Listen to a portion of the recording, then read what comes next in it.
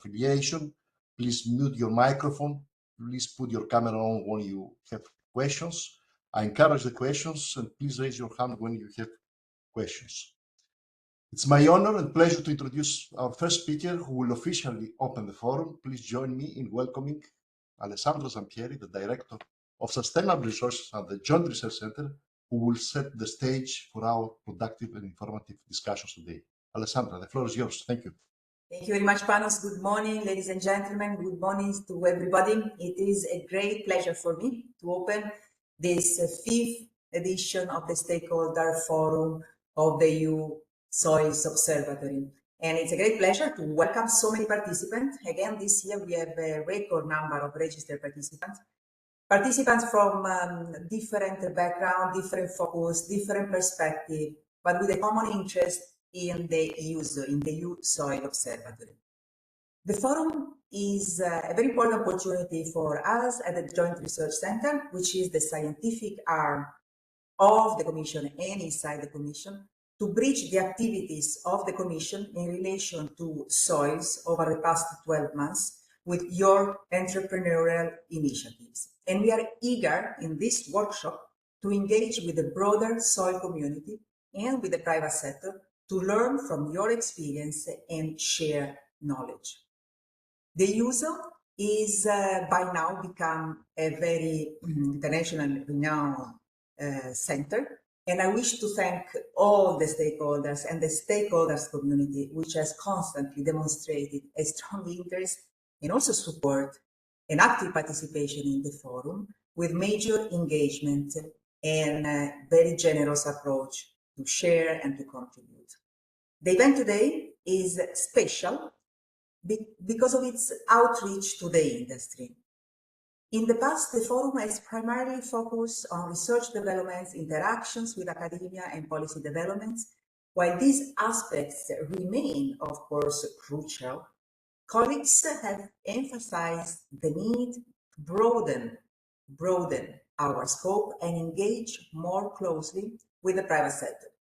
And in response to this need, this year the forum has shifted a bit the focus to competitiveness, which is one of the top priorities of the present European Commission and of the European Union. And in order to frame well the work which is expected by the forum in these days, I would like to start by speaking a bit about the policies that are relevant for soils and for the work around the forum. The EU soil policy that in recent years underwent a fundamental shift in priority.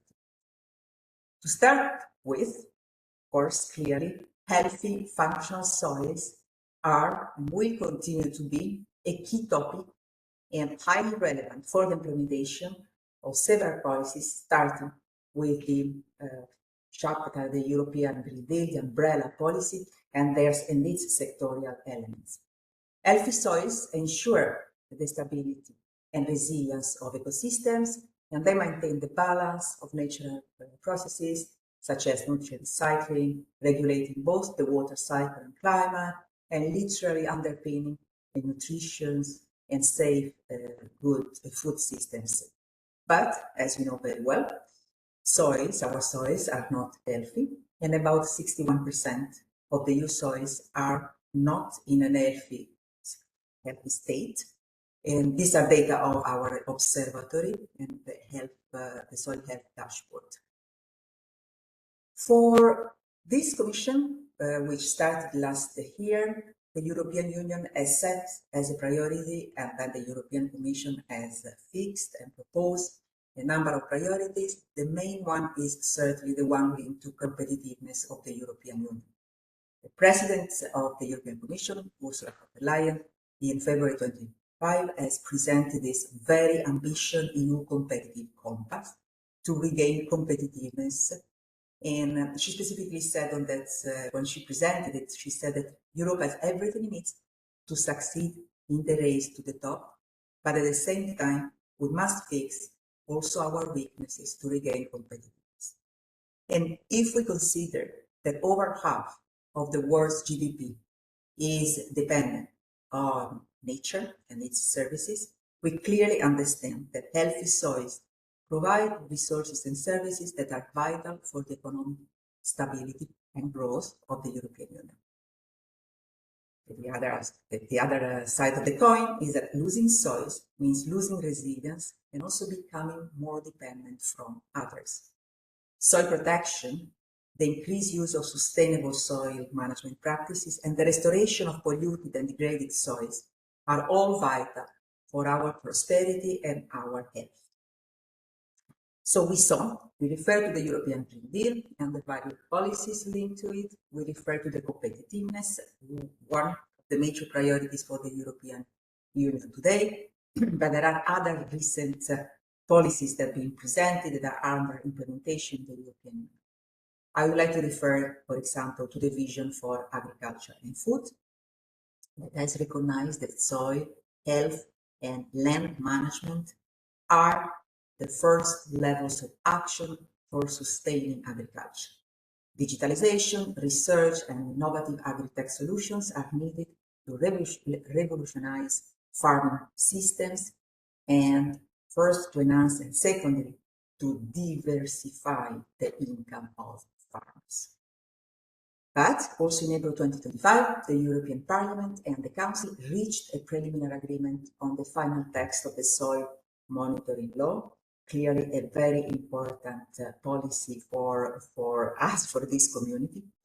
This law will monitor the health status of the soil and will promote sustainable management. Sustainably managed soil, we know, with a balanced supply of nutrients and a stable stock of organic carbon, will lead to higher productivity and profitability for the farmers as well. Sustainable practices reduce the need for chemical inputs. This will reduce the cost for the farmers, but will also have environmental impact. Healthy soils improve water retentions, they reduce erosion, they help crops withstand extreme weather conditions, and this resilience is clearly vital for maintaining consistent production level. Another important policy that has been proposed in December 2024, the European Parliament adopted the carbon removals and carbon farming regulation. This regulation is the first EU voluntary framework for certifying carbon removals and carbon farming, which will monitor, report, and verify carbon removals, soil emission reductions, and biodiversity benefits. Carbon farming is emerging as an additional source of income for farmers, and adopting a carbon price on soil organic carbon could have a positive impact on the mitigation potential of cropland in the EU. As you can see, we have a vast number of policies, initiatives related to soils that are really at the heart of the green transition towards a more environmentally sustainable, pollution-free, and indeed fair society. And we are proud to say that a lot of these proposals, I'd say all these proposals, are based on results of research, on evidence. Our work with colleagues in the policy DGs is becoming more and more strict, and they need support to develop all these policies. And most of this work is carried out in the EU Soil Observatory. The EU Soil Observatory, which you will hear a lot, for which you will hear a lot in the coming days. But just to sum up the main role that we play to develop these policies and also to implement the actions linked to them, let me summarize briefly our role. Well, the EU Soil Observatory serves as a central hub for soil data and knowledge, supporting all the policies that we have mentioned, and equipping stakeholders with integrated data to protect and restore soils' health. It also acts as a one-stop platform for continental soil information, managing the largest harmonized soil survey, LUCAS. The observatory developed models to assess soil health, analyzing climate-land-soil interactions to propose sustainable management practices tailored to diverse ecosystems. And last but not least, also we do a lot of work to keep this community together. We foster collaboration through fora, events, and workshop, meetings, discussions, uniting policymakers, researchers, businesses, and stakeholders to advance soil health. The objective of the event today is to demonstrate with a non-exhaustive but still important set of examples how soils contribute to increase the competitiveness. This is the focus we want to give to the event this year. And for this reason, we will focus on business models that address the impact of healthy soils on boosting competitiveness.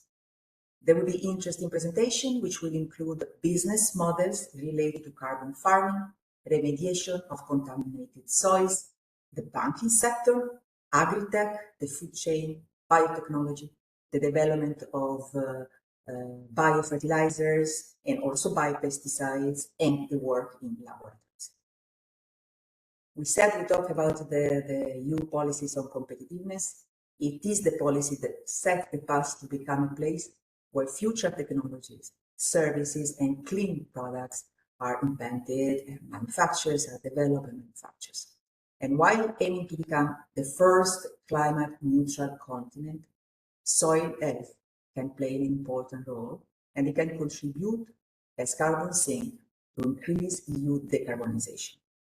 We have heard about the carbon removal, carbon farming I mentioned before, can contribute also to the income of the farmers. This is a very important also policies that we are pushing in the European Union, but also boost new technologies, sensors, software developments, artificial intelligence, and also create new jobs in the European Union, and this way also fostering the EU competitiveness.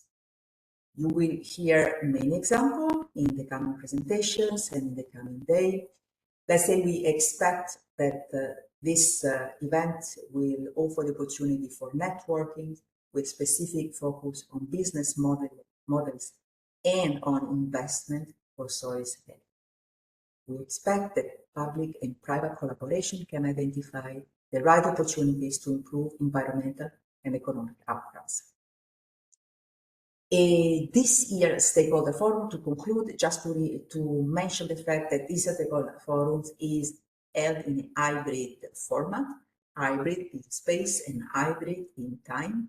There is a virtual event today, and there will be a physical meeting on September 9th. This will take place in Seville, in Spain, and it will be in conjunction with the Euro Soil Conference.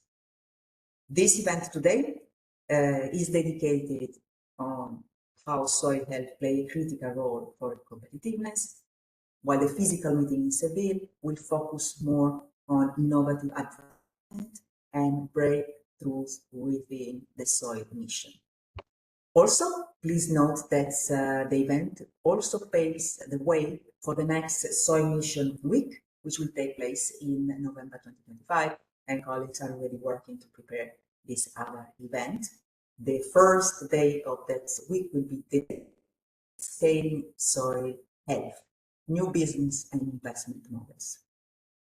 Now, I want to pass the floor back to Panos. I wish you a very fruitful event, and I look forward to follow the conclusions and the implementation of decisions and best practices decided today. Thank you very much for your attention. Thank you. Many thanks, Alessandra, for setting the focus and giving us a lot of energy this morning to start well this event. As you mentioned, we have a record of subscribers. We have more than 580 subscribers. Now we're more than 160. Many colleagues asked me to record the event because they are very interested in this. We have a very packed agenda ahead of us. The morning session will focus mostly on innovative agriculture and farming business models, while the afternoon session will be dedicated more in biotech sector, in specific emphasis on remediation of contaminated sites, in biodegradable solutions, and development of next generation biofertilizers. So it's my pleasure now to give the floor to the first speaker, to Eric Matisse. Eric Matisse is the Director of Sustainable Food Economies, the Research Group, and is Professor of Agriculture and Resource Economics at the Department of Earth and Environmental Science at KU Leuven. Eric Matisse also is a partner of an important soil mission project, soil values. So Eric will give us an overview of the 5 perspectives of soil health. Eric, the floor is yours. Thank you. Thank you very much. Thank you, Panos. Thank you for giving me the floor as the coordinator of the Soil Values project to showcase our approach and also a case study of a business model that we are studying. So indeed, we are one of the 3 sister projects under the mission Soil, looking specifically at business models, together with Invest Soil and Nova Soil.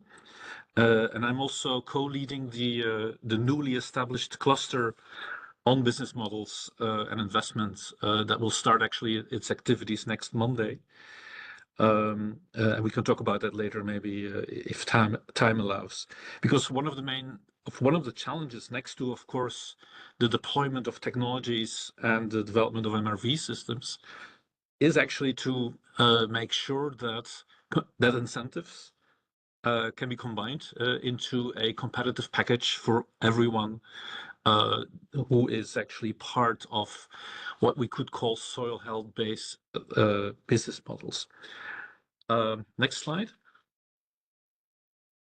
So just to indeed echo again the European policy of focusing on competitiveness, I've copied here from the website of the Draghi report 2 things I would like to flesh out if we talk about competitiveness.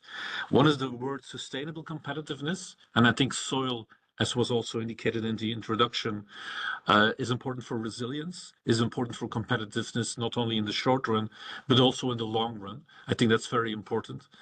And would also means that many of the effects will only be visible maybe in the long run. I think that's an important challenge.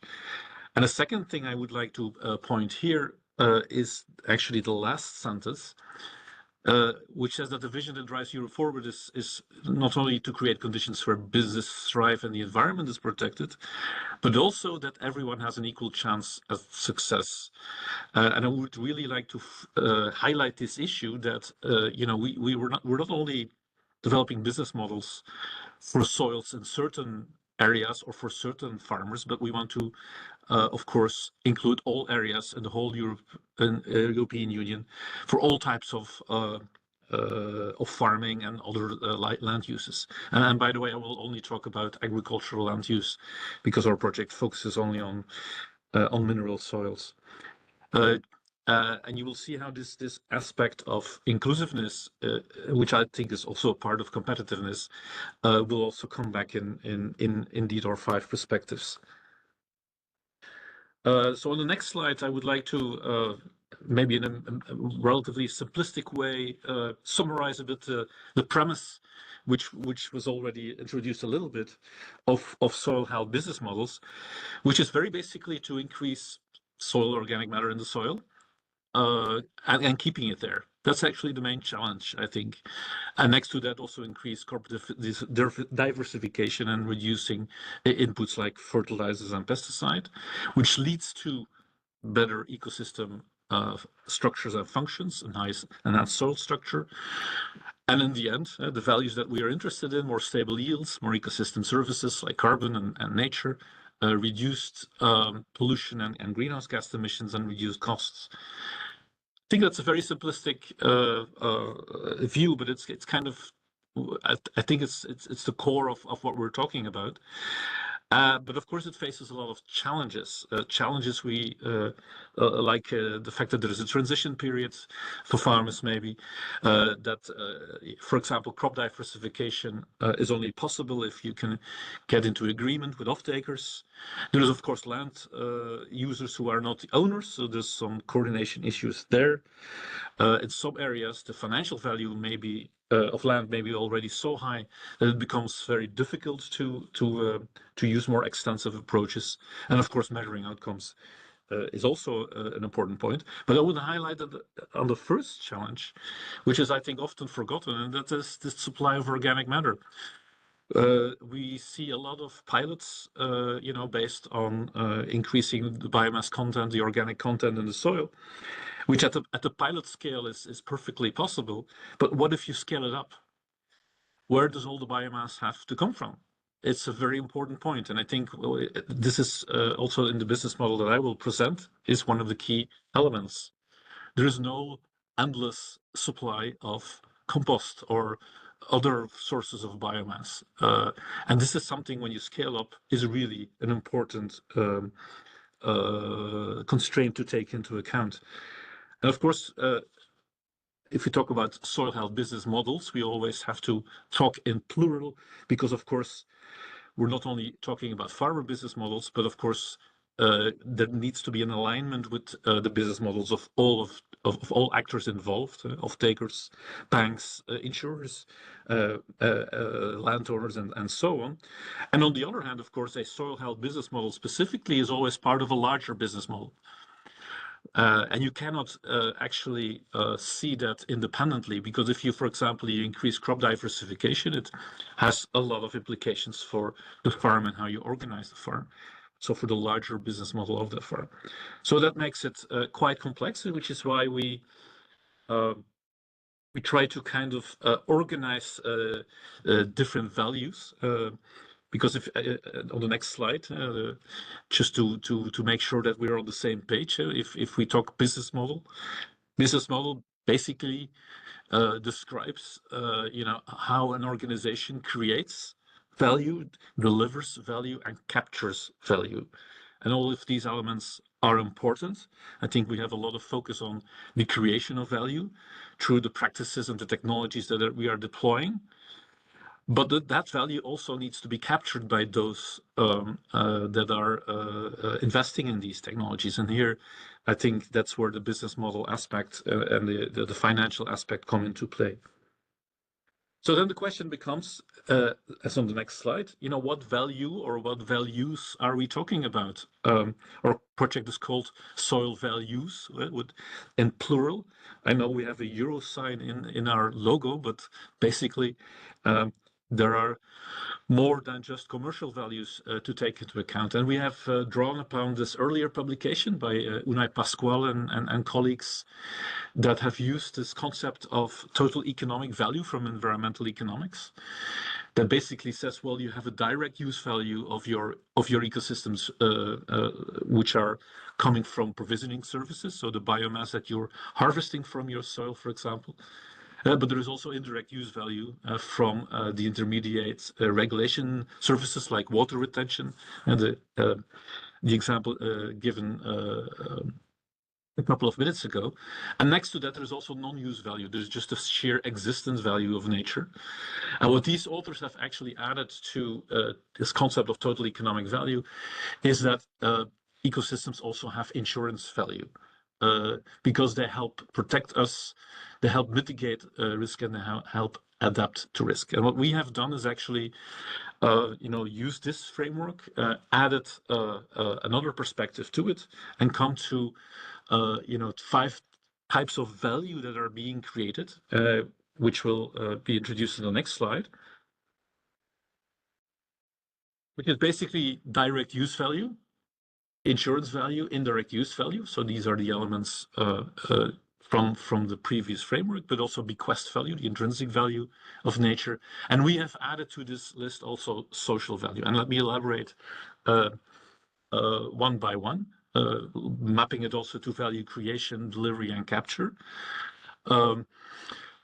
No, this is very much work in progress. So the value creation, actually, what's written there is not very precise. So in economic perspective, looking at direct use value, what we mean there is that farmers will apply practices that are mainly fostering the provisioning ecosystem services. Think of a cover crop, but a cover crop that will cost like 30 euros per hectares in seed, for example, just one seed, just a legume. And that legume will provide some extra nitrogen for the soil, which reduces your cost, which is the value capture approach through the internal farm processes. And basically, you'll have a cost reduction, right? That's what we mean with the economic perspective. The farmer will not, for example, within this narrow perspective, spend 150 euros per hectare on a very rich seed mix that creates a lot of biodiversity, specifically if he doesn't use if that doesn't actually increase his yields per se, right? And of course, some of these, I mean, all of these perspectives obviously overlap because ecosystems cannot just be simply disentangled. So this is just focused mainly on the type of value that is being created and the value capture, because that's what business models are about. For cost reductions, I think this is the most important part of a business model for a farmer. It can be revenue increases if, for example, additional income streams are being touched upon. And also the increase in asset value, the increase in land value, of course, is also a way of value capture. If, of course, land value do reflect, for example, the quality of the soil, which we know in many cases is not the case, because basically the price of land is more related to the supply and the demand of the land. The second perspective is insurance value that relates to risk. So there you foster practices that increase the stability of these provisioning services, where finance players, insurance players, off-takers come into play, because they are more and more concerned that especially to climate risk, insurance companies will not be able to, pay. Crop insurance companies in the near future will not be able, or even today are not even to pay out indemnities. Banks are being concerned because farmers losing crops, not able to repay their loans, and we'll hear about the Rabobank example in a minute, or off-takers, processing companies, for example, that are really becoming concerned of not getting enough supply for their processing activities, which means there is another way of value capture, like lower interest rates, lower insurance premiums, or, for example, in off-takers that ensure the buying of crops from farms. So contracts that ensure that a farmer can actually sell his crops. The third perspective is more an ecosystem service approach, where you foster practices that foster regulating and maintaining ecosystem services that are being handled by MRV systems, that off-takers, investors, offsetters, or just the neighbors of a farm may be interested in. And so the water retention, the carbon sequestration are typical examples of that. And the value capture is done through payments for ecosystem services, for example, through the CAP, the Common Agricultural Policies, price premiums that some of the insetting companies, that some of the companies are paying. And I've put here also asset increase between brackets, because one of the quite interesting avenues is to put actually nature and carbon on the balance sheet. And this is one of the, I think, promising avenues that, for example, the land banking group is developing, which means that if your carbon credits and your nature credits in the future are credible enough, they can become an intangible asset. You can actually add to your balance sheets, and that opens up a whole set of opportunities for using it as a collateral, for example, for taking a loan, or you can trade it. It's value being created, and I think it's a very interesting avenue for the future, but with a lot of conditions and a lot of challenges. But that may be an important way to attract additional investment, because let's face it, if we talk about investment, equity investment, we're mainly talking about farmers putting money on the table, because there's not a lot of other investment, equity investment out there. We'll come back to that in a minute. The bequest value is the intrinsic value of nature, where you foster practices that may not benefit the productivity per se, where there is not a value delivery system, where as a society we kind of under value and under subsidize that. So we can think of charity, for example, financing the intrinsic value of nature. And then the final one is social value. And that is that many of these business models are social innovations, which means that these practices also benefit those that are disadvantaged, small farmers, for example, that cannot benefit from some of these high-level schemes, for which you need collective institutions, cooperatives, to be set up, and that you make sure that all farmers, for example, can enjoy these schemes. Okay, the next slide. This is part of ongoing work to having a farmer-centric approach, because we're creating a toolbox in our project in the course of this year to help not only farmers but also other actors in the supply chain or banks and insurance companies to help find their way in the quite complex landscape of investment and finance, as mentioned in the vision for the new vision of the Commission, for example, mentions the opportunity of blended finance, so the blending of different incentive systems. And I think one of the things that we as a community need to is more literacy, more knowledge about how these systems work. Because for a farmer, basically, the extra costs, the extra investments he needs to make need to be balanced by additional income streams, revenue streams, and he should be able to stack to these different revenue streams. And there, we face, of course, an important issue of the fact that we cannot finance a farmer twice for, delivering the same value, for example, and which, for example, hinders a lot of the incentive systems in the common agricultural policy, for example. So combining, for example, selling crops, selling carbon credits, selling nature credits, maybe other services provided. So this is one thing. The second thing, as I mentioned before, is the de-risking aspect is very important, which means that, for example, contracts with off-takers is a very important element in the blend, let's say. And then on the investment side, on the left-hand side, the equity investment, again, most of the equity investment will have to come from the farmer. There is no other equity investment. I mean, there is a bit of equity investment. There are even citizens investing money into buying up land and in some of these schemes, for example, in the Netherlands. But on a large scale, most of the equity investment is from farmers themselves, and most of the blending actually needs to be the leveraging of their investments.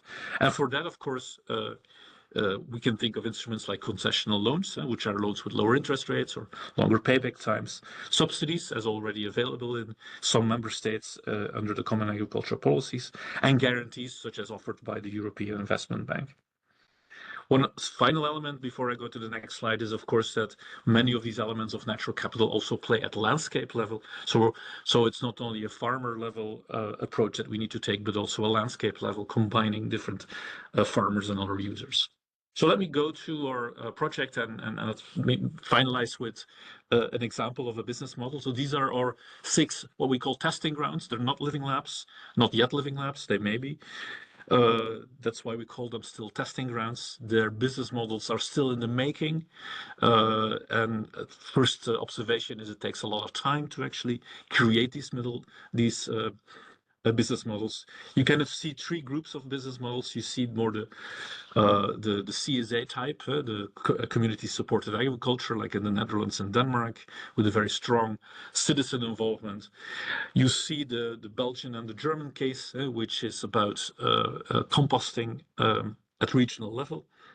And then you see the Polish and the Portuguese case, which are more economic. One is more on creating an insetting scheme in the sugar beets sector, and one is to improve the Montado system in Portugal. I will now zoom into the German case on the next slide, which is basically it's in the north of Germany, so it's both conventional and organic dairy farms. Many of these dairy farms, they're quite large. We're talking 500, 700 hectares of land, having their own biogas installations, but they're now looking into, because of the change of legislation, to establish a regional cooperative network and to also increase the value of what they're doing in their biogas installations, which means an improved sustainable use of existing resources. So to separate the manure of their dairy farms, so they use the liquid fraction to fertilize their soil, and they lose the solid fraction, and they mix it with other streams in the in the biogas installation, creating compost through microbial fermentation. There's a lot of innovation going on there. There's a lot of additives being tested to basically upscale your biomass, and then use that digestate in several ways, creating savings for fertilizer, for example, but also generating revenues through biogas that increases social acceptance, and that may also, for example, create kind of social innovations. For example, giving access to citizens with a low income to renewable energy, or one of the farms, for example, is using the extra revenue to hire workers that have a certain disadvantaged background. So you can see that the ecosystem of different types of farms creates all kinds of values, starting from a very technical approach to a more enlarged approach. My final slide, some concluding remarks. So our observation is that soil health business models are mainly driven by farmer cost reductions. Also that farmers are contributing most of the equity in themselves, which is a problem in those areas. Think Eastern Europe, Southern Europe, where the equity base of farms is very small. So that means that there's no investment going on in these areas, and that there's a lot of investment going on in the northwest of Europe, for example. Other investment opportunities are rather limited unless the carbon and the market credits markets really become mature, which they're not at this moment in agriculture. And then blending incentives, of course, requires careful consideration of the nationality, for which standardized data and methods are needed. And I think an important lever is revenue expansion through the bioeconomy, not only to increase competitiveness, but also inclusiveness. It allows maybe also to create value, to distribute value in a way that benefits everyone. Thank you. Many thanks, Rick, for the very useful insights and the 5 perspectives that you have given. If we have any questions, either from the chat or if somebody has raised the hand, I'm ready to take one. I see just a message from Marta. It's interesting. How much digested are you foresee to be produced? Sometimes the production of digested exceeds the need. It can overload the soil nutrients, which is lost to water sources. That's a very good question. I'm afraid I'm not able to answer that question. I would have to talk to the case study leader, but I'm sure it's a consideration they are considering. Yeah. And from my side, Rick, I would like to mention you have highlighted the innovative business models that can be applied to promote soil health. What specific actions or initiatives do you think that the EU Soil Mission should take more or further explore to scale up such business models? So 2 things that I may add, Panos. One is actually, I think the Soil Mission needs to accelerate the consolidation of its insights. As opposed to JRC may play an important role in that. What I mean with that is, we have these clusters now, but we need to come to agreement on, for example, which indicators, to use, how to do that. And I think we're losing quite a bit of time. And actually, many of these innovative business models, they're progressing. And of course, the risk of them progressing is that they may develop, the wrong indicators that in the end will not, the ones selected as being scientifically valid. So I think a consolidation exercise, to consolidate the knowledge and also to accelerate that, I think is an important point of the missions. And I don't see enough of that happening, actually. This is also why and that's my second point, from the cluster of business models and investment, we're trying to consolidate, and this is also why we created this perspectives and this approach to consolidate this kind of complex, let's say, landscape of financial incentives. It's a bit the same thing. This needs consolidation. Everybody's using these buzzwords like blended finance, but nobody seems to be, really knowing what it actually means, right? And it may mean many things. So we need to also a map to navigate that. To increase also the literacy and to help especially intermediaries to make it possible to scale it. Excellent points, Eric. I think you mentioned very well this, and next Soil Mission week taking place in our house that we can discuss, since we dedicate one day on business models. So I hope that we can have the chance there to meet and to further discuss. Thank you very much. I pass to the second presentation on soil capital. We still have a raised hand, Panos? But we don't have time. We have issues with time, unfortunately. Okay, so we thank should you. keep the time because we have a very strict program. So we can take the questions and then bilaterally ask Eric. Sure. We'll see. Thank you. I'm give the floor to Victor Bourguignon from Soil Capital. He's part of the impact team on Soil Capital, where he works as an agronomist and research specialist. So, Victor, sorry, the floor is yours, please. All right, thank you, Panos. Good morning, everyone. I'm thrilled to be here. Thank you also for the introduction. As Panos said, I'm part of the impact team at Soil Capital today, and in particular, the Science and Technologies branch, where we ensure the scientific robustness and the credibility of our current processes, but also our new models. Next slide, please.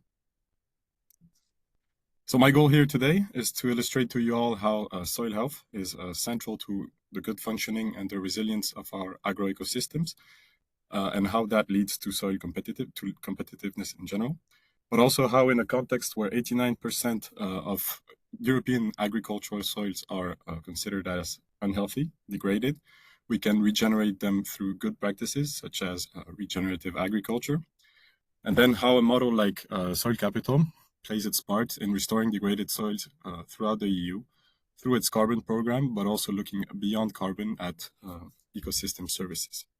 Next slide. Right, so soil health. I thought I would go back to basics just for one slide. I would imagine most viewers today have a very good idea of what soil health is, what it means to be dealing with healthy soils or not. But for the sake of those that don't and are here to understand precisely that, let me go back and simplify the FAO's definition. So a soil is considered as healthy if it has the ability to sustain productivity, diversity, and environmental systems of terrestrial ecosystems. And in particular, we, as soil scientists, often focused on those three pillars, which are the chemical, the biological, and the physical soil health.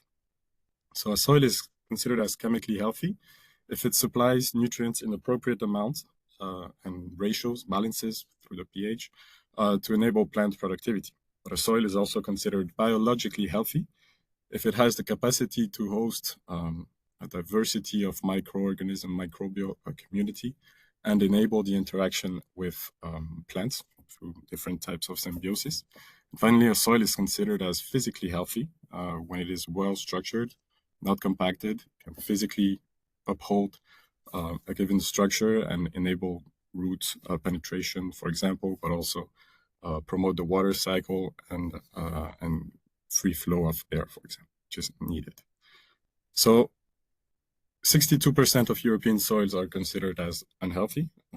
Next slide, please.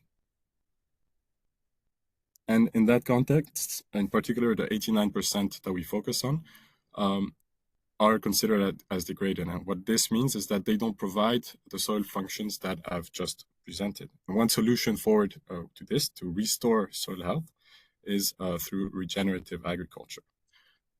There are a lot of ways to regenerate soils, but the 5 pillars that we at Soil Capital often present and that we believe are actionable for farmers are the following 5.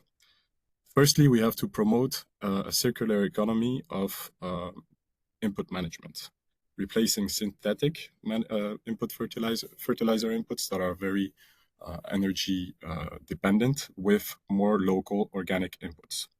Next, we want to leave the soil alone as much as possible through minimizing land disturbance, leaving it to aggregate in the way that it knows how to. Then we want to regenerate soils, increase the duration of soil cover, leave it there as little as possible, either through reviewing the whole crop rotation or increasing the duration of crop or increasing the use of cover crops, which will directly sequester carbon from the atmosphere and restore it to the soil as the much needed organic matter. Another pillar is simply increasing the diversity in the rotation, be it animal or vegetal, so that we have a wider diversity of forms of organic matter, more or less stable in the soils. And finally, we want to go beyond just the rooting depth. We want to outreach through the rooting system of agroforestry within the plots. Next slide, please. So overall, my reflection and our reflection at Soil Capital boils down to this, right? Regenerative agriculture is the way forward towards regenerating soil health by restoring the biological, chemical, and physical functions of the soils. Healthy soils, in turn, increase the resilience of farming systems to climate and market shocks. And finally, resilient systems maintain productivity, reduce input reliance, and adapt more easily, making them more competitive systems. Next slide. Next, please. So if we think back to the pillars of RegenAg that I just presented, the common denominator in all that is, in these practices, lies in the management of organic matter, and in particular, the management of organic carbon, be it through sequestration using cover crops or managing crop residues differently, but also through carbon storage through the management of organic residues like compost, manure, etc. And it's in that context that I'm going to show you how a model like ours, Soil Capital, used carbon as an indicator for the adoption of RegenAg practices, and how Soil Capital model and other comparable solutions are a way forward towards restoring soil health through injecting capital in the pockets of the stewards or of the soils that are the farmers. Next slide. Right, so at Soil Capital, I think it's fair to say that a third of the staff members are agronomists. We're about 80 today. And for the past 11 years, we've been working with 18 to 1900 farmers across different geographies, Belgium, France, the UK, and now we are expanding our operations to Argentina, Poland, and Ireland. And we mainly work with the crops that you're seeing here. We're not limited to those, but those represent 85% of our scope of action. Next, please. So let me explain first how the Soil Capital program works. The first step is a farm diagnosis and defining the baseline, the greenhouse gas balance baseline of a farmer. So annually, a farmer is contacted by our agronomists. All farmers deal with our agronomists, and we set up their greenhouse gas balance through collecting their farming practicing data that we input into our two models, the NDC that is sold by Regrow, and the Cool Farm tool, part of the Cool Farm Alliance. Next. So with that data, we set up the greenhouse gas balance for a first year. The first year, we define a farmer as either being a net emitter or a net storer of carbon. If that farmer is a net emitter, every year he's going to have his greenhouse gas balance recalculated with the new practices, and every year he's going to be compared to his initial baseline value. And based on the delta that we generate, we are going to call them Soil Capital units. We're going to sell those. They're going to be transformed, as carbon certificates that we are going to sell then on the market. So that's if you arrive in the program and you have practice that can be improved. If you arrive in the program, but you're already a well-advanced farmer in RegenAg practices, we call you an early adopter, and you are going to be compared to a regional value, a regional baseline that was calculated based on the conventional practices in your regions, and you are going to be remunerated based on the delta between that conventional value and your yearly value. That's a way of remunerating farmers that are already doing a good job. Next.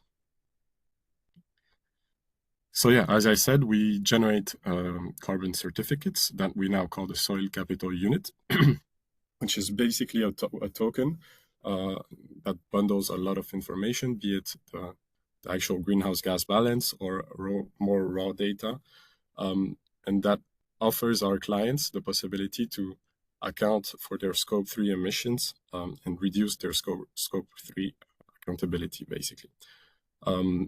We are certified EUSO, we are audited every year, and we meet as the SBTi initiative. Next slide, please. So to summarize a bit how the network works, basically we have farmers that are contacted by Soil Capital. Soil Capital collects the data. models the carbon balance of a farm, and provides agronomical insight as to how to change practices to do better and improve and tend towards regen ag. All of that, an improvement, in your greenhouse gas balance is going to generate soil capital units. These are going to be sold to corporate clients across our geographies. And when they are sold, the money goes back through us, where we take our operation costs and back to the farmer. 70% goes back to the farmer. Next slide. Right. And it works brilliantly. The idea here is that money flows back in the pockets of farmers, enabling them to be more independent, more self-reliant, more self-sustainable, and therefore more competitive on the market overall. If we look at the overall amount of money that went back into farmers' pockets, we've paid over the years 9.5, almost 10 million now euros to farmers. And there is traction from the corporate clients, because we've already signed 20 million through multi-annual deals to certify, to be sure that we can pay farmers for their change in practices. Next. So that's the money side. And what we see on the more practical side is that farmers are adopting regenerative practices from the very onset of the program. So they're getting paid. We advise them, and they are changing their practices towards more regen ag practices. If you look at the result I'm showing here in 2023, what it shows is 235,000 tons of CO2 have been reduced or stored through the change in practices of our farmers. And when you know that on average per capita in Belgium, France, and probably the UK, we as citizens emit 10 tons of CO2 per capita. That means that we're covering 2,300 people through the reduction of these emissions. And that speaks a lot to farmers. Farmers are very proud to know that they're sustaining and counterbalancing, basically, citizen activities. Next. Yeah, and that's a quick proof of the change in practices that are being set up.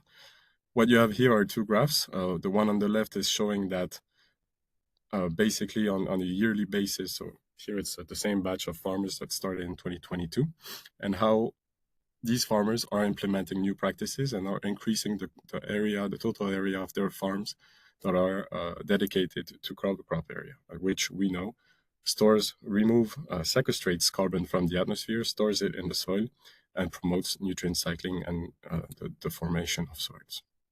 On the right, it's one of the different pillars that I introduced previously that shows that intense tillage, conventional tillage, is reducing. So that's the dark orange at the interest of reduced and no tillage practices. So this is an example in terms of practices. And if we look at the next slide,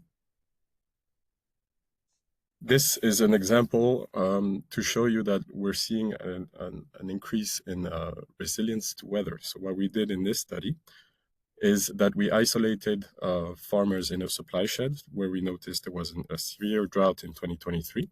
We're in the southwest of France, in Poitou-Charentes, not super south, where we're comparing farmers that we considered as regenerative and farmers that are considered as conventional. And what this graph shows is that under drought conditions in red, so when there is high stress, the yield decreases less in a regenerative scenario than in a conventional scenario. Regenerative, it decreased by less than a ton, and in the conventional scenario by more than 2 tons. Therefore, showing you how regenerative settings are more resilient to climate shocks. Next slide, please. Right, so hopefully by now you understand that our goal is to regenerate as much land as possible, as fast as possible, to make farmers and agricultural landscape as self-sufficient as possible. And by doing so, we reduce the dependence of farmers to climate and market hazards, and in that sense, very much increase the competitiveness of our farmers. However, there was quite a bit of frustration on our side. Looking at carbon is very interesting. It's a good first step. It's a good indicator of how regen ag practices can be implemented.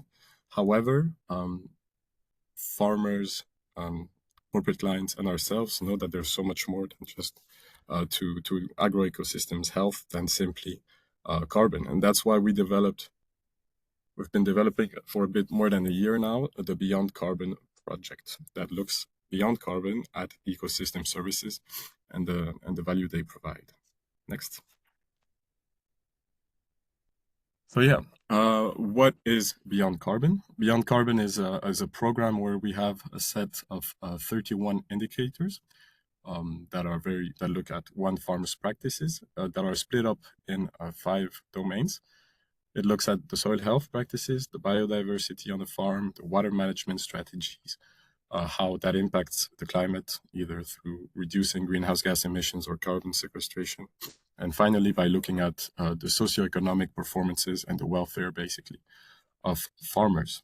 These 5 domains are aggregated then into one holistic score, scoring the farmer on a yearly basis. And basically, the farmer is remunerated the same way as for the carbon program if he or she improves. Next slide. I'm not going to go back to how the program works and how we pay farmers, etc. What I'd rather do here is give you an example that shows why beyond carbon, looking beyond carbon, not just quantifying the carbon in soils, is super important. Here we have 2 farms southwest of Paris, Farm A and Farm B. They both have a very typical crop rotation of the region, and they both have the same carbon score for their wheat of 1.6 tons per CO2 per hectare. Next slide. But what we see with Beyond Carbon and our Regen Ag score is that they actually have very different scores there. If you look at Farm A, it has a score of 3.4, whereas Farm B has a score of 6.3. And all the 5 subdomains that we look at, soil health, biodiv, water management, and climate, Farm A scores less good than Farm B for all these parameters. Next slide. And so I decided to dig a bit into each of these domains to show you basically that here, while Farm B is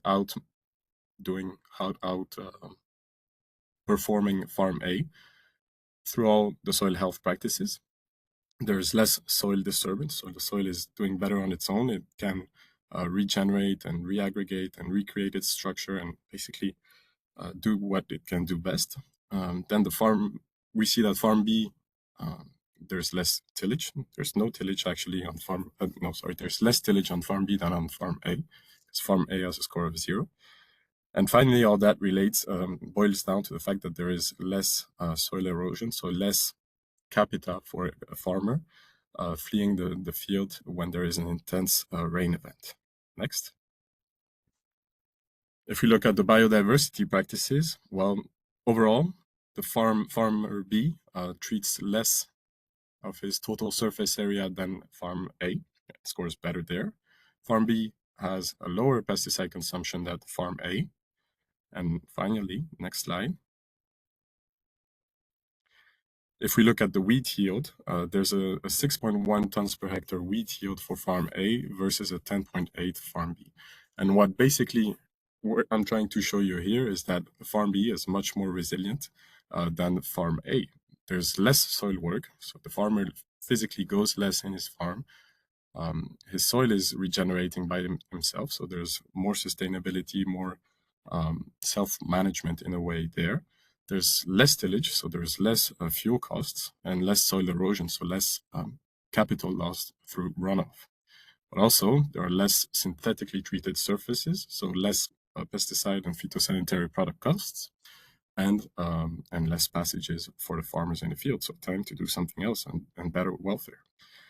All that, so there's less input from the farmer's side for Farm B than for Farm A, and there's a higher revenue because there's higher yield in Farm B. So therefore showing you that Farm B is definitely more resilient than Farm A. And that's why our Beyond Carbon program is so important, because it looks at and it can provide all these informations for us, for the farmers and for the corporate clients. Next slide. Right, so it's already my takeaways time.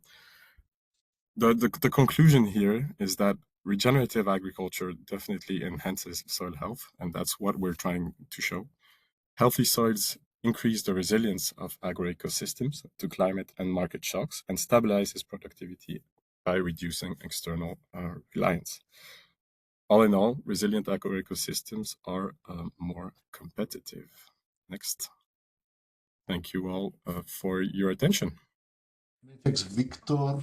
And apologies that I haven't seen before the raised hands. So now I have shorted well my screen. So I give the floor to the first one who wants to make a question. Emanuela, please. Yep. Thank you, Victor, for your presentation. I hope you can hear me. So, yes. As you know, as the JRC and the EUSO, we are deeply involved in the CRCF the development. And if I well understood, you said that for early mover that has lower capacity now to sequester carbon because they already have accumulated a lot of carbon in the past, you use a standardized baseline. You look at more regional, let's say, more on a regional baseline. There was a big debate, in under the CRCF context. So my question: how do let's say, do you define the standardized baseline? So which conditions do you think are similar? How do you calculate? And this was the first question. The second one, very quickly, you also, let's say, scored the biodiversity, but as far as understood, is not a real measurement of that, but you use some proxy. Could you elaborate a little bit more about the scoring of this aspect, which is also important for the CRCF? Yeah, thank you. Absolutely. So the regional baselines, the way we establish these regional baselines is that we define pedoclimatic regions through the analysis of factors that are the most important in the model. So that's soil texture, bulk density, and this type of soil parameter. Then we isolate for one given NUTS 1 region, the different climatic zones. So yeah, we split France, for example, based on the NUTS region, and we define in those NUTS regions different pedoclimatic regions. And then we simulate conventional practices in our program, in our model, and we create those scenarios of regional practices by contacting 3 independent agronomists per sub-agricultural region, asking them what the typical practices of farmers are in those regions. They give us the practices, we create the scenario, and whenever there's doubt, we generally, or they don't agree, we either ask for a new expert's intervention or we look at open access data. And then we create all those scenarios. We send them in our model, and we do it at a very fine scale because we break it down according to the soil organic carbon content ranges that we can find, right? So we have ranges of 0.5% stock, sometimes smaller, and we therefore get a conventional, a regional value of conventional practices per SOC based on the pedoclimatic regions. And every farmer, depending on the range of organic matter that we find in his farm, is going to be compared to, based on his locality, to the regional baseline value and based on the SOC content that he has. So that's for the regional baselines. I hope that answers your question.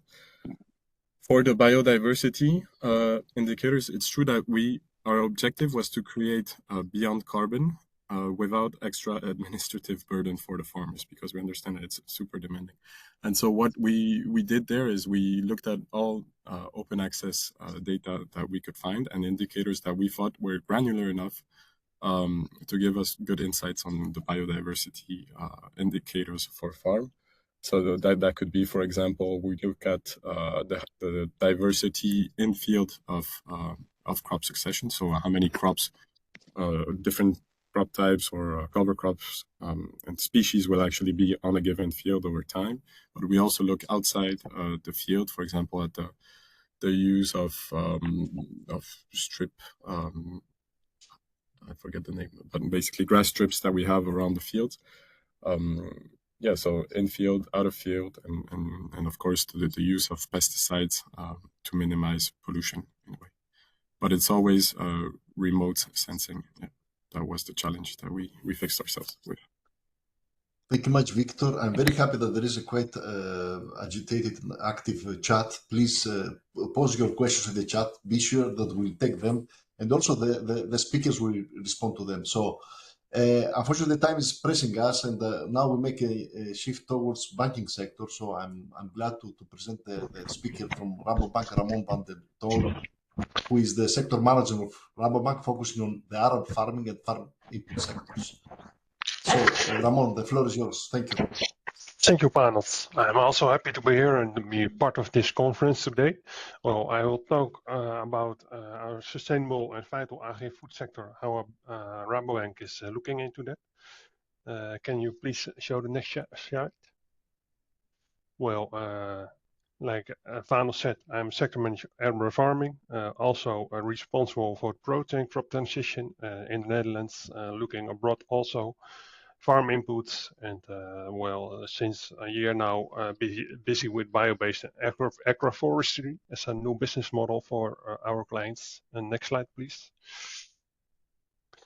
Looking at the Dutch farmers, or you could say European farmers, we as the bank see a smaller becoming environmental space. Our farmers have done a lot since the 1990s, decreasing, but they still can explode their companies. But for now, soil and water are new topics in which they have to deal with. So we are developing business models on that. And next slide, please. Well, besides the environmental space, which is decreasing, here you see 7 topics. The 8th one is animal welfare, which is under development. But the first 7 topics, well, here it says Dutch, but we think it's European or broader than that. Every topic, a farmer needs to show reduction and again, and needs to deal with it in doing their business. Next slide, please. Well, a lot of companies or parties say, well, is there a future for farmers in the Netherlands or even in Europe? Well, yes, there is, but a farmer needs to contribute to welfare. And in the right of the screen, you see the goals or the points a farmer needs to adapt to and change his or her business model. Yeah, in the environment the company is doing their business in. So it will be difficult and more difficult, and everybody needs to understand how a farmer works. Next slide, please. So we see 3 transitions as Rabobank. Our clients need to adapt to. So climate, area-based approach, and the business models they are running now needs to be other ones. So we think, looking at the future, 3 business models are the ones our clients can adapt to or use. Highly product companies, more extensive companies, or multi-purpose companies like arable farming, dairy together, or farm inputs, or maybe bed and breakfast or Airbnbs next to their farming goals. Well, what's needed is new governmental models, a clear framework. Everybody needs a level playing field. So that's true value. I'm coming to that next. New earnings models. Again, the area-based approach. You are not doing it alone. You are doing it together with other farmers. Well, and a policy of goals instead of policy of means. So give the farmers more space towards the future, but within certain goals. And that's what I'm coming to later. The chain, well, I told you we'll tell you about that in the next slides. So next, please. We think true value language, I think Eric Matthijs also told about it, is the model for the future farmers and also for a bank to reduce risk of expected future defaults in our portfolio. And true value will help the farmers become more future-proof with their new business models. And it also helps our clients and ourselves in the sustainability transition, CSRD and GARE agreements, and also within our financed emissions. We are working on this, but it's difficult to become here. Next slide, please. To reach true value, we need a new system, and the current system is failing. So what is the current system? Next slide, please.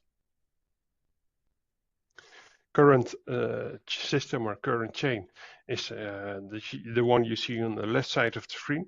Everybody in the screen from farm inputs to retail wants highest profit, the lowest cost, and the farmer needs to produce and is how do we say, is not in control of what he or she is doing, and can also not contribute to the ecosystems, nature, climate, because everybody wants the highest profit.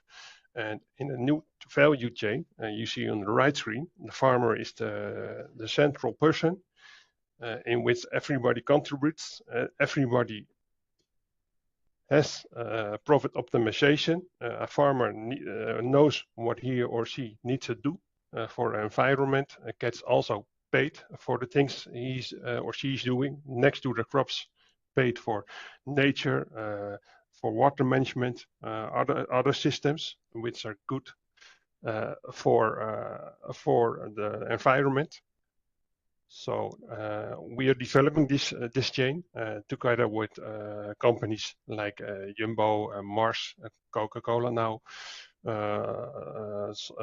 Unilever, for example. And we are also talking to farmers to see how this chain can develop.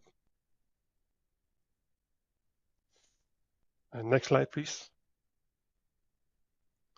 So the key components everybody needs to adapt to: uniform vision on sustainable future. So the farmers and everybody further in that chain, wide, understand and accepted KPIs. So producers and their products reach the environmental, social and governance goals. And then standardized measurement and reporting tools are needed. So as a bank, we are helping developing these reporting tools, and we are also using them, but I will come on that later. Next one, please. We are using sustainable metrics and some sustainable practices to help our clients. Next slide, please. First of all, you see here a 9-box grid, and you have 2 axes, a financial one and a sustainable one. If our client comes to us for asking for a loan, we are talking to the client and we are discussing in which part of this box the client is now. And if the loan is applied, and the farmer goes to a future-proof system, in which box does the farmer arrive? And then we can give an interest discount. And maybe a farmer is in the box 7, 8, or 9. Well, now it is possible. We cannot help our clients to achieve the goals 1, 2, 6. So we cannot help everybody, but this is one of the tools we're using. Next one, please. to look into how our farmers are doing with their sustainable business goals and if they are future proof. And that's it's called kringloopwijzer melkvee. In English, biodiversity monitor dairy. We are using this for a couple of years now. And if a farmer gives us the data, we can look into it and we can give an interest discount. Next one, please. The dairy monitor is already existing. The biodiversity monitor arable farming, we are developing it together with brancheorganization Akkerbouw in the Netherlands. And also companies like Kozen, AVB. We are developing this arable monitoring tool with 8 KPIs. A couple of them you see on the underside of the screen.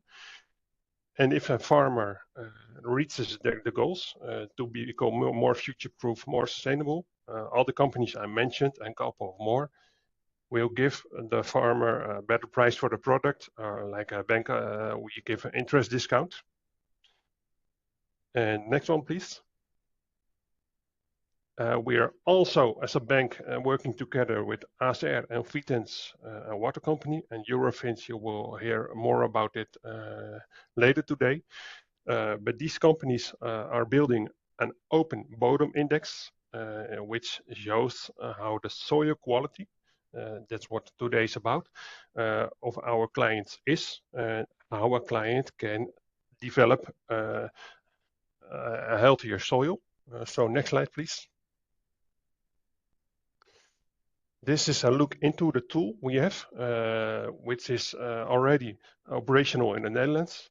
Here you see an average score for the whole company. So this is for an example with a company who has 3 acres of 3 plots, about 13 hectares of land. 2 plots of this land are fine, are good. 1 can be better. What needs to be better on that land? Next slide, please. So you just saw the average score. Here you see a score of a plot, and what is how the land scores, and also what are the bottlenecks and what can a farmer do to reach the more green goals. Next slide, yes. Here also you see some parameters, the KPIs or the scores a client sees, and well, we can get advice or some, or maybe the farmer knows how to deal with this to become to get a more healthy soil. Next slide, please. So we as a bank has developed this tool.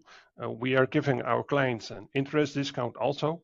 We don't say anything about its score is like a 0 or 10.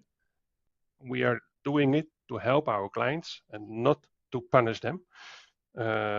Besides the tools, dairy monitor, arable farming monitor, open bottom index, we see also this needs to happen, land sharing and land sparing.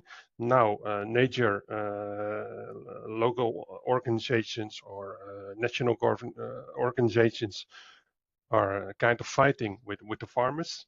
And the tools I just showed you, that gives rest or insights to the nature organizations and our government. And then instead of land sharing, it will be land sparing. Next, please. Well, the tools I just showed you, we also use in our transition pathways. We have a 3 billion money in which we help our clients to become more future-proof, so they can move their companies if it's not possible to explode their companies in the place they are now. Extensify their companies to use less pesticides, for example, switch to organic companies or use regenerative activities, innovate like precision machinist robotizing, And even if a farmer wants to stop, we have some tools we can use, and also then we can help other companies to grow their companies by taking over, for example. And in these tools, we have a big interest discount. It can be up to above 1%, and also some longer terms of depreciation, longer terms of how do we say? They can be our loans will take maybe up to 40 years. Next slide, please. So as a bank, we have all clients from farm inputs to consumers. So the tools I just showed you, we think we can help the entire chain from a farmer to a consumer to become more sustainable. And that's our part of our agro-food vision, which is on the next slide.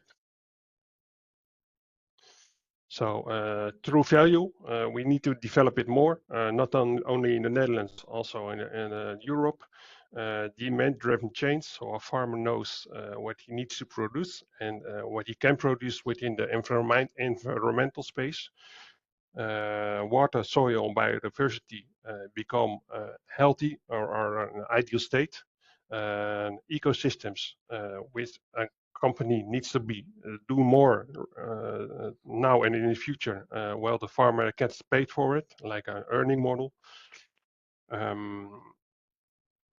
Then the policy in which a company can develop in the Netherlands or in Europe. Well, that's I think part of today also. And consumption, plant-based proteins, also like regenerative agriculture, also new crops, more plant-based, which use less pesticides, will help healthier soil. Feed is circular in European level, and we don't need to import it from other continents. Next slide, please. Thank you. Many thanks, Ramon. If there are any questions, I invite the colleagues to raise their hand or to I see just in the messages that about the KPIs that Albert thanks to the standardized KPIs and metrics across the EU to monitor and deliver the outcome of the targets is a very important. It's a comment. If there is no specific question, I can maybe state how do you see these shifts in dietary patterns in the agri-food systems by 2040? How they can influence soil health and which are the potential sequences for soil fertility, biodiversity, and ecosystem services? How the dietary patterns do you mean? Yes, yeah. The dietary shifts. Well, changing diets, for example, to protein crops or legumes, that will help the soil to get more healthy, used less intensively, and soil fertility will also increase. So biodiversity will manage from that. Our entrepreneurs will also be paid for the ecosystems they are doing. And as a bank, we see the level of consumption we do right now all over the world, and our population will grow up to about 11 billion people in 2050. So things need to change. We cannot consume or produce what we are doing now. Well, that's a thing we as a bank can work on, but we need a lot of companies. We need each other for that. But tools like OBI or BMA, biodiversity monitor, arable farming, will help get insights on how we reach those goals. Many thanks. I have raised hand from my colleague from the DG Agri, Manuel Petel. Manuel, please.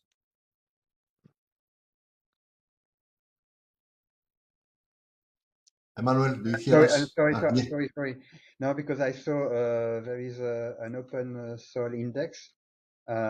Just to know how do you set the parameter in this soil index, because is there any link with academia I would say background, because in soil mission there is some background, and how to make the link interaction what we are doing in scientific terms. Yes, good question.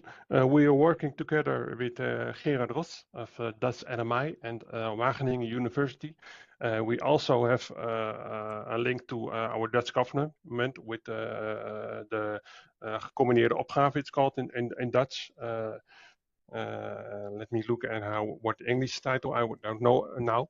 But we have data from a decade ago with some scientific look to it, and that's how we have reached the KPIs. And also we think the OBI can be used in other European countries, but then what's needed, and the knowledge of the farmers over there, the government over there, and what's happening in certain regions. But OBI is possible for all over Europe. Thank you very much.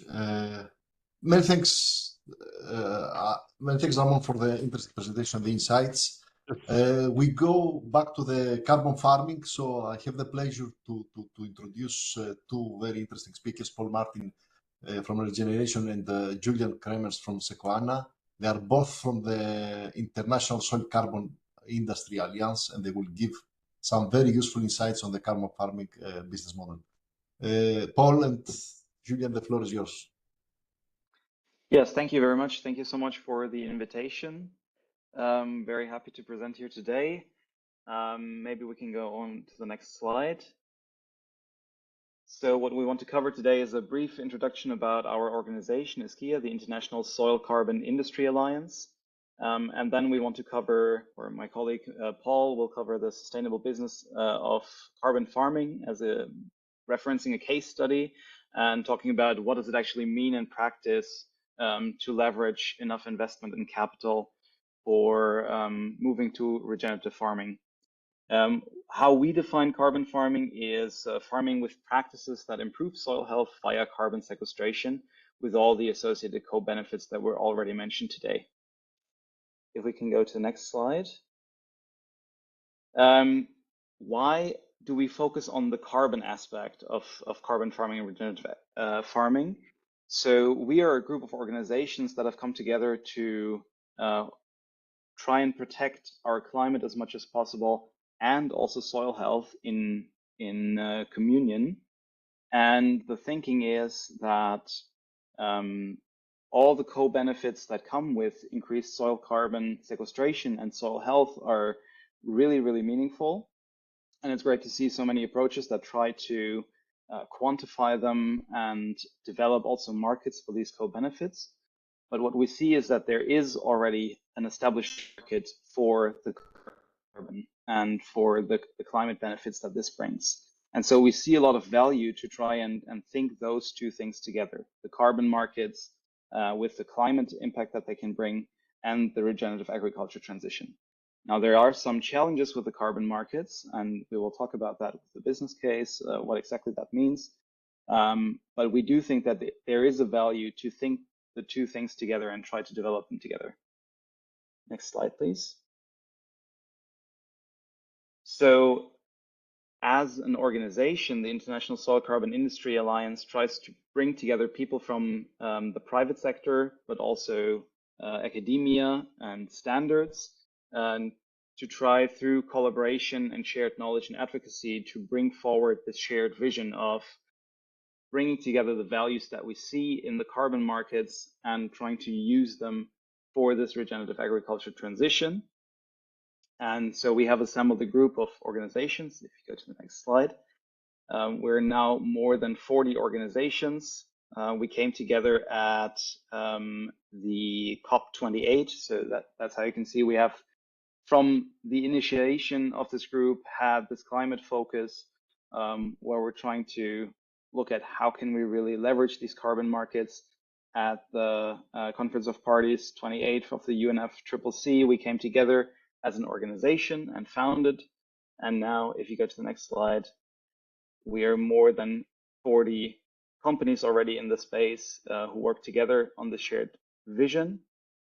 And we currently run 2 committees where we try to bring together the science and look at what is currently going on in the policy domain. We have many standards that we interact with on the voluntary carbon market. Those are most notably the Vera gold standards, climate action reserve standards, and now have also been in touch with the JRC and DG Klima for the development of the CRCF methodology, which we're following quite closely. I already see this question in the chat. All organizations are welcome. You can look at our website. We have a membership application form, so you can go there or contact me or my colleague directly. Our emails will be on the last slide of this slide deck. Going on to the next slide. So what is our vision? We really want to build trust in soil organic carbon as a key indicator, because we see that in the projects that all of our individual organizations implement, we see that soil organic carbon does deliver on the carbon credits and the claims. We do not only see this in models, but we actually see this in measured data on the ground. And we see that this is a solution that can be deployed now as a climate mitigation solution at scale. And this is something, especially in the carbon dioxide removal space, which is quite unique. Of course, we have the forestry space. Forest land is somewhat limited. Agricultural land is very vast globally, and so these solutions can really be deployed at the scales of agricultural land use, and they also do deliver on these co-benefits. And so what we're trying to do at the moment is we try to bring together the best science to back up these claims that we make here, use our group to share insights and data so that we can show this and really make the carbon markets work for this regenerative agriculture transition. One pillar that we're currently working on is developing the carbon farming business case, and what does it mean in practice for farmers to transition in different geographies, and how can we best leverage market-based solutions for this. And I think this ties in very well with the theme of this stakeholder forum, the competitiveness aspect. We need to improve competitiveness of farming in Europe. And the best way to achieve this is through market-based solutions so that we can reduce the dependence on government-based funding and can really establish these markets which can best allocate the capital that is required. One critical challenge is to think within and beyond supply chains. So that is currently a critical distinction in the carbon markets when we think about offsetting versus insetting, scope 3 versus voluntary carbon markets. And so this is a challenge at the moment that we need to overcome. And we need to display the full cost benefit analysis of the carbon. So not only looking at the value of the carbon in terms of climate, but really also bridging this gap to show how carbon, the increase in carbon, also delivers on these co-benefits. And this is the full value of the carbon in the soil that we want to showcase. Paul, I think now is the time that I hand it over to you. Thank you very much. Thank you very much, Julian. Hello, everyone. So following on what Julian said, presenting what we think is the sustainable business case of carbon farming, focusing on really implementing regenerative agriculture practices to improve soil health. We're talking about carbon, but it was mentioned on previous presentation. There is obviously a lot of co-benefit attached to those practices, not only carbon, but biodiversity, water quality, and the overall ecosystem health. For the regenerative transition to materialize, we must bring the necessary capital to the farm level. And for us, it includes, first of all, the factors that should be covered is compensating farmers to cover risk taken and potential investments. We'll show some figures on the following slide to illustrate what we think it represents actually. On the previous slide, The agronomic support is also a very important factor for us. There's a need for underground presence, collaboration with farmers. So it's not only a technological play, and we firmly believe that underground presence should be present in a robust system and ensure also the permanence of the system. And so we'll talk about that. And the robust MRV, obviously, in terms of data collection, measurement, and verification. Next slide, please. Thank you very much. To scale Region Ag, we must bring the necessary capital, and there's two bottlenecks at the moment. It's the actual amount required, if we are looking seriously at what represent those practices and how much capital we need to pay for those practices to be implemented. And there is an issue also with cash flow. You know, when we talk about those carbon projects, there is working capital difference between when you can monetize if you're talking about credits or certificates that are related to carbon, and the time you create those credits, the practices should be implemented first. So there's always a difference when it's about monetizing environmental benefits and starting the actual practices before. So we'll show the figures also of how much you represent, and then we'll propose a way to get to those figures to bridge the financing gap. Next slide, please. So this is an extract from a recent Deloitte report that was actually presented also with the Commission, built with several players from the supply chain. And what is very interesting, it's an illustrative example on a 5 years rotation with barley, oats, wheat, rapeseed oil, and potato. And we have circled in red what is the actual cost on a yearly basis and per hectare basis when we talk about investment required, can be machinery or ongoing costs such as cover crop seeds. Obviously, we can always debate those figures. Those figures change depending on the type of farmers you're considering, the existing equipment, etc. But the bottom line is here we see figures going from 350 to 1,600 euro per hectare per year if you want to really implement the change. And these are just the costs that the farmer has to cover to implement practices. There's obviously yield impact that are observed, and that's the regenerative transition. But the bottom line is we need to bring this value. And so we're going to focus on how we think we can get there on the next slide. For us, what is key in order to attract capital and in order to bring the necessary capital, it's to build an overall trust for all the key stakeholders. And if we mention the key categories, it's obviously the farmers in the first place, the capital providers and the various sources of capital, and the policymakers.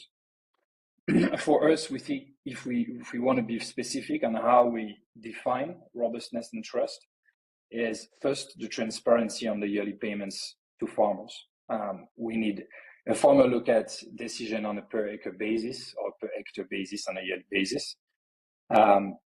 And we need to have the necessary capital in order to incentivize farmers to adopt practices that sometimes they are unfamiliar with or they may perceive as risky. Enable farmers to purchase cover crop and necessary equipment, and that's the cost we presented on the previous slide. Compensate for potential short-term losses, as we show on the previous slide. There is a time delay on average, in order to see the realization of the regenerative system and the impact on the yield. And also to ensure permanence through long-term adoption of regenerative practices. And again, here we want to accentuate the fact that permanence, yes, it's technology, remote sensing, monitoring, data collection, but it's also, and above all, firm engagement with farmers, boots on the ground, agronomic support, and trust between the farmers and the project developer. And that's how the permanence also materializes. Knowledge are passed to the farmers, and then the system and the regenerative transition materialize. This is the first pillar, and that's already like a significant amount of capital in itself. And then there's the second pillar, which is the MRV, the robustness that I mentioned. So capital to the farmers and the MRV. And if you sum those two, it's a significant amount of money. So how we get there? And then we talk on the next slide, please, about the different source of capital that we think should be stacked up in a single farm. Blended finance. And here we're focusing on private capital only. I know, and we know, there is a lot of public funding initiatives, and the Commission is looking into it.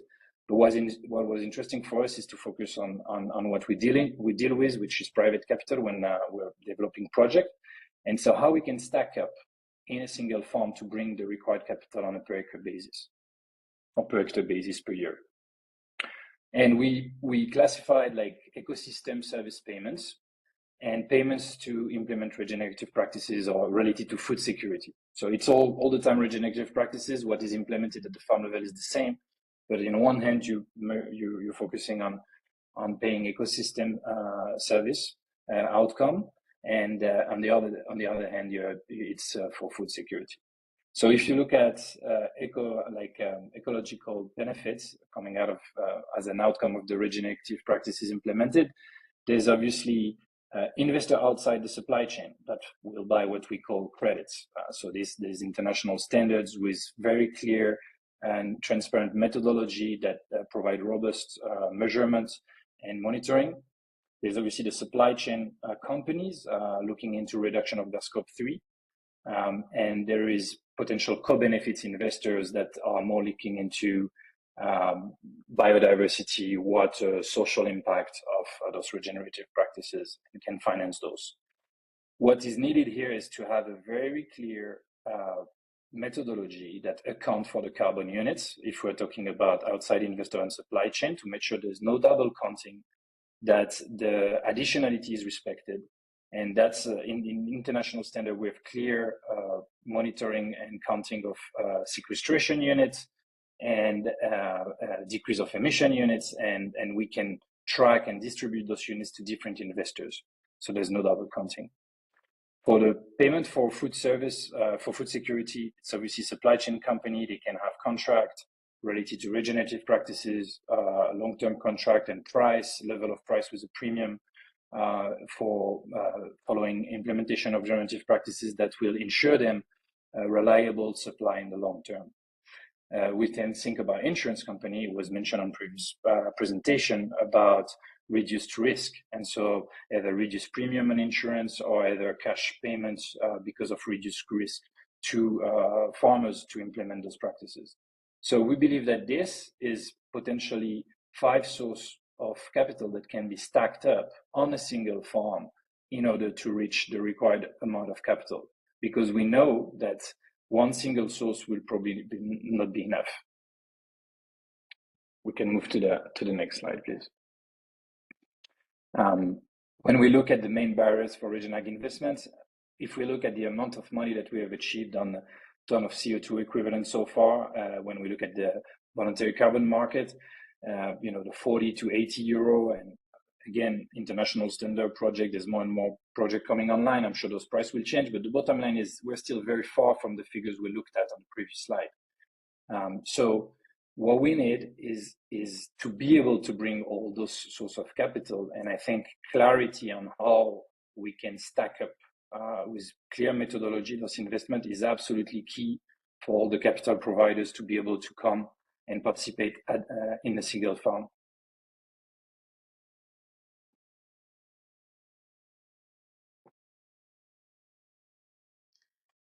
Thank you very much, both. Thank you. It was a very good overview. I pass the floor to Eric for our first question. Eric.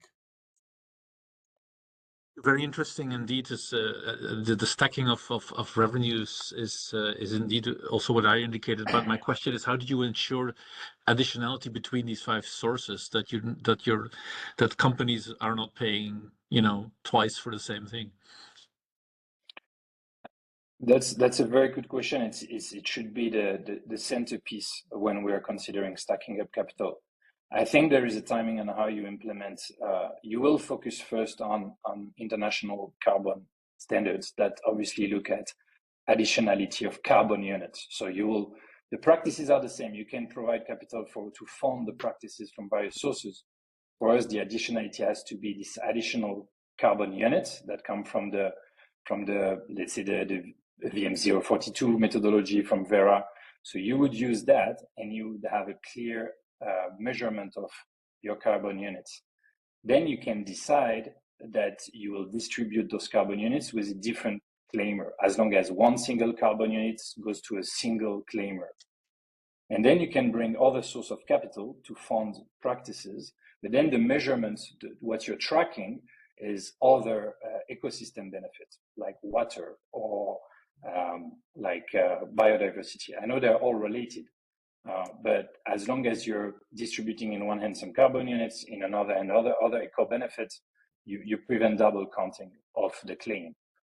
And then when you look at the actual production coming out of the farm, then it's like really paying practices and ensuring that the outcome of those practices are food that will be sustainably produced or food that are less risky in the context of an insurance company, for example.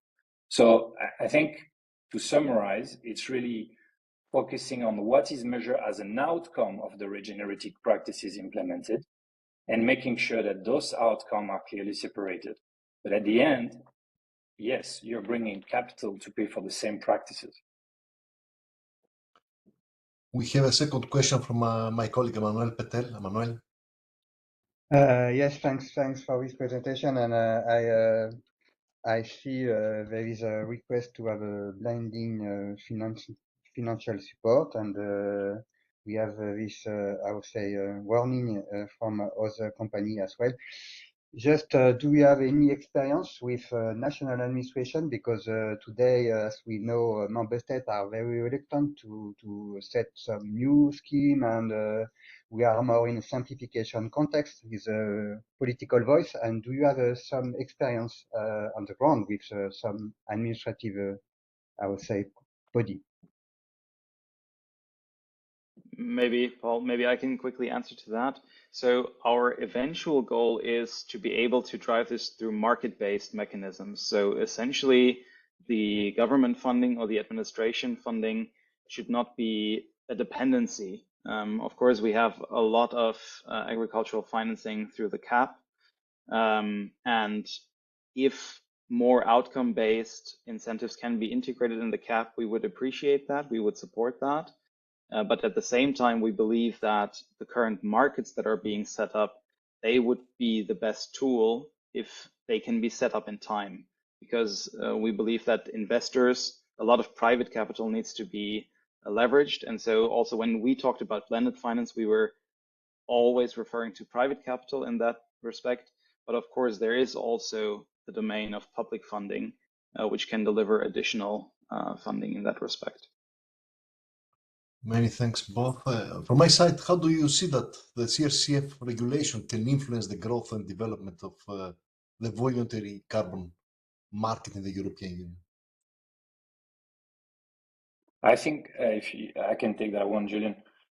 I think first of all, like it is key that the EU is creating a framework in order to allow stakeholders to like harmonize the way they work together and scale the market. Setting methodological standards that allow a sustainable growth and the development of a trustworthy market is absolutely key to attract capital from various sources. Like the key point of our presentation is this various sources aspect. So we need clarity from methodology, the CRCF, every framework that try to create a market to bring clarity to the various capital providers.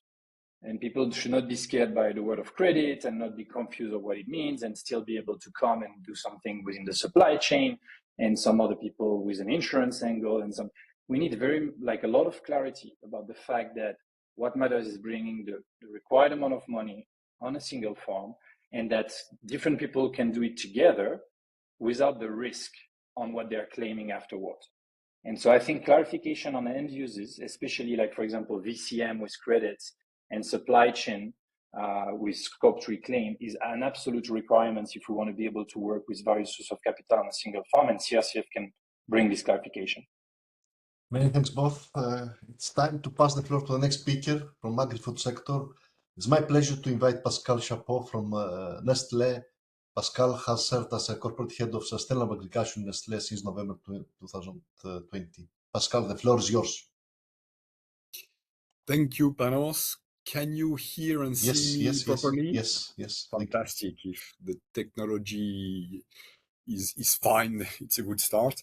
So thank you, and I will now try to give you just a highlight of what we are doing at Nestlé on this soil topic and more broadly regenerative agriculture.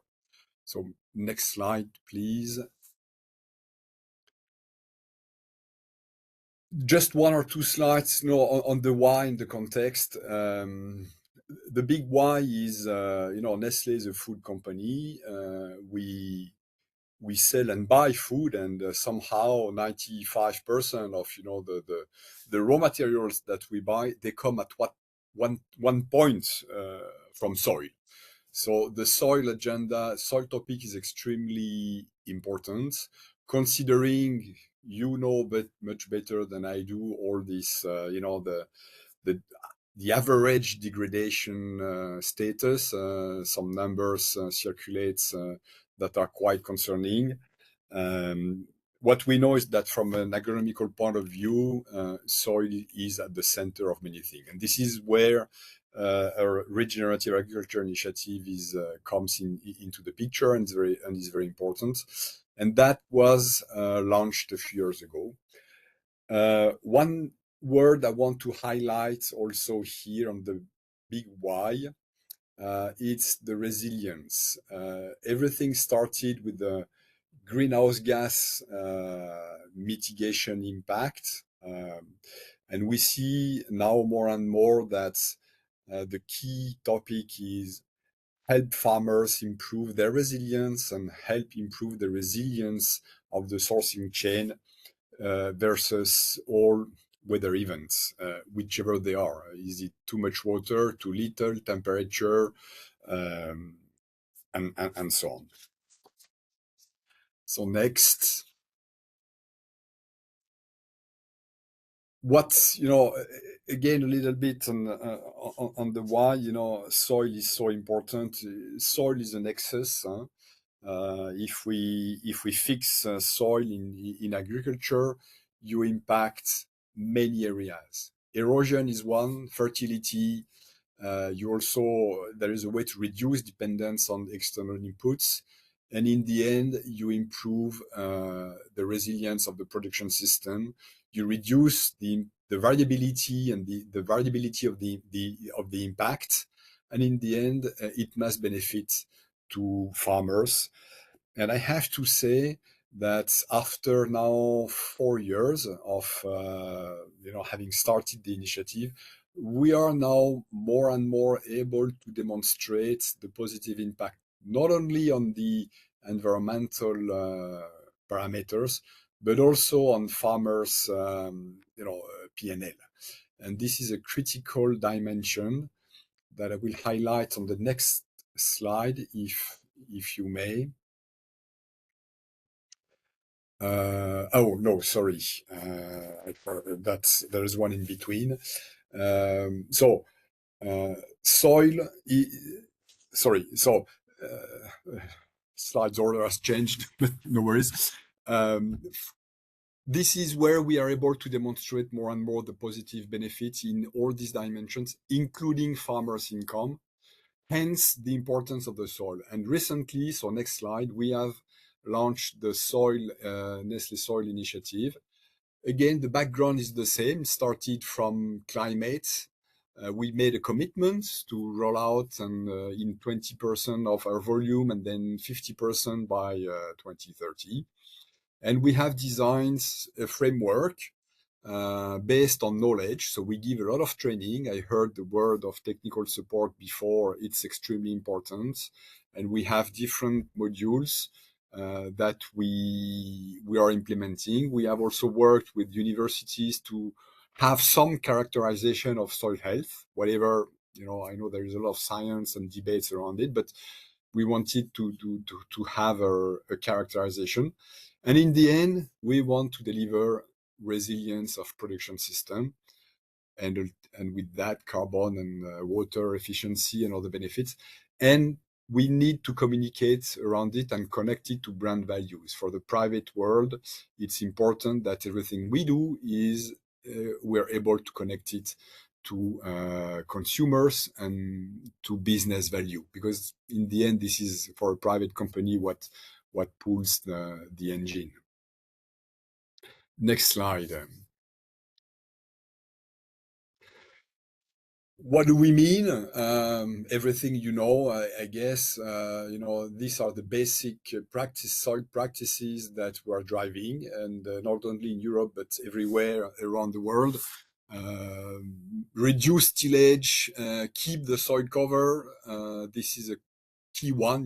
When the soil is covered, you immediately limit or eliminate the erosion.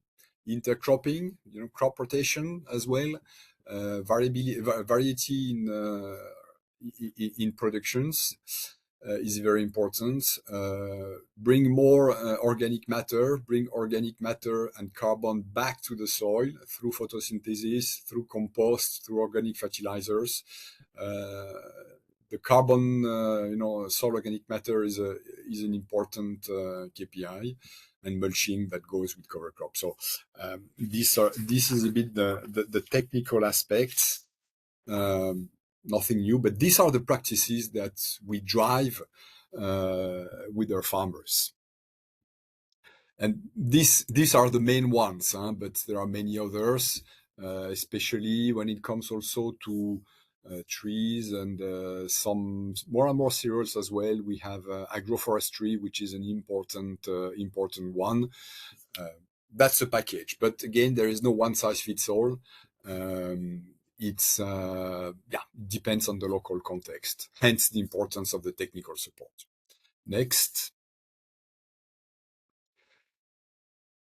So, in a nutshell, we have a set of practices, a set of KPIs, a framework on soil health. We drive actions, and we have rated with our own framework, which we will evolve based on what comes, especially with a site platform and industry platform, with various levels, level 1, 2, 3, depending on the maturity of adoption of all these practices. And we do that by incentivizing farmers, providing technical support. So we're putting significant resources into it.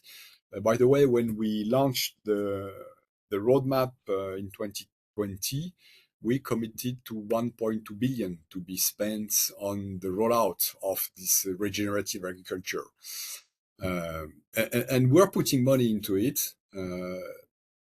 I have to say that the pairing incentive on practices adoption and technical support that most of the time also we subsidize is extremely powerful. I would say one of the learnings that you need both. Technical support without incentive is not very useful, and vice versa, but both together are extremely useful.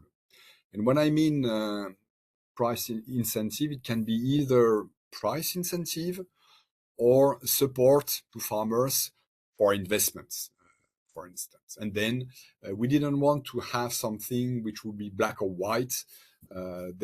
This is why we came with the levels, and site platform is also coming with maturity levels.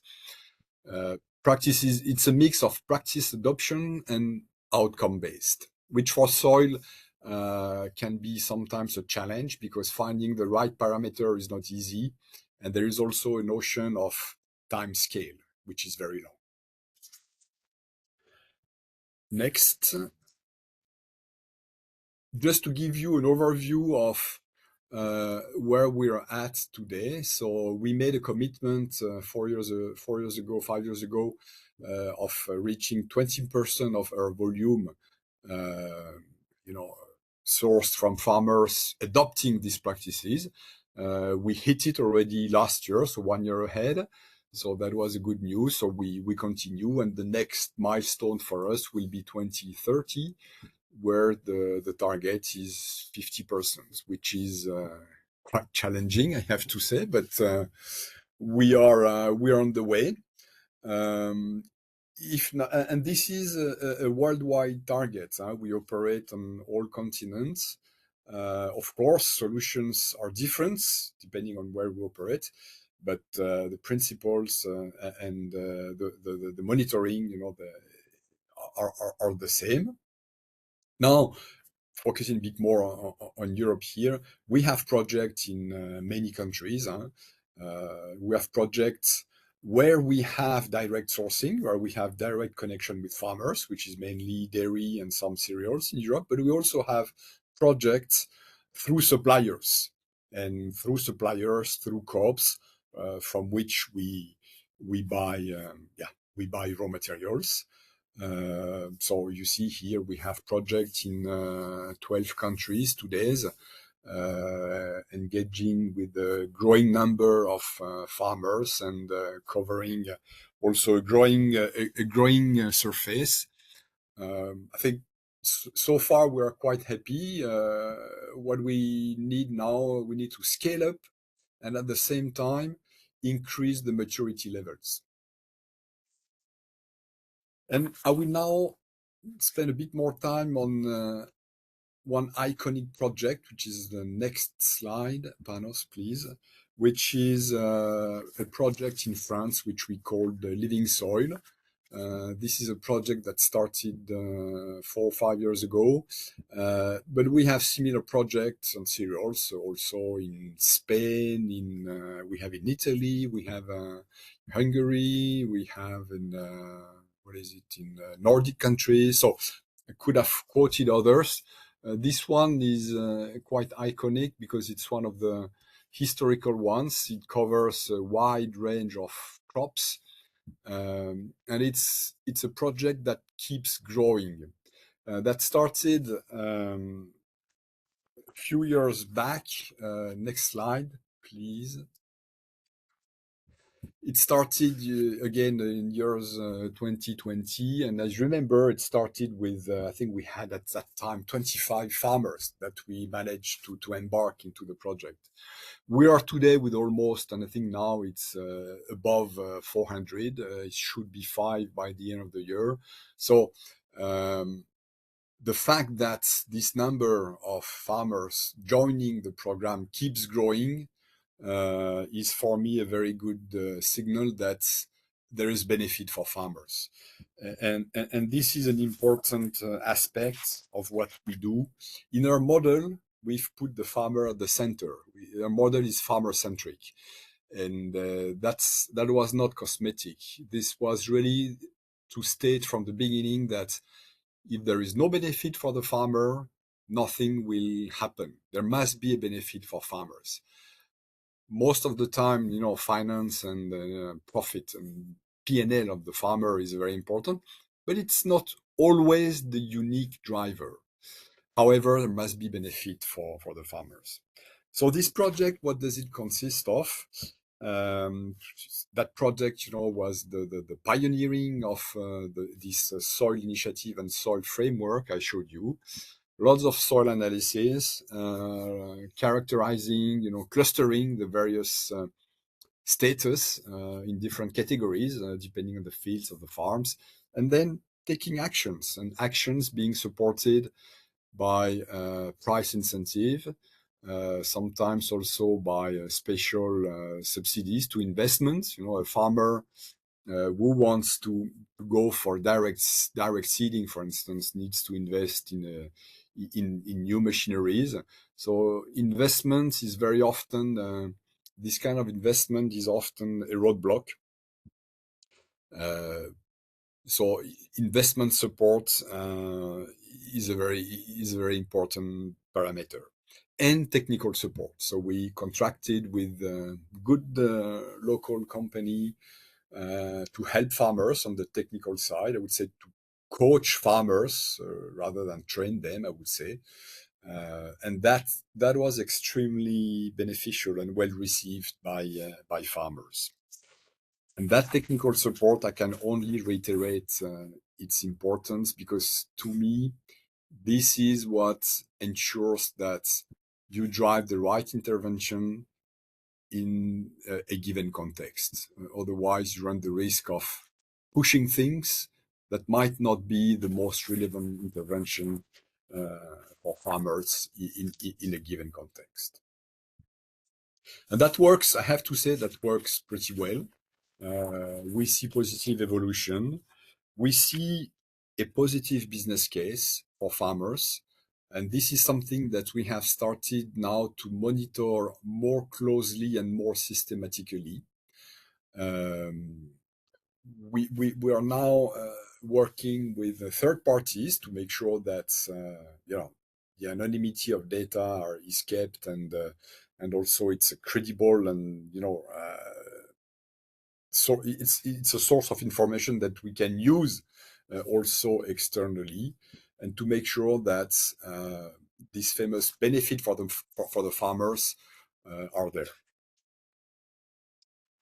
So this is an example of an iconic project. We have many more in Europe, but not only. And we have seen this past year some benefits, especially on the soil practices. When we had a very wet spring, what was it, last year or 2 years ago? I don't remember already. We could clearly see farmers with differentiated soil practices that had a larger time frame to enter the field and do what they had to do, for instance, or also better water efficiency on some areas years where we had more water issues. So thanks to the better water retention capability of the soil. So all these, impacts are these things that now we want to monitor more systematically in order to be able to demonstrate tangibly and at scale the full business case.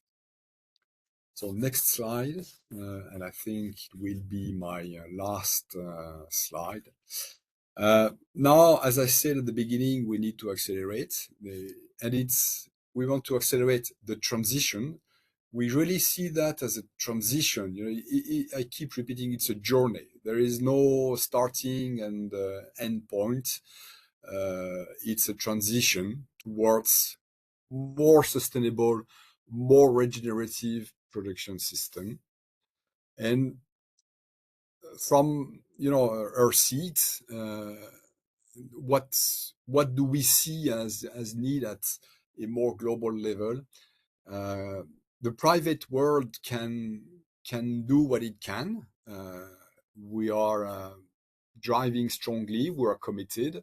We are putting resources. We are putting significant resources, and up to our CEO, or the CEO himself is extremely committed into that. But there are limitations as well. And one of the limitations is the resources that we are able to put.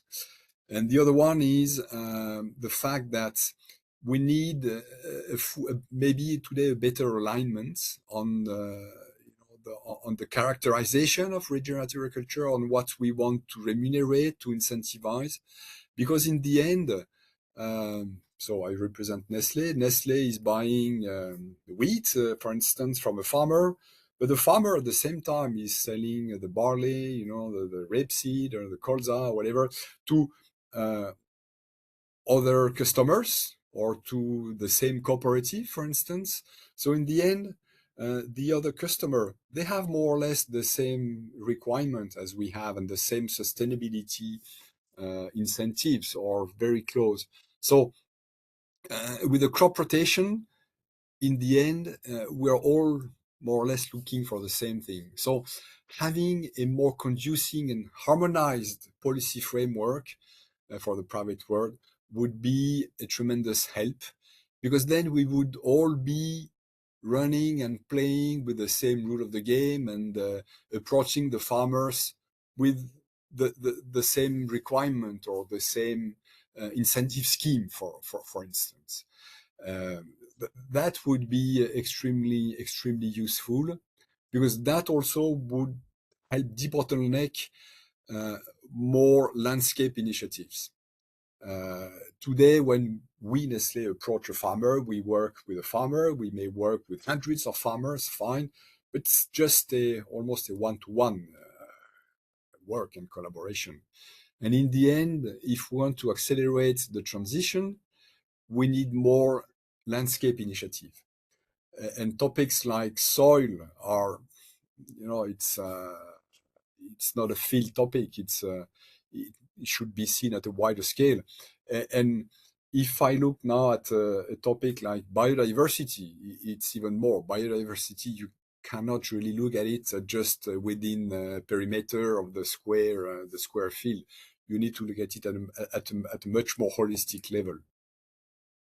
So having this would be a tremendous help, and I'm sure it would help to speed up the transition and help align the industry, which is buying the raw materials from the farmers.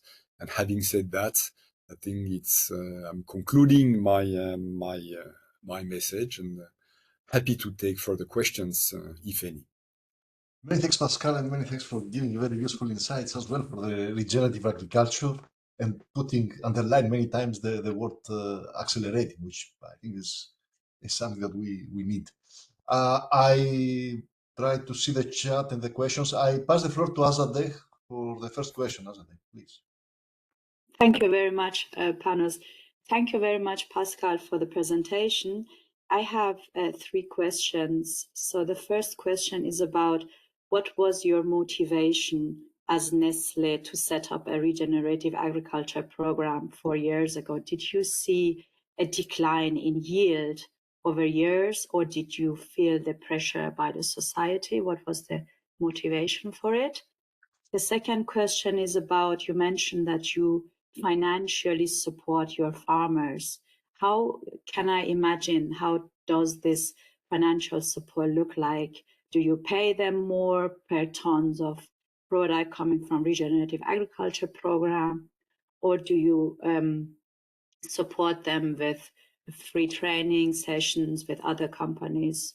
How is this support? How does it look like? And the third question is about what are your challenges? Because you said that private sector is doing well in this area of regenerative agriculture, and it's doing the best. But we are still seeing huge soil erosion in hectares. So the problem is huge. We are losing biodiversity because in many cases agriculture is taking the lead on this concern. But where are the issues that we are still small in terms of regenerative agriculture, although the effort is being made is not really small, but the effect, the impact in terms of the climate and biodiversity loss on the global scale is still small. Where do you see this? Thank you very much. Thank you. So I took notes. All are extremely more than relevant questions. I hope I can shed light, but I'm not sure I have the answer to all of this. So motivation. The starting point was Nestlé's commitment to climate roadmap, reducing our carbon footprint. That was I would say the spark that triggered it. And regenerative agriculture and soil is a clear driver to reducing our carbon footprint, because we took the commitment not only on Nestlé's direct footprint, like factories, for instance, but we went upstream. And I think it's 60% more or less of our footprint is in the production of raw materials. And we took the commitment on that because we thought it was the right thing to do. That was the spark. And also because I think in the end, we're a consumer goods company. We always had agriculture teams in, I think, more than 40 countries. We are 700 agronomists. And we see the challenges that farmers are facing. And we see the challenges around ensuring supply, ensuring sourcing. And we see on the field the impact of climate change. On coffee productions, we see that the rainy season is moving earlier or later, and we see the impact on the flowering and then the impact on the yields. And so we see that we need to do something. So that started with climate, and gradually it's moving to building resilience and ensuring supply. And also, of course, we need to be able to communicate to the society, to the consumers, as I say, because that's what is pulling us as a private company. Okay, I hope it answers your first question. The second about financial support. The answer to your question is a bit of everything. There is no one recipe. It depends a little bit on the local context. But in a nutshell, technical support is super important. And most of the time we come with technical support that we provide and we pay for it. And then we may also have incentive schemes as 2 cents per ton, or based on practices adoption, or based on outcome measurement, something like that. So depends on the local context. And investment support. I was taking the example of the direct seeding machine, but it may be in dairy, helping, subsidizing farmers with free interest loan or a reduced interest loan to buy a new milking machine, to renew the barn, to build a biodigester, to have a better circularity management of nutrients. It depends a bit on the context. It depends on the country and on the context, but it's a bit of everything. Of course, as much as we can, we look forward and we look for co-funding, because that helps to demultiply tremendously the impact. But it's not easy, and this is one of the challenges that we face, which brings me to your last question. Challenges, look, I see many. I think today, the speed is not high enough, but I think all this boils down to the fact that this is a change, and change takes time. Changing takes time. Changing comes with a risk for the farmer, for anybody. So the de-risking of the transition is really critical. And the de-risking can take various aspects. Can be bringing the technical support to make sure that we do the right thing. Can be bringing money. Can be bringing assurance schemes, which is something that I do believe is important, but we have not managed to crack it. So these are challenges. I think a big challenge is the MRV system. Collecting data, which data, and collecting data at an affordable cost.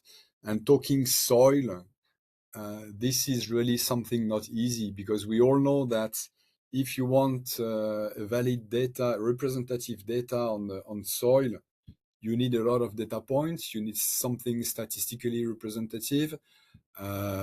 This is very costly.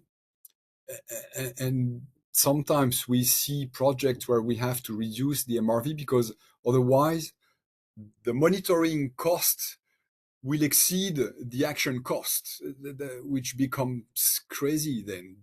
It's defeating the purpose. And I think the MRV and the characterization of which parameter we want to measure and then incentivize is still a nut to be cracked. So I think this, in a nutshell, that's what I would say. Hope it answers at least partially your questions. Again, I'm very humble. I'm proud of what we do on one side, but there are many things, we don't have the answer. But I think directionally we are going the right way. With a lot of challenges still. For sure, it will be a topic that will be of huge importance for the next years. Unfortunately, we have to continue. There are other presentations on the way, so I will pass the floor to the next presenter, to Albert Schering, coming from Bayer. Albert is a global strategy leader on vegetables and potatoes, and drives the innovation and partnership projects in relation to biologics, genetics, and synthetic crop protection. Albert, the floor is yours, please. Yes, I'll try to see whether it works, since I'll try to share my screen. And is it working well? I don't see yet. No. The share. No. Oh, that is a pity. So you can't see? No, unfortunately not. This is very unfortunate. Should we proceed with the scenario that we share and you give us order? Yes, and I would say then we have to go back to the you take it back from your end. Okay. Neil, see if you can upload ours, please. Yeah. Okay. So let's take a look. So what I will do is to provide you with a presentation. It's a different compared to the former presentation, but I'll give you a glimpse on what we are doing within the Bayer organization on the root health. This is very much associated to the concept of root to success, where we are focusing on to simplify overall the operations for growers, working together with growers, and to install trust and confidence in handling root health in a different way. So if you move into the next slide, then we talk very much about the concept and what we're talking about. And it's already mentioned in the session of today that healthy soils are foundational for healthy food production, and healthy roots are fundamental for consistent hyperactivity. And as what we know in fruits and veg, that healthy roots, they drive more than 30–50% of the overall yield and quality. What is though is a challenge that is that growers very much focus on the above ground parts and not so much on the below ground parts. So that is a difficult one to get growers involved in assessing what is the quality of my root health. So in the next slides, you will see an overview on what we are doing. So if you talk about the root to success concept, it's an holistic approach that we have developed within the Bayer organization together with external partners. On the picture on the left, you will see that the root to success concept is built on technologies that we are providing. You can think here about crop protection, either synthetic or biologics. You can think about genetics. We talk here about the competences. It is very much about the R&D, but also very much to the agronomist that Bayer has in the field, and agronomists that are on a daily basis are working together with growers. And we do this together with services, and all together we simplify the operation of the growers. Now, when we come to the concept, what does it mean? It is very much about to protect and to have preventative measures. Think here about very much about genetics. Then it's about to protect the plant and the root system. And here you can think about crop protection. You can think about nutrients. It's about to heal. There we talk about a whole range of technologies. And the last one is about to preserve. And when we talk about preserve, it's very much talking about what can we do to improve the efficiency of the inputs. So in that one, we are working very much with a company called Native Film. This is a company that is working with drip irrigation technologies, and by doing so, we enable that we have a much more efficient use of the water being applied at the grower site. Now, moving to the next slide, it gives you a glimpse on where are we with the root to success concept. And in the root to success concept, and here today, we talk very much on the area of fruits and veg. So we focus very much on the bananas, on the onions, the tomatoes and potatoes. And the green dots on the map, that gives you an illustration. Where are we on the way with this concept with growers? It's always the growers are at the center. So we have really the co-development program together with the growers and together with food value chain partners for the respective crops. Now, what I would like to do, we are zooming in, and in the next slide, you will see that we will zoom in on one example. And the first one is about tomatoes. And I will zoom in a little bit on the processing tomatoes. If you look into the processing tomatoes on the next slide, you will see a little bit what is the challenge for the growers. And what you'll see on this slide is the overall concept of the root to success, where we put in all the attributes that come together to simplify the operations of the grower. What you will see on this slide is very much at the very beginning in the left, you will see the solarization. And solarization is just making use of the power of the sun to, let's say, to disinfect your soil at the starting of the growing season. This is very much used in the Mediterranean area, very successful. And what we have developed as Bayer is the NEMA tool, which is a digital tool that is monitoring the temperature, by means to check the solarization and also by means to check the development of nematodes in the soil. Throughout the cropping system, now you see the different products that are being applied. It's either a product called Velum, which is a synthetic crop protection product for nematode control. It is a product, a Previgor, it's a fungicide, it's also a synthetic chemistry. But you do see the biological products, and in the biological products I'll focus on later on much more. The one that mentioned here is about Serenates, it's a biological fungicide, and you see here the bioactive is a biological nematicide. And the overall program makes sure that the farmer gets a decent return on investment in a different way in managing and improving root health. Now, if you focus on in the next slide, we will see some of the challenges. And if you talk about challenges, in this case, it's about processing tomatoes. Then in the space of the soil and root health, you see there are a lot of challenges that the growers are facing in the soil, either in the nursery, with a lot of damping off diseases, either in the field.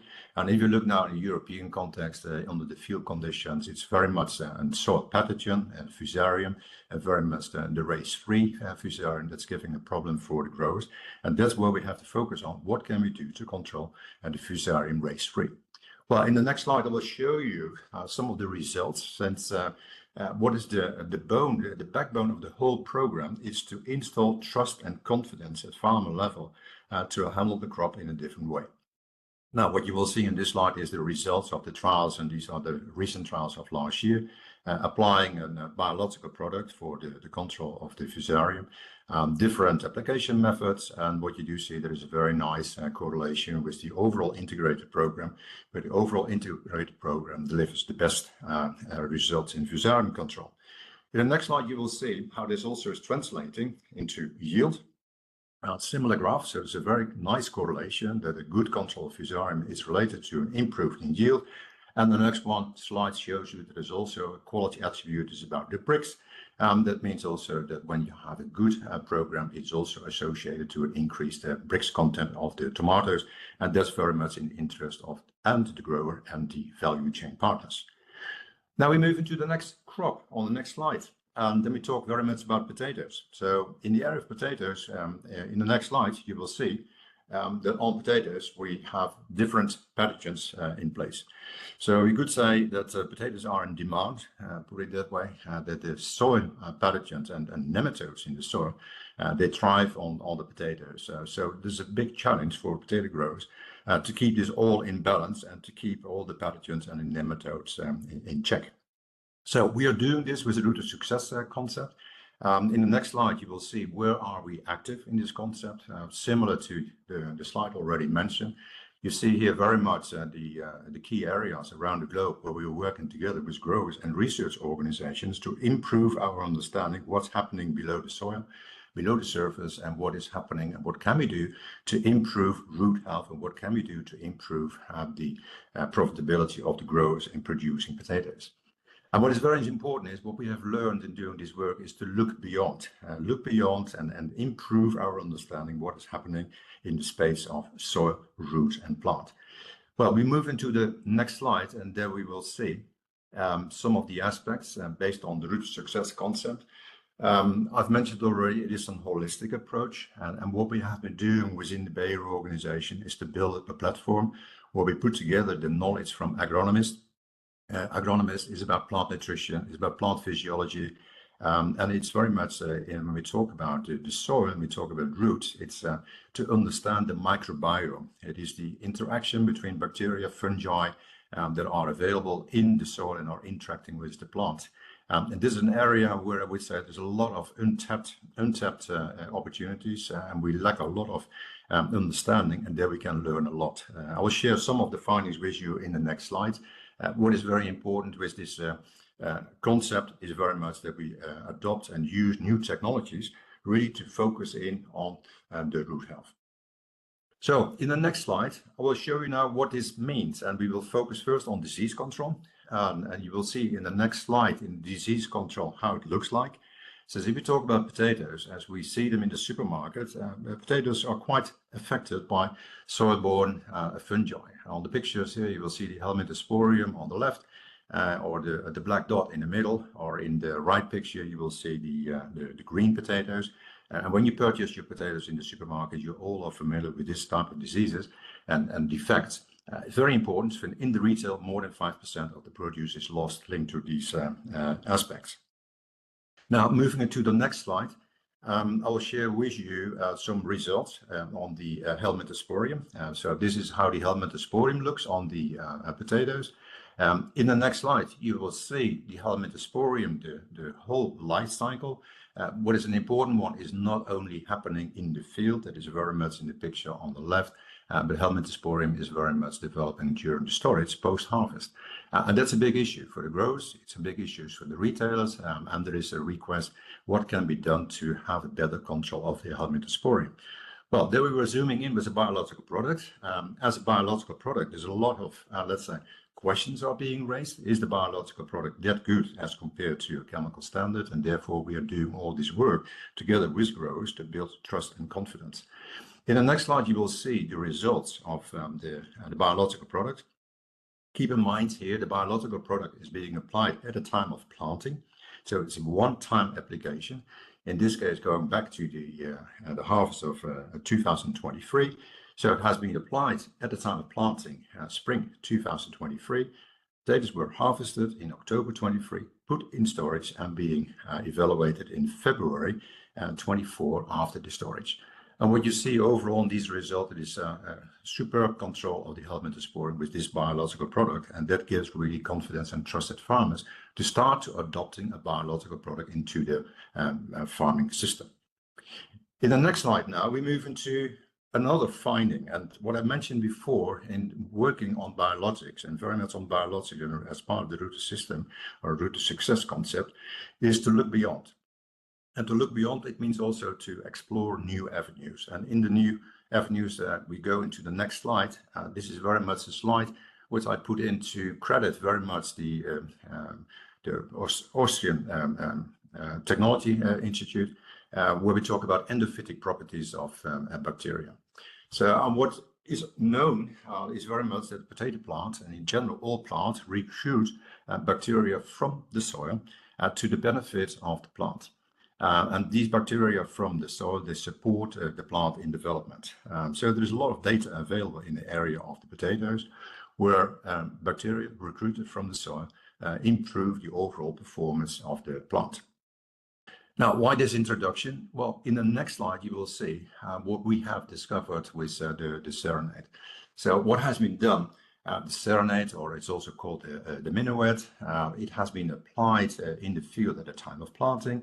What has been done? You apply the product after the first year, harvests were taken, the harvest was taken, was being stored, and the potatoes were planted in the second year without any additional treatment. And then the question is, at the time of harvest, what is the difference in yield?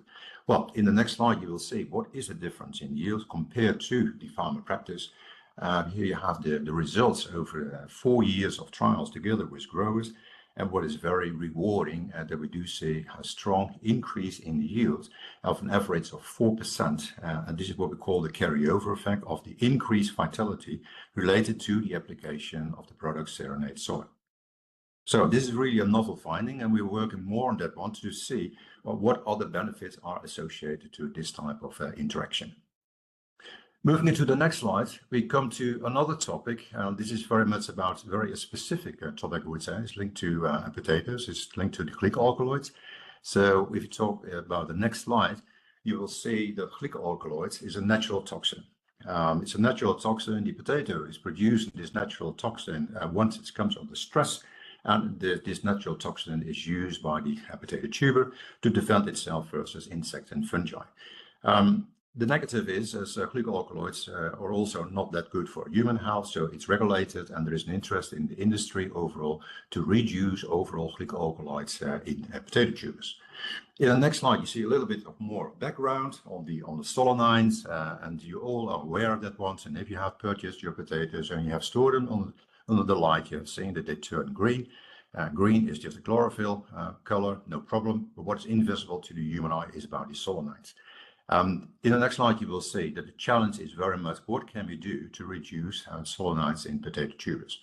Well, work has been done with the product Serenade. In the next slide, you will see this. And what we'll see, this is a little bit of a crowded slide, and I'll guide you through. What you see on the top pictures, these are cross-cuttings of potatoes. Cross-cuttings of potatoes, the picture on the top left is a cross-cutting of the potato in the visible light, and where you also see the tuber skin on the top. And each panel afterwards represents the distribution of the glycoalkaloids in the potato tuber.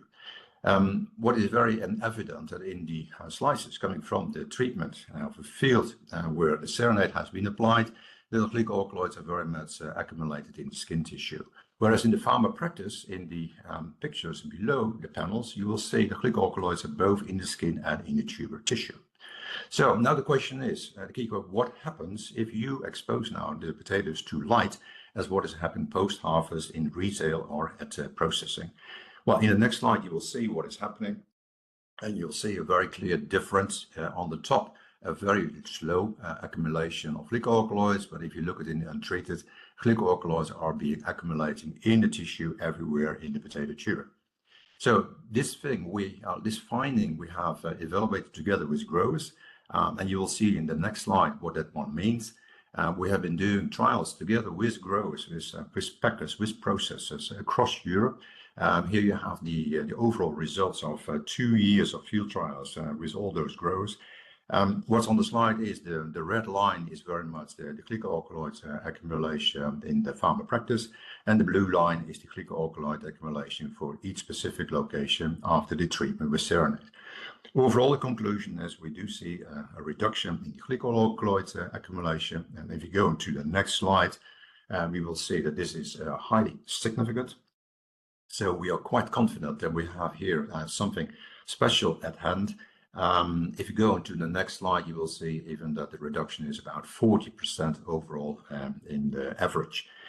Well, and then the question comes in the next slide, is this the same for all the biologics? So that's then the question, is this all the same for all the biologics, or is there a difference? So we have done additional work, and in the additional slide, the next slide, you will see that if you talk about this reduction in glycoalkaloids, you can't say this is general.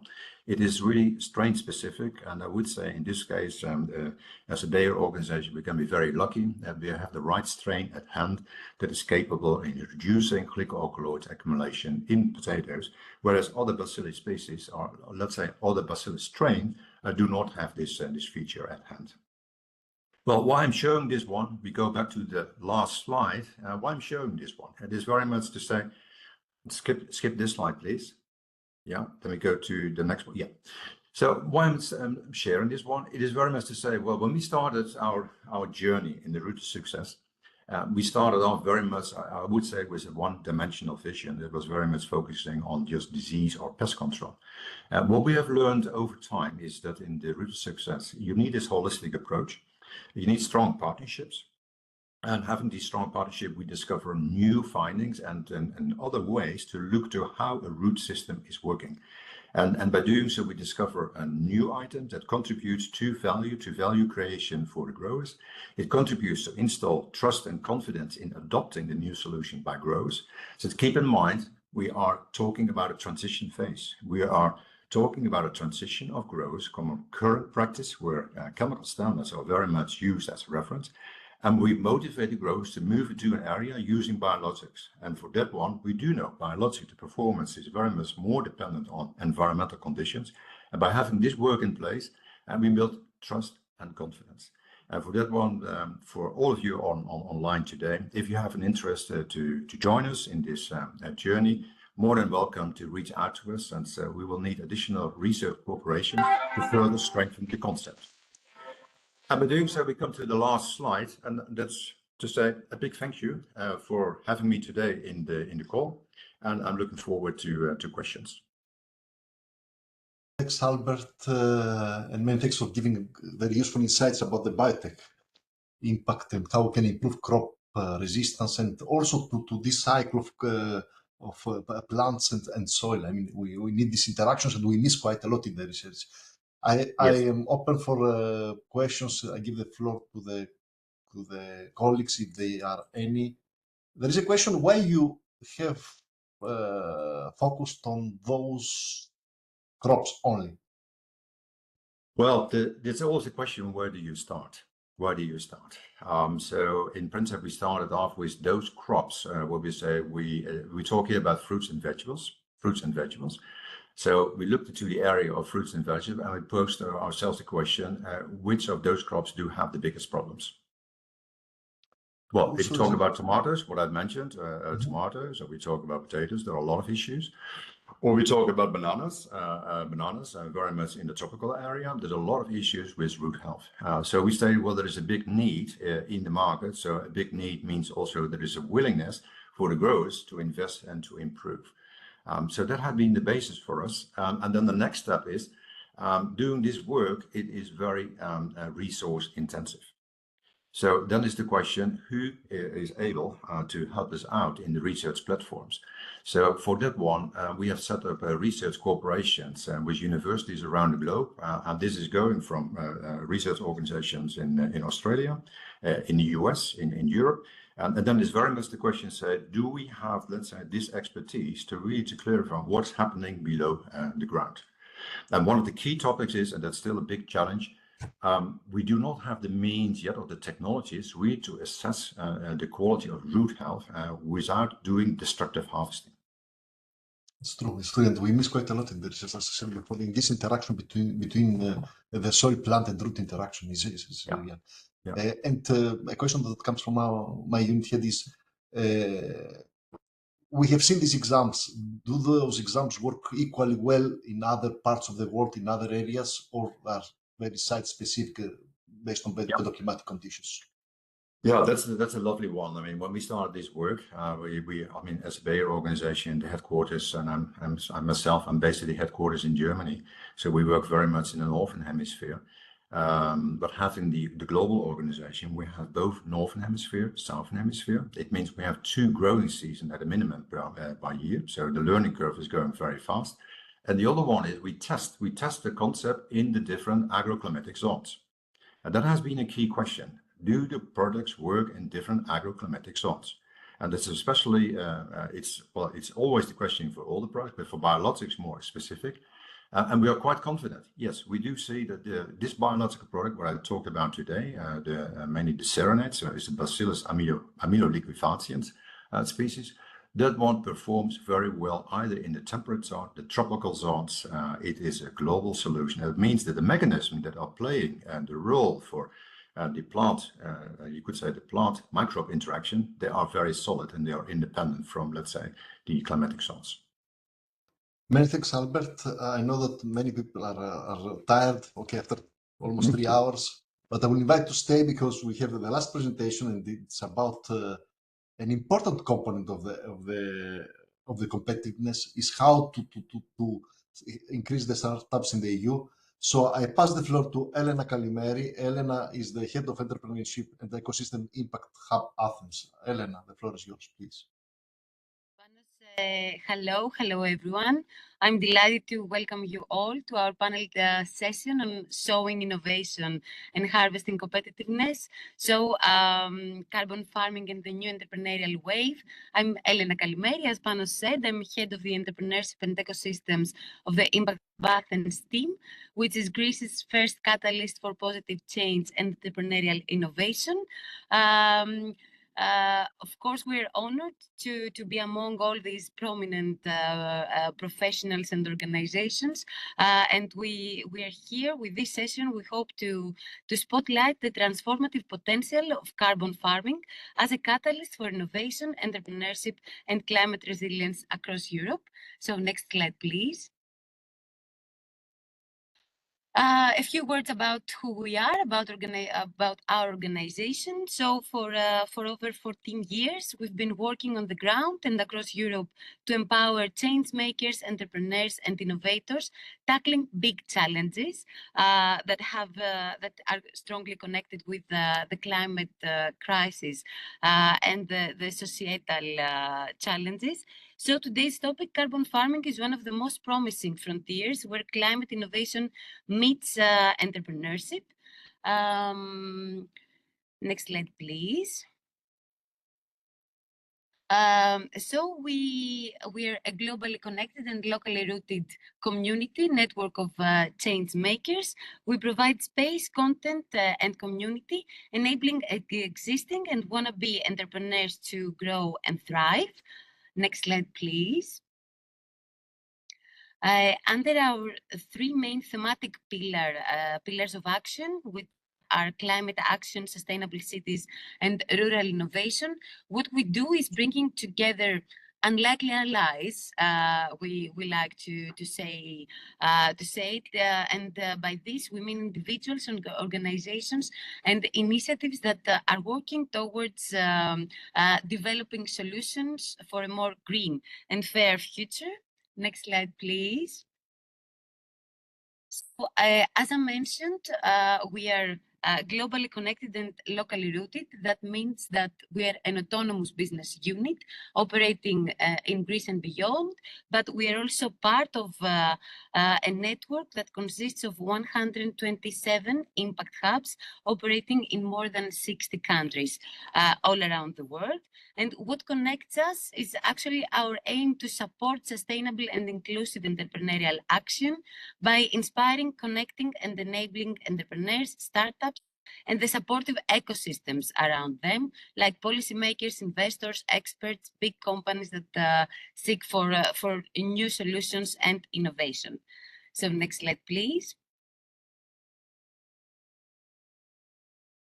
Why we're here today, because among the incubators and the accelerators we're currently running, there is one, the Inno4CFIS acceleration program, which is dedicated to the effective growth of carbon farming initiatives within Europe.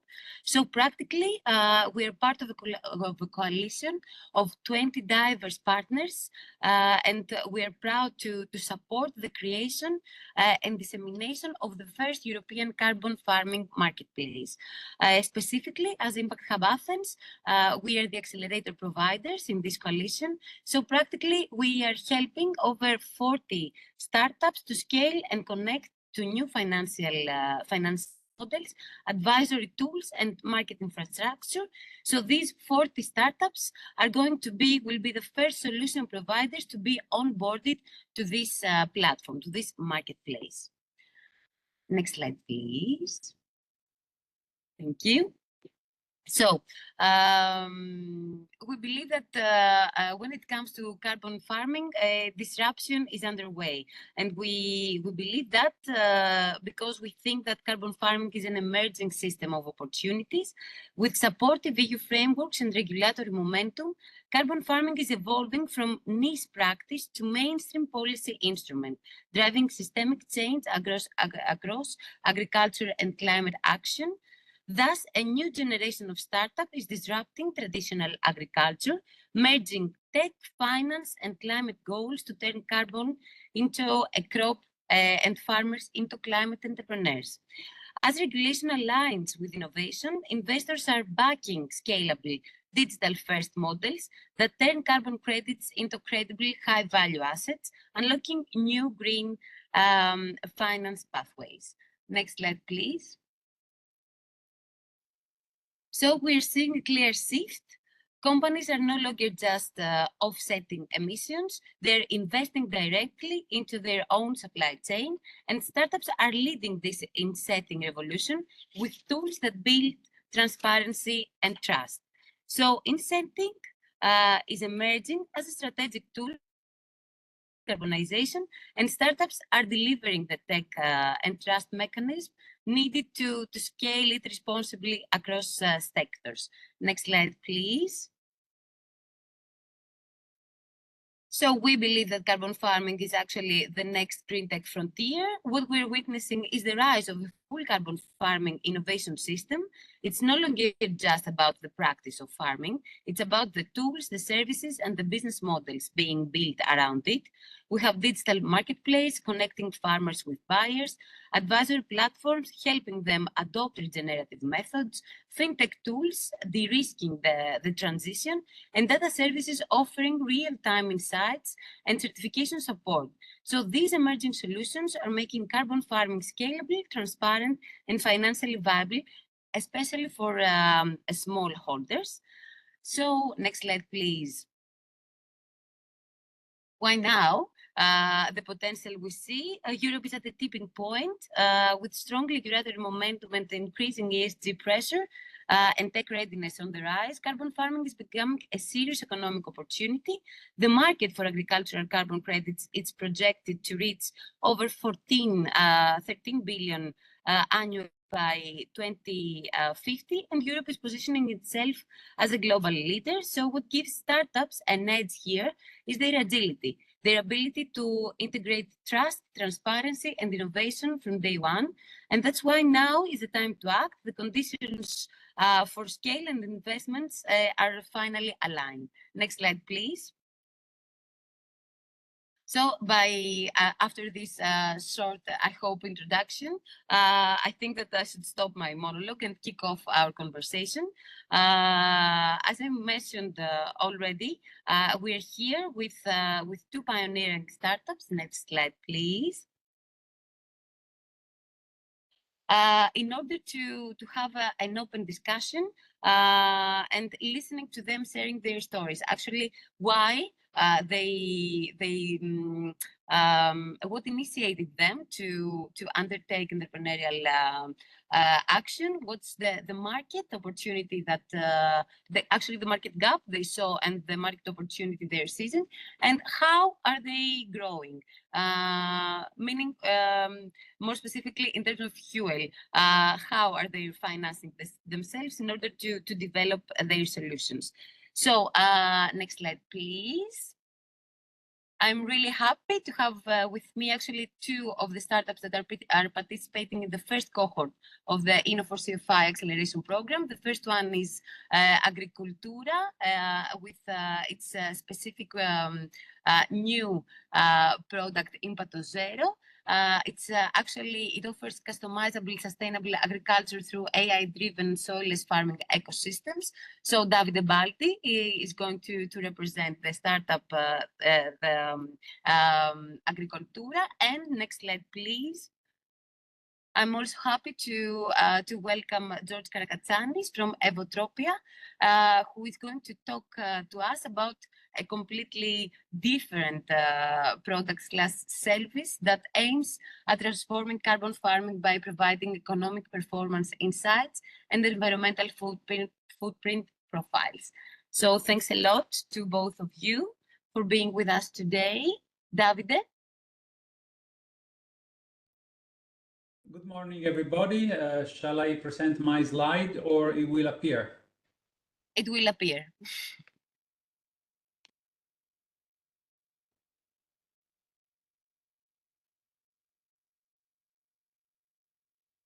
How to sell the highest nutrients vegetable, offering 20 more years of healthy and longevity, 20 more years of health and 10 years of longer life. We are an investable longevity science farming product as a service. Next slide, please. Hello, I'm Davide Balbi, neurolinguistic master practitioner. I love nutrition and aquaponic ecosystems. Next slide, please. Scientists see our body as a 120 years longevity chance of life. Next slide, please.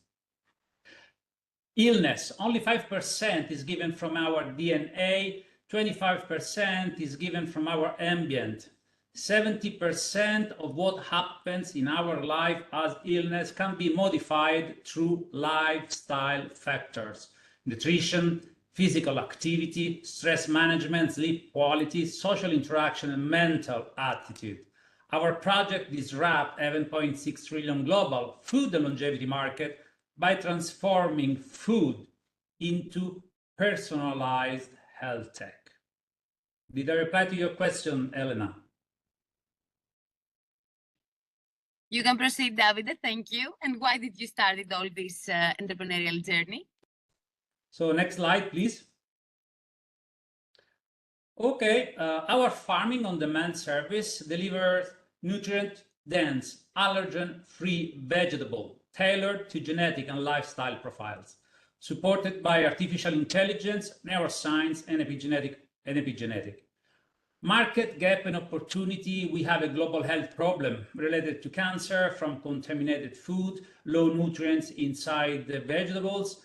We are the first in the world investable longevity science. Farming product as a service, evolving the supply chain with a 19 billion realistic service obtainable market. We can disrupt the 8.6 trillion global market and a longevity market by transforming food production into personalized health tech. Our farming on demand service can deliver nutrient-dense, allergen-free vegetables tailored to genetic and lifestyle profile, supported with artificial intelligence, neuroscience, and epigenetic. Next slide, please. Current funding and future plan, traction, financial strategies. Current funding, we finance the company until now, and project revenues we do sell from our lead generation. Dozen of projects delivered, patents sold to customers for ecosystem expansion. Future plans. Our ask is 7.8 million to create a 10,000 square meter production unit where people can come over, customers. And this is a 23 million pre-money negotiation. We are targeting an initial public offering by Q3 2026. For the use of fund, we will do production, research and development, and ecosystem scaling. Next slide, please. Turning sustainability into an asset. The challenge for us is breaking into conservative agri-market with disrupting tech and mindset. Our opportunity, the one we see, is monetizing carbon credit, franchising high-yield ecosystem, and aligning SDGs for global impact. We aim to shift agriculture from price taker to health maker. Thank you for your time. Next slide. Thank you, Davide, for sharing shortly your service. It's more than obvious that innovation needs passion on the one hand, but also fuel in order to grow. So having said that, I would like to give the floor to George Karkatsanis from Evotropia. Because we're looking forward to hearing another story, a more fintech story related to the carbon farming sector. George, the floor is yours.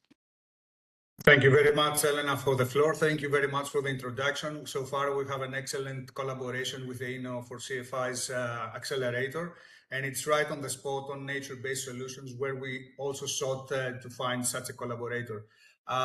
We are Evotropia. Evotropia is essentially a company developing natural capital valuation algorithms for any kind of natural capital species. So we are extending in a very wide range. In relation to nature-based solutions, I should mention that we are also the leaders of Work Package 5 of EDAFOS project, and we are representing EDAFOS in the soil remediation business model cluster, where we developed ecological finance models and general ecological business models for soil bioremediation. Here we will present Regina, which is essentially our third launch regarding carbon and regenerative farming, which is a product of the Prima Siram research project. If we can go to the next slide, please. And essentially, we across our research, we came up with many specific questions that we classified among the farmers. For example, how could they validate accurately and fast their carbon farming processes? A major issue is, for example, that you need many hours of physical experimentation and sampling. What is to be measured for this carbon farming certification? How could farmers optimize their crop composition? How could they receive carbon finance from financial institutions? So we organized all of these questions and we came up, and this is something firstly to be introduced, the F3 approach, which means that from farm to fork to finance value chain, where Regina is essentially a machine learning tool that optimizes this value chain. If we can go to the next slide, please. As you can see here, yes, these are our 10 pilots from Prima Seram project, where we have developed these models and have the critical mass of this data. And you see that Regina essentially operates in three major pillars, the carbon validation, ecosystem services valuation, which is a very important issue directly related to the third pillar that has to do with how do you build carbon farming or regenerative farming finance. And more specifically, in the next slide, we can see that essentially Regina follows this F3 approach, resolving these issues classified from the questions of potentially regenerative carbon farmers, such as how do you quickly validate the carbon farmer, where after you have accumulated and classified the adequate and sufficient data, then you can essentially profile the carbon farmer in a very fast and reliable way, saving thousands of hours of physical experimentation and sampling. Then the second part has to do with the value of ecosystem services. Then you have essentially a farm, a private, let's say, company that provides many social benefits. And how do you reward this private company, the farm, the individual farm? How do you create, what you say, monetize that into become environmental assets? And these environmental assets are very essential for the third step, where it has to do with green investment and contract tailoring, where banks need to have this information. They seek to invest capital like that, but they do not know what to measure. So here ecosystem services comes and resolves that issue. Just to mention, the results yield so far 35 better life cycle impacts, 47% higher annual income for the farmers, including lower insurance costs from resistant varieties, and 32% better credit rating. Elena, if you have any specific questions, if you would like to answer, and I could stop, or if I could continue otherwise. Thank you, George, for sharing that. So, Panos, next slide, please. Okay, so essentially from our experience and all of this organization, from our 3 years experience in Prima Seram, if we had to allocate the investments from various potential stakeholders, many of them have also introduced their inputs in this exceptional forum, like Bayern, Nestlé. We had a specific collaboration with Nestlé Hellas in the previous months on this issue regarding their value chain and their supply chain from carbon regenerative farmers for their products. We would say that 40% is research and development, because still there is a lot of work to be done. We have heard, for example, the insights from Bayern in the previous speech, and we see that there are many potential combinations to be explored in the soil. Then the second part would be farmer training and promotion, because we see that many farmers do not have, some of them do not have an idea of what regenerative farming means, and some of them believe that they cannot yield the same results as with conventional practices, which is not true, of course, and they have to be trained on what carbon and regenerative agriculture means. Then comes IP and legal and administration, because many IP, intellectual property rights, will be generated from these practices. And essentially, of course, since we're talking about machine learning and artificial intelligence equipment and material that has to support this huge amount of data. Finally, in the next slide, I would say, and this is something that Elena, we have discussed quite thoroughly in the accelerator. A major also stakeholder is the financial institutions. As said, financial institutions have capital and they want to direct this capital to proper carbon farming investments. However, they do not know what to measure. So essentially, Regina, via its third module, if you had this simple scenario where you have a conventional farmer and a regenerative farmer, you see that for their own sake, for their own profit, the GAR assessment for a bank means the green asset ratio, which has been imposed since 2022, and it's essentially the rate of green portfolio to the total portfolio of a bank. So they have an interest, a business interest to invest in such practices and adopt this kind of metrics. So essentially, if they had to provide a loan to one of the two candidates, they would certainly do if they had the proper measures like Regina provides to the one that adopts carbon and regenerative farming. So that is for me. Thank you very much. Thank you, go George. To the next slide. We would like to, if you have any questions and anything to discuss, I would be very glad to answer any questions. Thanks a lot, George. Panos, please, next slide. So we hope that we managed to keep it short and active. We wanted to be a drop of inspiration regarding the carbon farming innovation sector, with in regards to small holders, let's say. But before closing and before moving to the break for today, a few words. We wanted to highlight that. Farming is actually a catalyst for cross-sector climate innovation. So is emerging as a powerful catalyst that connects sectors that rarely collaborate. I think that George has highlighted that: agriculture, tech, finance, policy, and corporate sustainability. And it's more than obvious from the agenda that Panos and his team have designed for today. So it drives adoption of regenerative practices on the ground while pushing innovation in digital monitoring, verification, and finance. So it opens up new revenue streams for farmers while helping companies meet their climate targets. And crucially, it creates a bridge between science, markets, and regulation, transforming carbon from a liability into an opportunity for shared value and systemic impact. And next slide, please. And last, as a consequence, it can unlock employment across the value chain. So as carbon farming grows, so does the opportunity for meaningful green jobs across the entire value chain. We're talking about new roles on the farm, like carbon advisors and regenerative land managers, but also in tech, monitoring, finance, and policy. So from satellite analysts and MRV engineers to ESG investment officers and policy facilitators, this is a skills revolution in the making. So carbon farming isn't just about carbon, it's about creating a future-ready workforce equipped to lead Europe's green transition. So that was on our end. Thank you very much. I'm sharing my LinkedIn profile in the chat in case website FIS Accelerator, in case someone would like to explore more, not only about the acceleration program, but also about the marketplace. Thank you, Panos. Many thanks, Elena. Much appreciated that you brought as well some fresh blood and some new ideas coming from startups, because as I said before, we need the scale up of startups, and this will be an important component.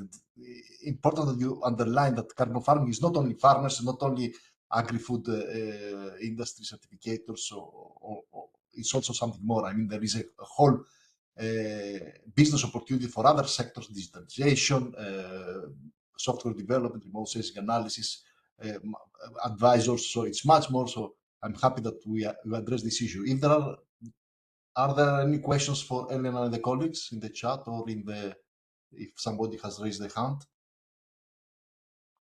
I don't see the case.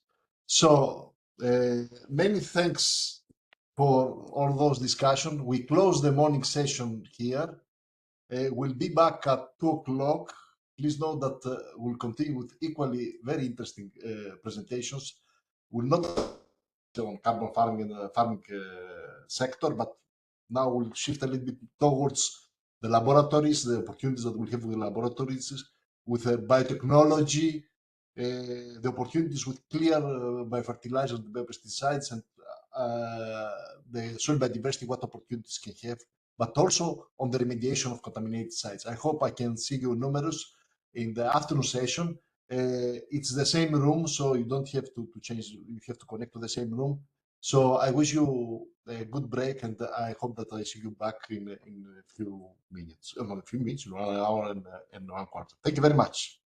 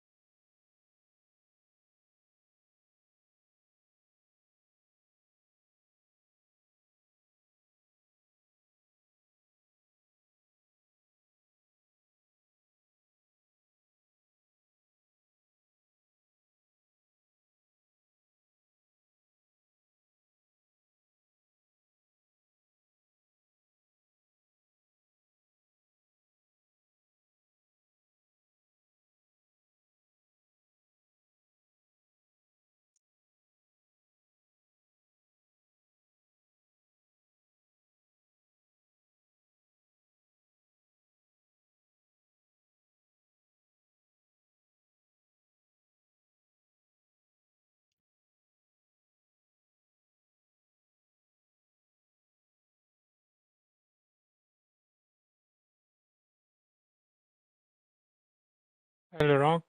Good afternoon. Good afternoon. I can make your presenter. Give me a second.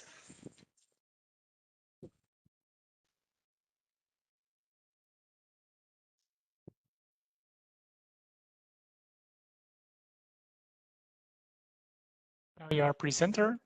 Yeah, I am. And now you can start sharing your Guess that screen. it was already a presenter. Yeah, do you see this? No, not yet. Oh, okay. Okay, Maybe it's coming. Yes, Yes, I think I see it's it. now. I see it. It's now on stage. Well, a second ago I saw it in presentation mode. Now it's not yet in presentation mode. Okay. Not in presentation mode? Not at the moment. Oh.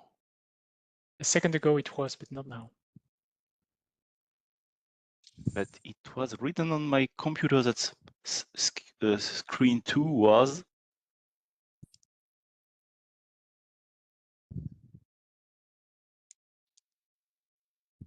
That's so strange.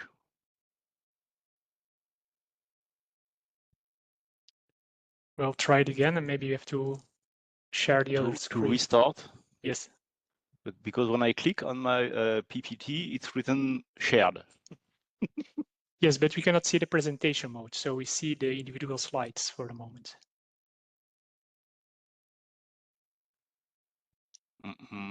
So this is now another I see one. the presentation screen, presenter screen. Yes, now it's working.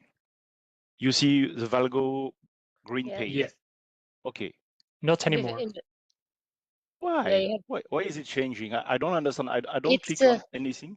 Can I suggest something? Yeah. You are in a presentation you were in presenters mode. This is the screen that you see the next screen, and if you have some notes you could see it. If you press F5 now, I will. Yes. Sorry, Niels. Just So I will restart this. Yeah.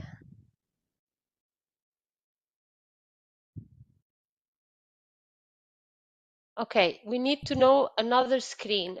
One of the top of the three bottoms, you can change the screen that you're sharing. Middle one, the middle one. The middle one, yeah. The paramètre d'affichage. I don't know how to read French. On your left, I see your mouse a little bit to the left. Yes. Can you change there? Oh,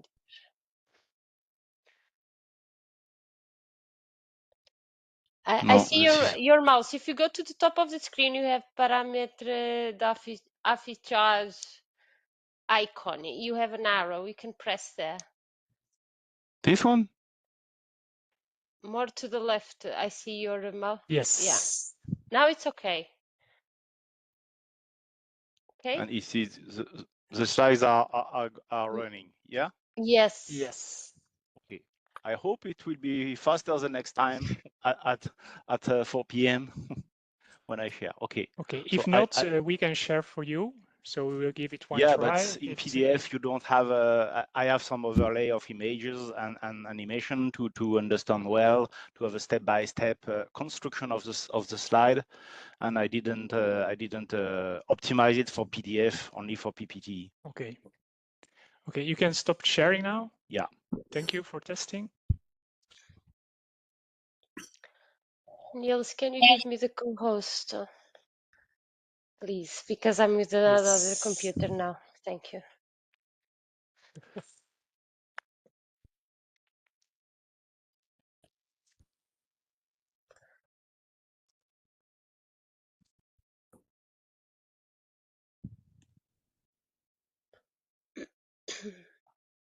Thank you.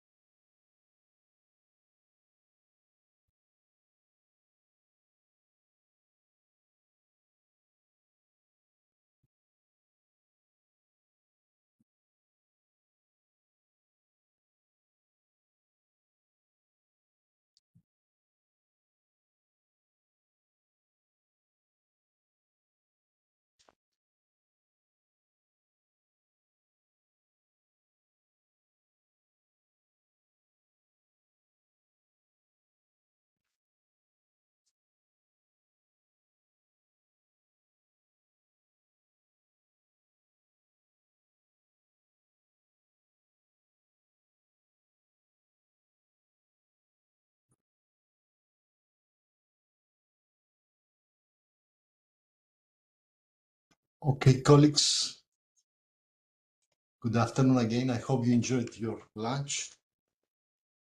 I'm jumping to another computer because still we had requests for subscribers. So I hope that we managed to satisfy them, because there were many people who wanted to subscribe also for the afternoon session. The afternoon session is in the morning. I'm very happy because we had a very interesting session, and we direct a lot the topic of carbon farming, the farmer's perspective, the agri-food sector. In the afternoon will be, I promise you that it will be equally interesting, because we have very interesting staff presentations relevant to the opportunities offered by the soil monitoring related to the laboratories in relation to new biotechnology issues, clean technologies in bioremediation as well, clean technologies for biofertilizers, but also interesting opportunities in soil biodiversity and biotech. Please remain with us. It's a real opportunity to change it, to have a good overview of what those sectors can offer in relation to competitiveness. So, having said that, we proceed with the first presentation, and I call Arian from Eurofins. Arian, since 2009, has been with Eurofins Agro. It's a company, is a well-known laboratory, large-scale laboratory, and serves as Director of Agri-Science and Development, leading the development of soil and crop health tools globally. Arian, the floor is yours, please. Yes, thank you. Very nice for the opportunity to give a presentation. My presentation is entitled Soil Health for All, a bottom-up, scalable and global approach to routine testing across sectors. A lot of words and actually also kind of a summary. When you go to the next slide, you can see, like Panos already mentioned, and the other one, the next one, is that my name is Arjan Reineveld. I did some applied university, left a lot of farm work, but then after that I studied at Wageningen, did my PhD on soil science, and working for the last, more than 20 years for Eurofins.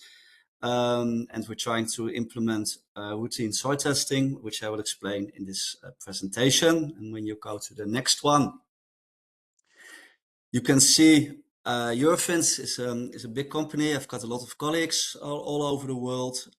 We've got more than 900 laboratories, but they're not all working in the soil health, soil testing part. And when you go to the next one, you can see that Eurofins Agro has almost 40 locations now, and there are a lot of them in Europe, locations where we can measure soil health, and we try, and that will also be the key message from this presentation, that we will try to offer the same report, the same soil health test in all our locations. So when you ask for soil health monitoring and soil health test in Vietnam or in China or in New Zealand, it will be the same as in Finland or in Spain or in Portugal.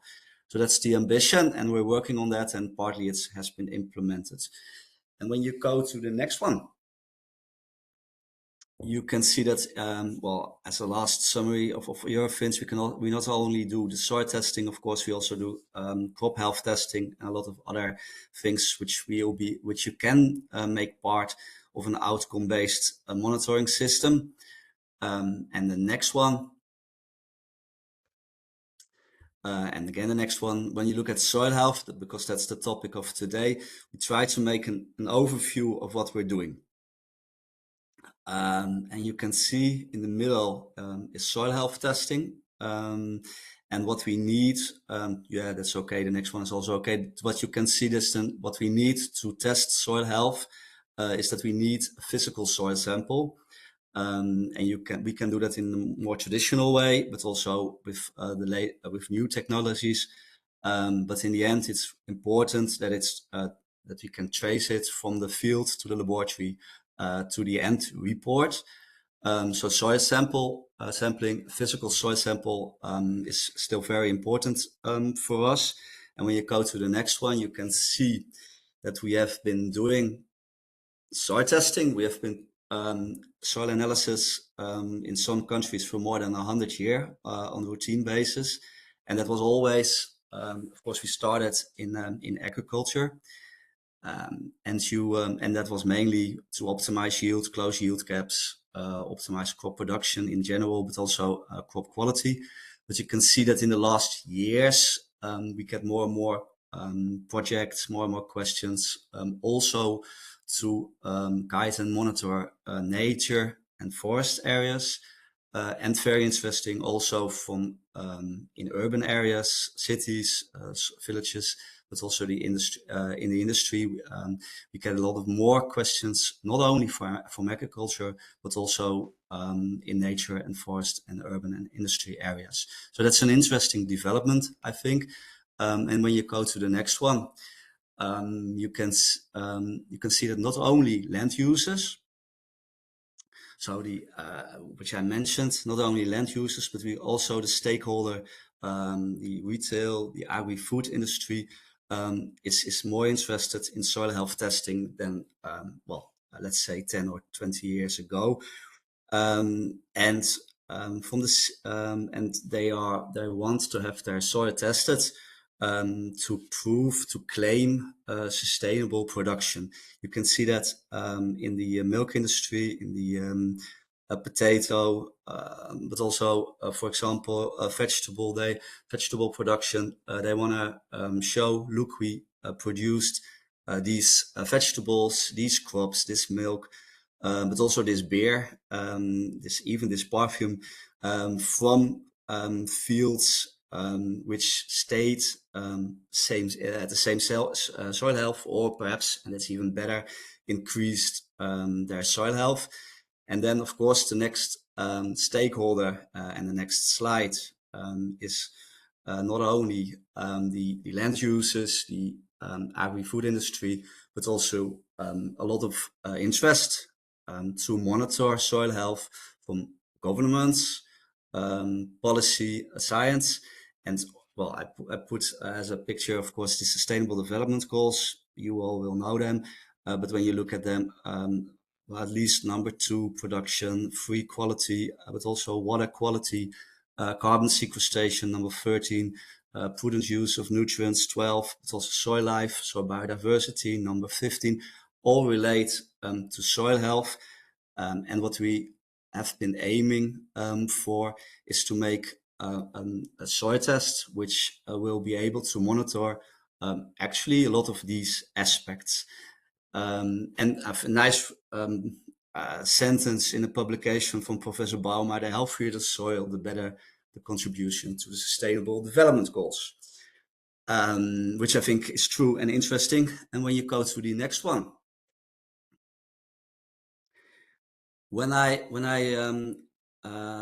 look at a lot of countries and a lot of routine soil tests, you can see that there are some countries where routine soil test includes more characteristics, but in most countries, a routine soil test is rather relatively limited, and not it doesn't give a comprehensive overview of the physical, chemical, biological, contaminants, and carbon aspects of soil health. And what we often see is that soil health test, soil test, like I said, a routine one, includes pH, potassium, phosphorus, and magnesium. Sometimes a little more, but this is often the standard. And we said, well, we want to be able to, in a smart way, also affordable way, of course, to give that comprehensive overview. And for that, we have changed the system how we analyze, because we want to do it, like I said, in a comprehensive way. And when you go to the next one, yeah, when we receive a soil sample, we want to at least give information on the main nutrients, so the and the micronutrients, but also be able to give information on the bioavailable heavy metals, and for the and pH, of course. And for that, we have been implementing in the last 20 years the calcium chloride extract, multi-nutrient extract. Of course, there's a lot of reports, a lot of science, a lot of literature on that, and it's used in a lot of countries worldwide. So that's why we've chosen for that method. But in addition to that, because with calcium chloride, you measure the plant available nutrients, the soil intensity characteristics. But we also wanted to give an information on the stock, the soil quantity characteristics. And for that, we have learned the near-infrared system to recognize a range of physical, chemical, and biological characteristics. We didn't start with the near-infrared system recently. We started with that already in the beginning of the 2000s when we started to implement it in 2003, step by step. And we have learned the system, because you measure signals, light, you measure with light, and we have learned the system how to recognize and interpret those signals. So the system has been running for more than 20 years, and it's important, especially since we want to scale the system which we have. And with you go to the next one. So this is, we need the soil sample. We need to analyze the soil, but in the end, of course, it's important what you can do with it. And with those two main methods, the near-infrared and calcium chloride, we are able to get a lot of soil characteristics. Actually, we have more than 50 soil characteristics which we can use, and we use those soil characteristics to create tools, products to test soil. And one of the things which we have been working on, and also there's a publication on it as well, is the soil carbon check. And that was especially designed to measure and monitor carbon sequestration, but also we want to not only soil organic carbon, but also the inorganic carbon, and also give information on what you can do to meet the 4 per 1,000 initiative, Paris Agreement, to get more carbon in the soil. So it also gives information how for a farmer, but also for other users, how to increase, how to optimize carbon management. As a tool, of course, it's only part of the total system where we also need advisors and research. Soil Life Monitor is another one to monitor the soil biodiversity. But then this morning it was already mentioned by one of the presenters, who indicated carbon is interesting, but in the end, we also would like to give the total soil health. And I think for most users of soil tests, and that's the next one, it is interesting to not only have information on carbon or soil biodiversity, but to get a more clearer picture of the total soil health. And the next slide shows this. Oh, sorry, this is first the soil carbon check. Perhaps it's good to mention that it has been implemented in many countries already.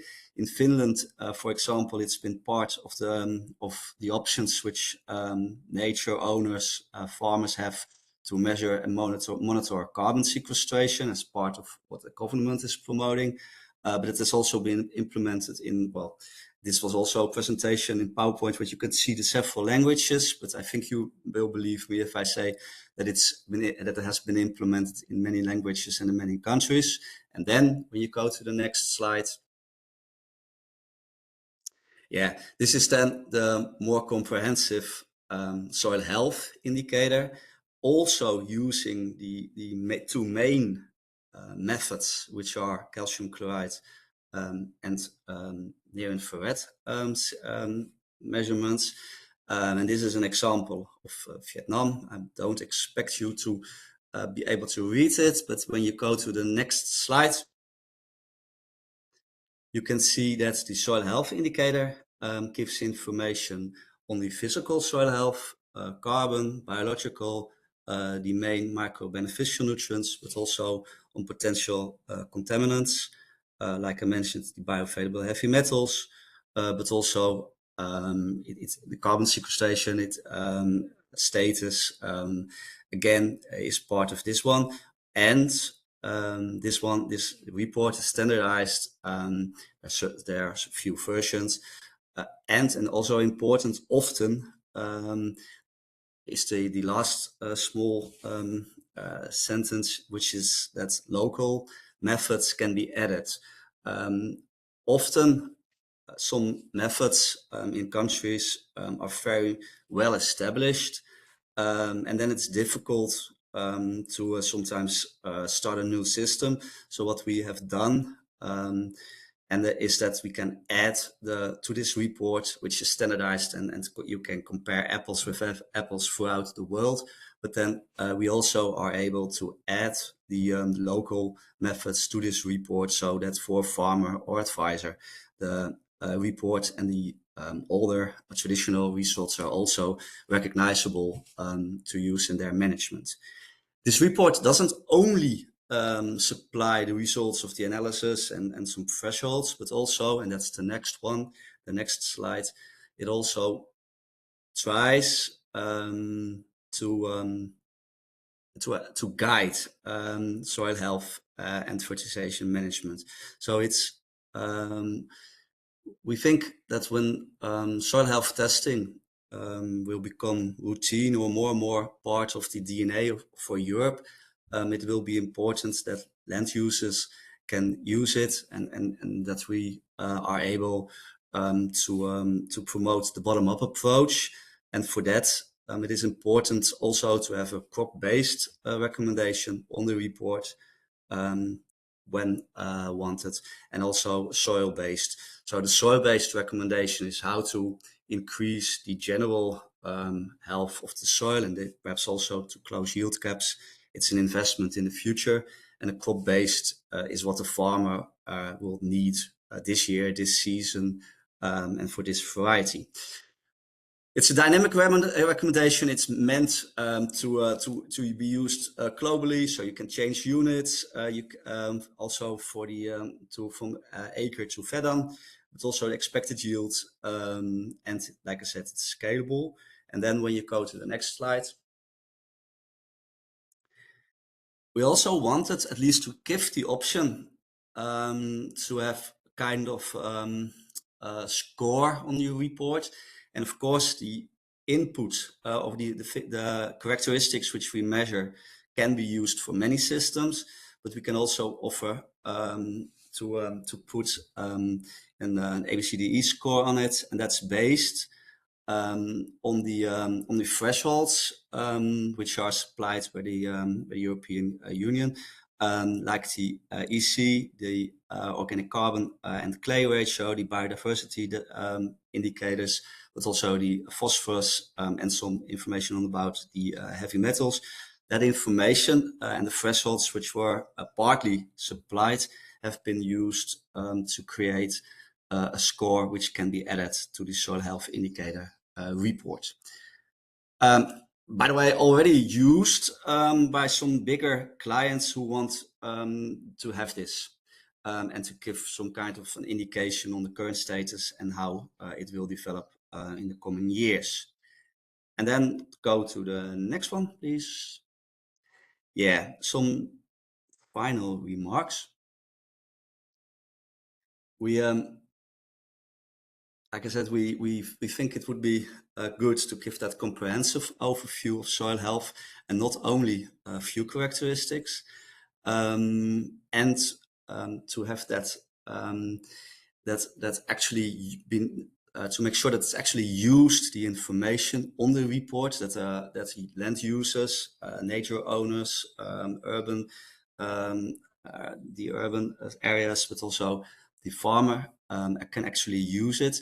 That's always in a collaboration between the user and, in my opinion, one of the most important stakeholders there are the extension services, the advisors, because when they are able to explain and promote what you can do with it, of course, in even more optimal circumstances in a collaboration with research, and then you actually create living laboratories all over the place, and that's what we've seen works best. I mean, in the countries, in the places where we have implemented the comprehensive soil tests first, was always in a collaboration with extension services and often also collaboration with research and often promoted by government.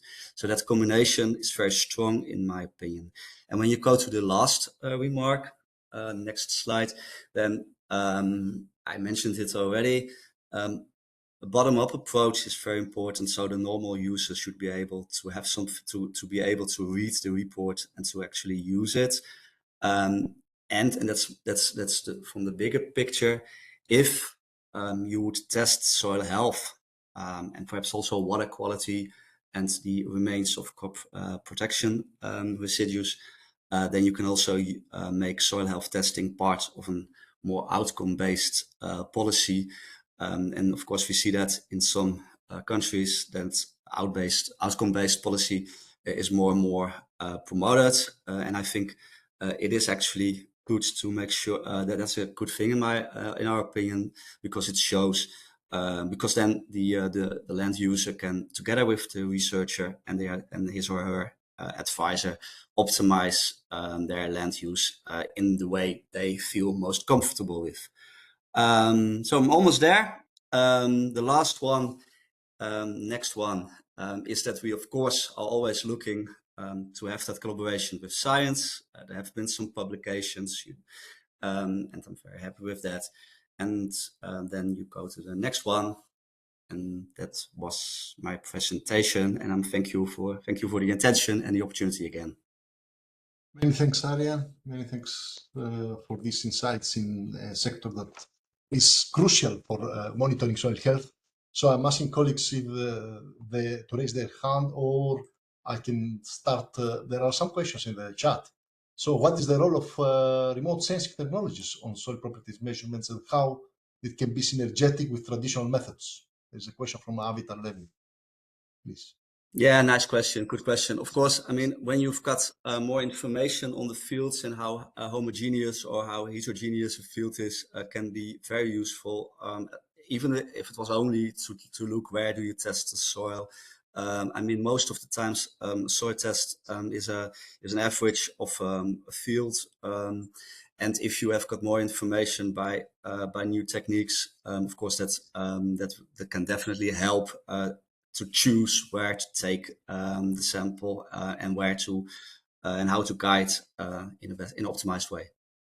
Also, there's a question from Matt. If you, I mean, the indicators that you analyze, if you look in predicting outcomes in terms of yield, disease, and nutrient mobilization, and how you translate those indicators to recommendations.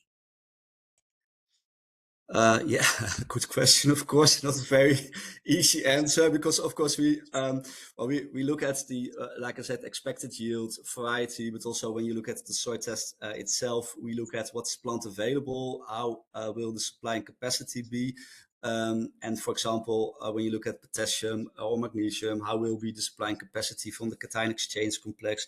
And so it's a combination of the soil intensity characteristics and the soil quantity characteristics, but it's also a combination that you look at ratios. I mean, potassium, calcium, potassium, magnesium. So it's a mix of information which you use to get to the recommendation. And then again, part of the recommendation is crop-based, only for this season, this crop, this year. And part of the recommendation is an investment in the future, which is on the longer term. So there's a very short answer to a very complex but interesting question. Also from Jakob Kaiser from Aveiro, does Eurofins also offer protocols for sample collection, storage, and shipment? How to sample? Exactly. If the Eurofins offers protocols as well for sample collection. Yeah, definitely. Yes, definitely. Yes. The answer is yes. Yeah. Okay. And of course, it depends. Of course, I mean, sorry. Also, from my side, I mean, what will be the business opportunities? Because we have ahead now the soil monitoring law that will be, it's a reality and will have in place, I hope, since autumn. So what will be the business opportunities or growth, I'm speaking, in this sector, do you see as the result of the soil monitoring? Yeah, definitely. Well, I think the fact that there's again several opportunities when you look at the the fact that it's not only focused on agriculture but also on nature, forest, urban areas, industry is an opportunity, of course, and also important, but also an opportunity to create business there. But also the fact that we can offer the same solution throughout several countries is of course strong, because then for bigger companies who are not located in one country only and they want to promote, we've had so many speakers already and they will be here this afternoon from international companies. If they want to compare the same outcomes, like I said, apples with apples, then it's of course also an opportunity for us to be able to supply the same, to offer the same products throughout the several countries. So, and I think the attention for soil health from the in this soil law and the characteristics which I mentioned, it's already quite comprehensive. I think that all helps to get attention and to make it more lively for the users. Many thanks, Arian, for giving us such a useful insight. So now we shift the focus and we go to more clean products like biostimulants and biofertilizers. And I'm inviting Jason Neff from Syngenta. Jason is a principal scientist for soil and climate innovation in Syngenta Group, and he's part of the new global soil health team that was created in Syngenta. Jason, the floor is yours, please. Great, thank you very much, Panos, and it's really nice to be here this afternoon and follow some of these really excellent talks. So just by way of a short introduction to myself, so as Panos said, I'm Soil and Climate Innovation Principal Scientist on a relatively new global soil health research team. Prior to this, I was actually a professor for 20 years at the University of Colorado. And so I want to blend those perspectives a little bit in this talk in terms of how we can lead with some cutting edge analytics and science into application of new technologies and potential future development of new technologies. So we can go to the next slide. So a little bit about our team and our role within Syngenta. One of the sort of key areas that we want to bring into a large company like Syngenta is to help develop new scientific insights, but specifically also explore how those insights align with existing and emerging market opportunities, where we can actually use soil health improvement as a mechanism to improve both the economic and environmental outcomes of agriculture. As I'm sure everybody on this webinar knows, these two outcomes don't always go hand in hand, and they're too often in conflict. And so the more that we can find ways to bring soil health into the business globally, the more we can actually achieve this sometimes elusive goal of both economics and environment as a component of agriculture. So what I'd like to do in this talk is start with a analytics collaboration that we have with the International Institute for Applied Systems Analysis, EUSO, that is outside Vienna, Austria, where we're using very advanced spatial temporal analytics to think about how different types of management practices and products across the EU can contribute to this goal, right, of trying to find economic and environmental win-wins in agriculture. So I want to use that to set up a couple of, one key question in agriculture. And then I'm going to end with exploration of some of the existing and emerging technology pathways with products that may actually play an important role in some of these areas. So next slide, please. So with EUSO and this work that we're doing, I'm going to talk a little bit about the models very briefly that we're using for this. But the key areas, the key questions that we want to explore across the EU domain with this research group is trade-offs, either where we're seeing conflict between the economic and the environmental outcomes, or ideally places where there is this sort of positive environment and positive economic benefit from different scenarios. From our perspective on our team, we typically think about how practices and management approaches interact with products to achieve these different outcomes. And so that's a key focus for us. And it's one of the reasons we're working with EUSO, because we're able to explore some of these areas. And then lastly, I'm hoping this talk will bring forward some areas where there's a broader potential for collaboration across these areas. Okay, so next slide. So by way of setting up this question, I think probably a number of people on this call are quite familiar with a bit of a debate that sits behind our conversations on how we use fertilizers. There has been a little bit of a controversial argument in the soil carbon community about nitrogen. And the argument goes something like this, and this is just a very simple example to set the stage for the issue, and I want to return to this later as an economic issue that actually happens on farms and why this really matters. But if we imagine a scenario, right, where we add 150 kilograms of nitrogen fertilizer to a agro-ecosystem, some of that's going to go to yield, right? And so when we remove 10 tons of corn grain, and if we make simple assumptions about how much nitrogen is that corn, we may be removing, in this particular example, something like 114 kilos of nitrogen per hectare per year. Now, as a policy outcome, that's a good outcome in the sense that we're supporting yield and production and food security and economic competitiveness and all of these goals that we have across all countries to really maintain and increase agricultural production.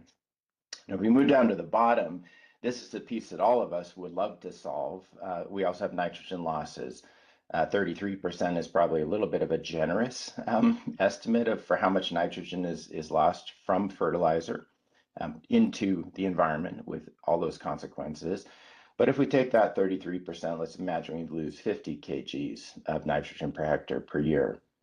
Now, what's a little bit less understood, and actually where we start to see potentially one of these trade-offs or conflict points emerge, is that nitrogen actually goes into soil organic matter formation. So when we say we want to maximize yield and we want to maximize soil carbon sequestration, we also are going to stabilize some nitrogen. And the reason is, of course, that soil organic carbon is part of a soil organic matter complex that contains a lot of nitrogen. And that SOC that we want to stabilize for decades will also stabilize soil organic nitrogen, also for decades. Now, for policy goals, this is a really good outcome, right? Because this addresses climate mitigation from a soil health perspective. That increase in soil organic matter is exactly what we want in many agricultural systems, but it will come at we call it a cost for the moment anyway, of nitrogen in forming up that material. And you may say, oh, well, of course, that nitrogen's in the system, it's fine. But even at steady state, that 33 kilograms of nitrogen is going to release about 1.7 kg per year because it's part of a turnover cycle. So in transition periods, in particular in agricultural systems where a farmer is actually implementing new practices, this can be an issue. And we've seen this in a lot of different places. So in this simple scenario, we're entering with a somewhat arbitrary 150 kilograms of nitrogen, but there's 197 kilograms of nitrogen that are going somewhere. Some of it's lost from the system, some of it into the yield, and some of it into the soil. All right, so next slide, please. So I don't want to go into a lot of detail on this slide, but we thought that it would be very interesting to work with EUSO using a model that they have called EPIC to explore some of these potential trade-offs.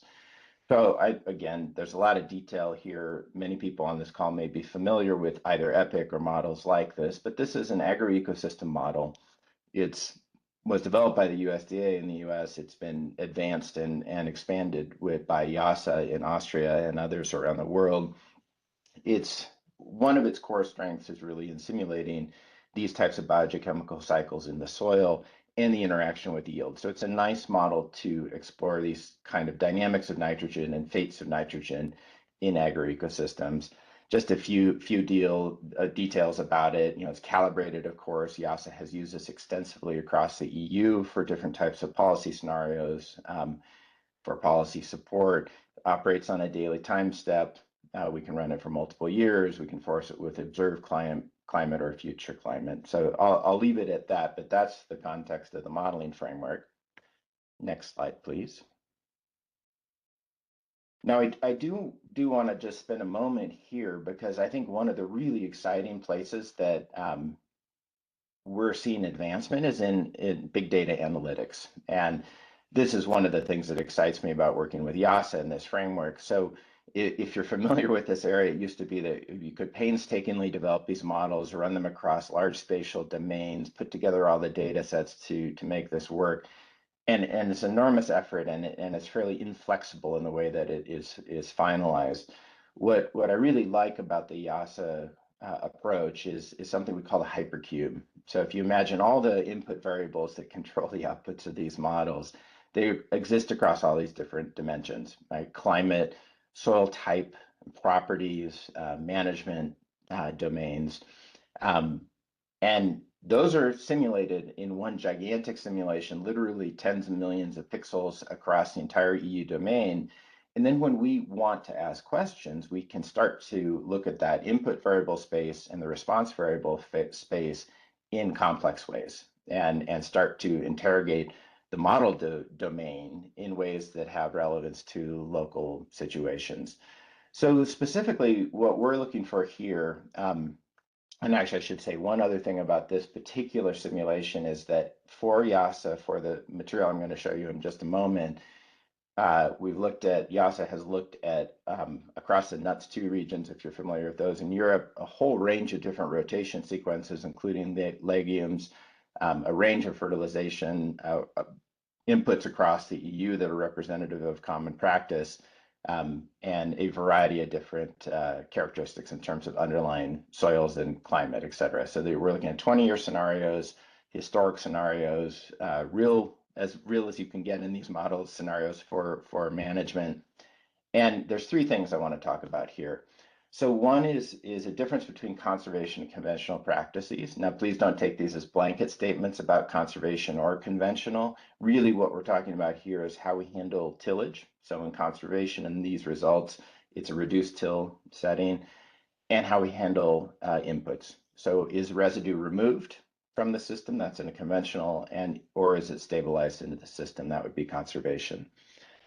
Now, going back to the question that's motivating some of this is what happens to nitrogen in these different scenarios? And is there competition actually between whether nitrogen is incorporated into organic matter or incorporated into yield?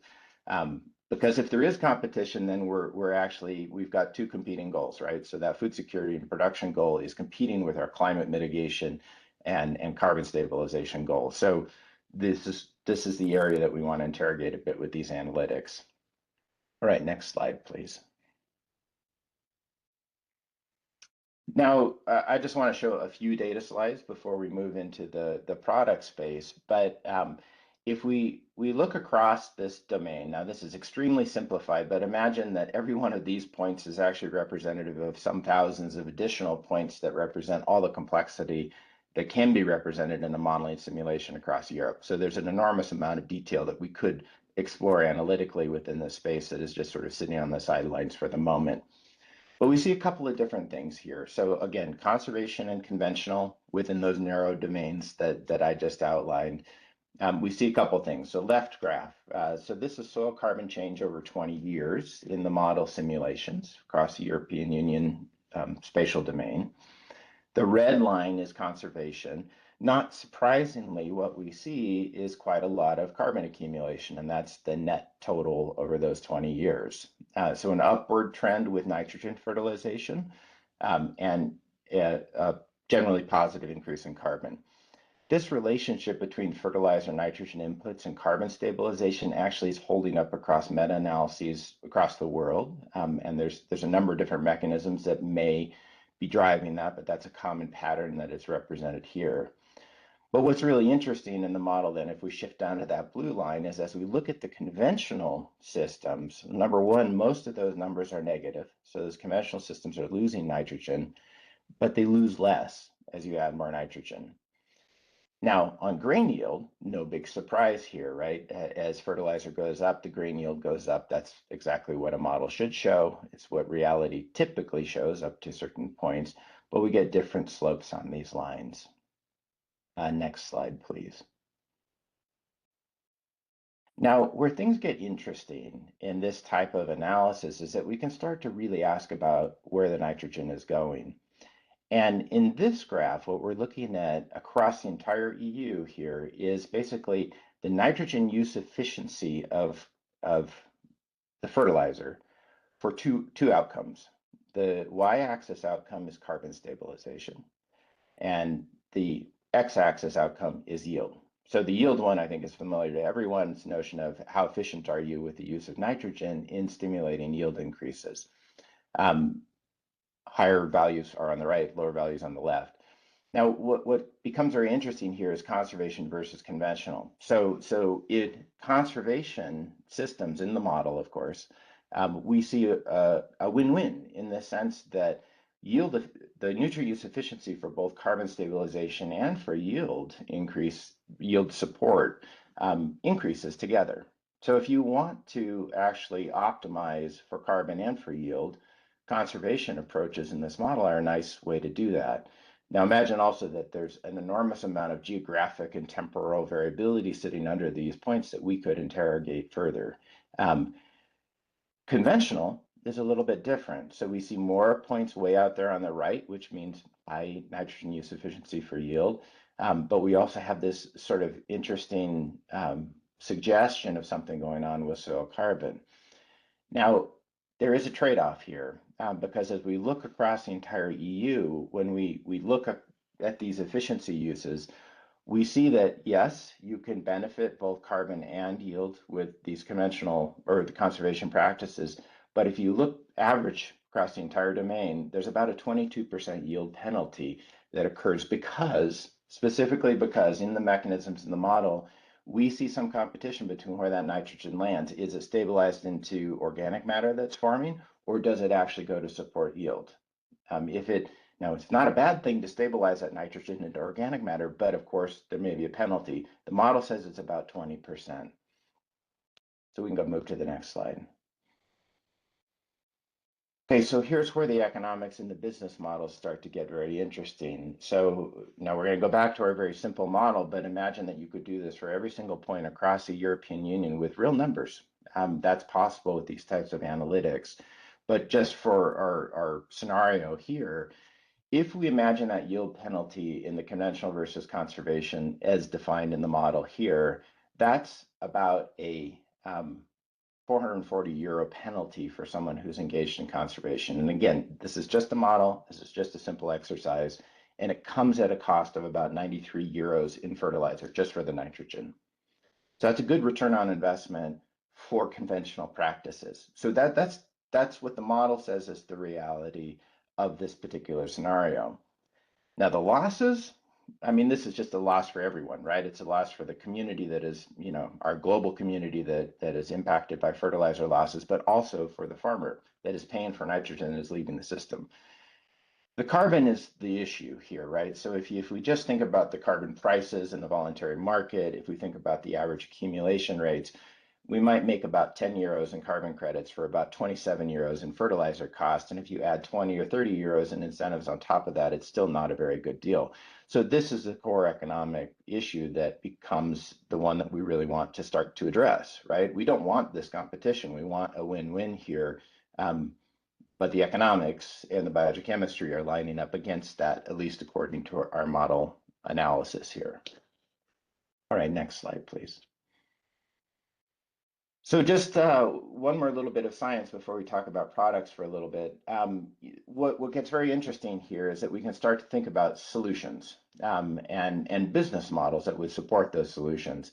So the colors here represent different EU countries just to sort of show the distribution across here. So what becomes really neat, I think, in this is that if you look at the circle on the upper left, we have places that have optimal carbon sequestration potential with relatively low nitrogen needs. That bottom axis is a measure of how much nitrogen is incorporated into soil organic matter during the accumulation periods. So those are great places to focus on. If we look at the upper right, these are places where you can sequester a lot of carbon, but it takes a lot of nitrogen. So the question and the product question that we want to start to address is, can we augment nitrogen fixation through some novel technologies to help offset those nitrogen requirements and reduce that trade-off that we're seeing, at least in the model space.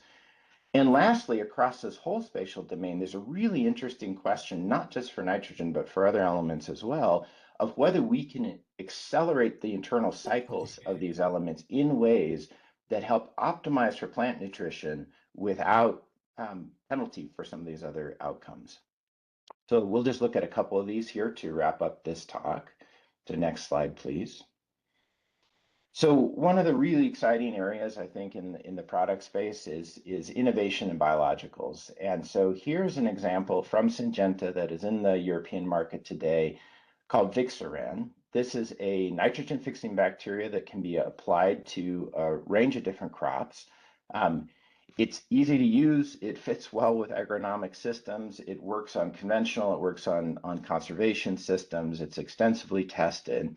But what it does is accelerate nitrogen fixation in the system. So this is, if you imagine that quadrant that we just looked at from the analytics, what we're doing is trying to bring extra nitrogen in, but in a way that maybe doesn't require, say, the addition of legumes as a rotation, but rather the addition of a biological that can help stimulate nitrogen fixation.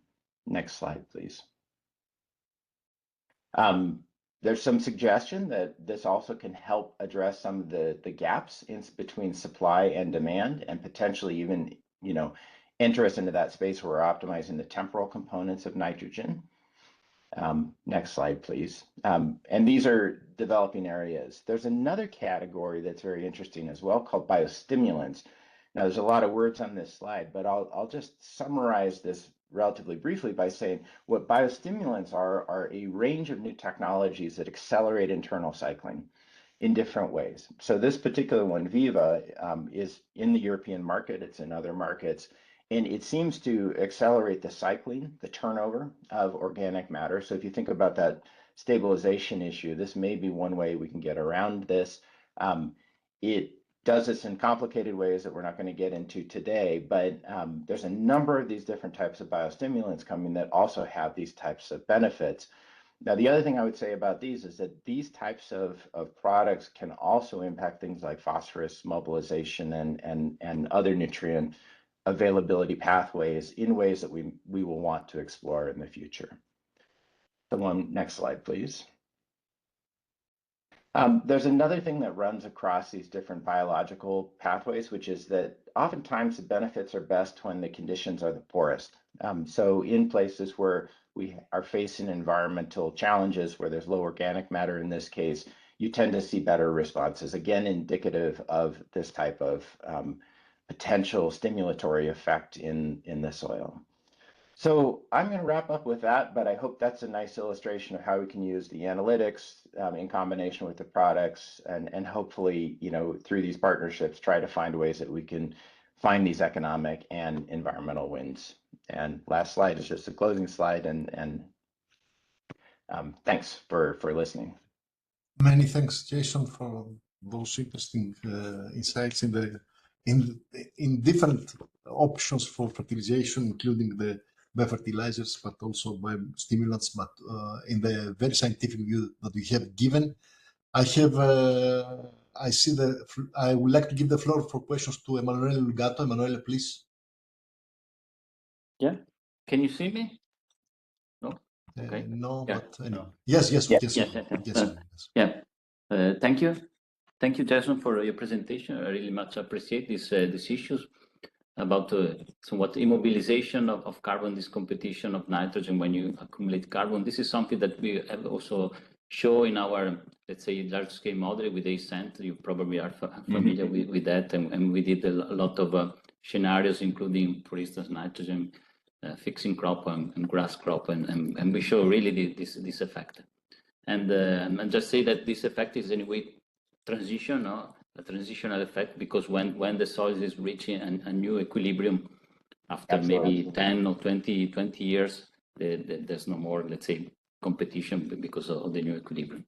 And so, yes, of course, to avoid that, because the mass balance is that we can increase the efficiency of the crop to contrast the microorganism, and yeah, that's probably some of the way that you have presented can be a solution. We will be very much interested in to understand a little bit more, of course, on that, if this product can also really somewhat shift the competition towards the plant ability to take also the nitrogen, because there are many parts of Europe, as you said, that the competition is not a problem because there is too much nitrogen, but there are other parts of the Europe where that can be a problem. So if you increase the efficiency, probably there is still less losses, and there's still the possibility to meet both the crop requirement and the stock needed to build up, and the nitrogen needed to build up the soil recurrent.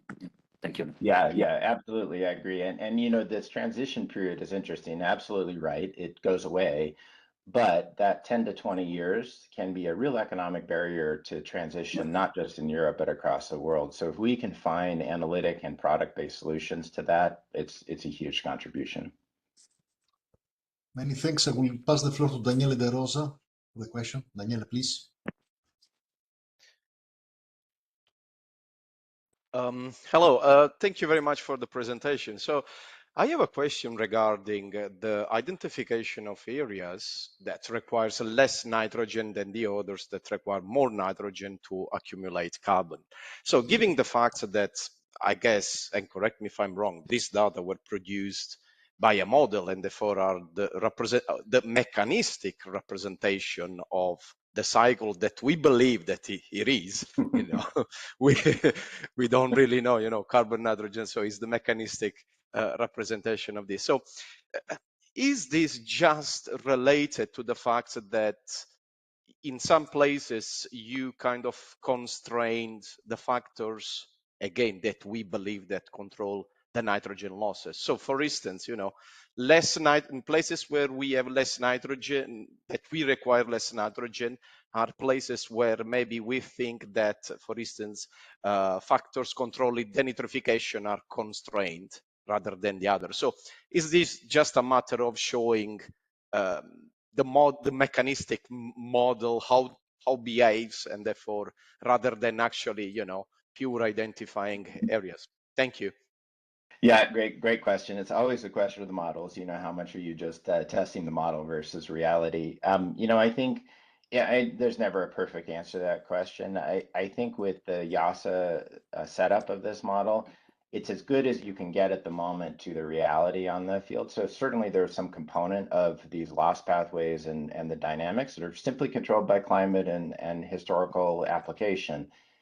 But within that, I think there are some dynamics that at the very least can give us hypotheses to explore and potential sort of targeted intervention pathways that are worth looking more closely at. So I think used that way, I think it's a useful tool. Okay. Well, just I think good luck in parameterizing the new products in the model. Yeah.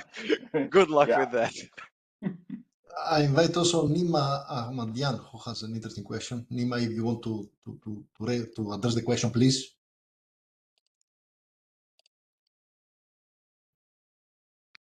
Yes, do you hear me?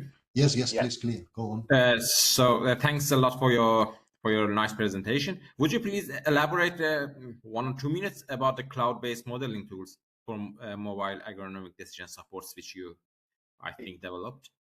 Yeah, for sure. I mean, I really love this approach. I think, you know, so basically from a structural standpoint, rather than linking every single simulation point to a real point on the planet, right? Italy, a certain point in Italy with the soil and a climate.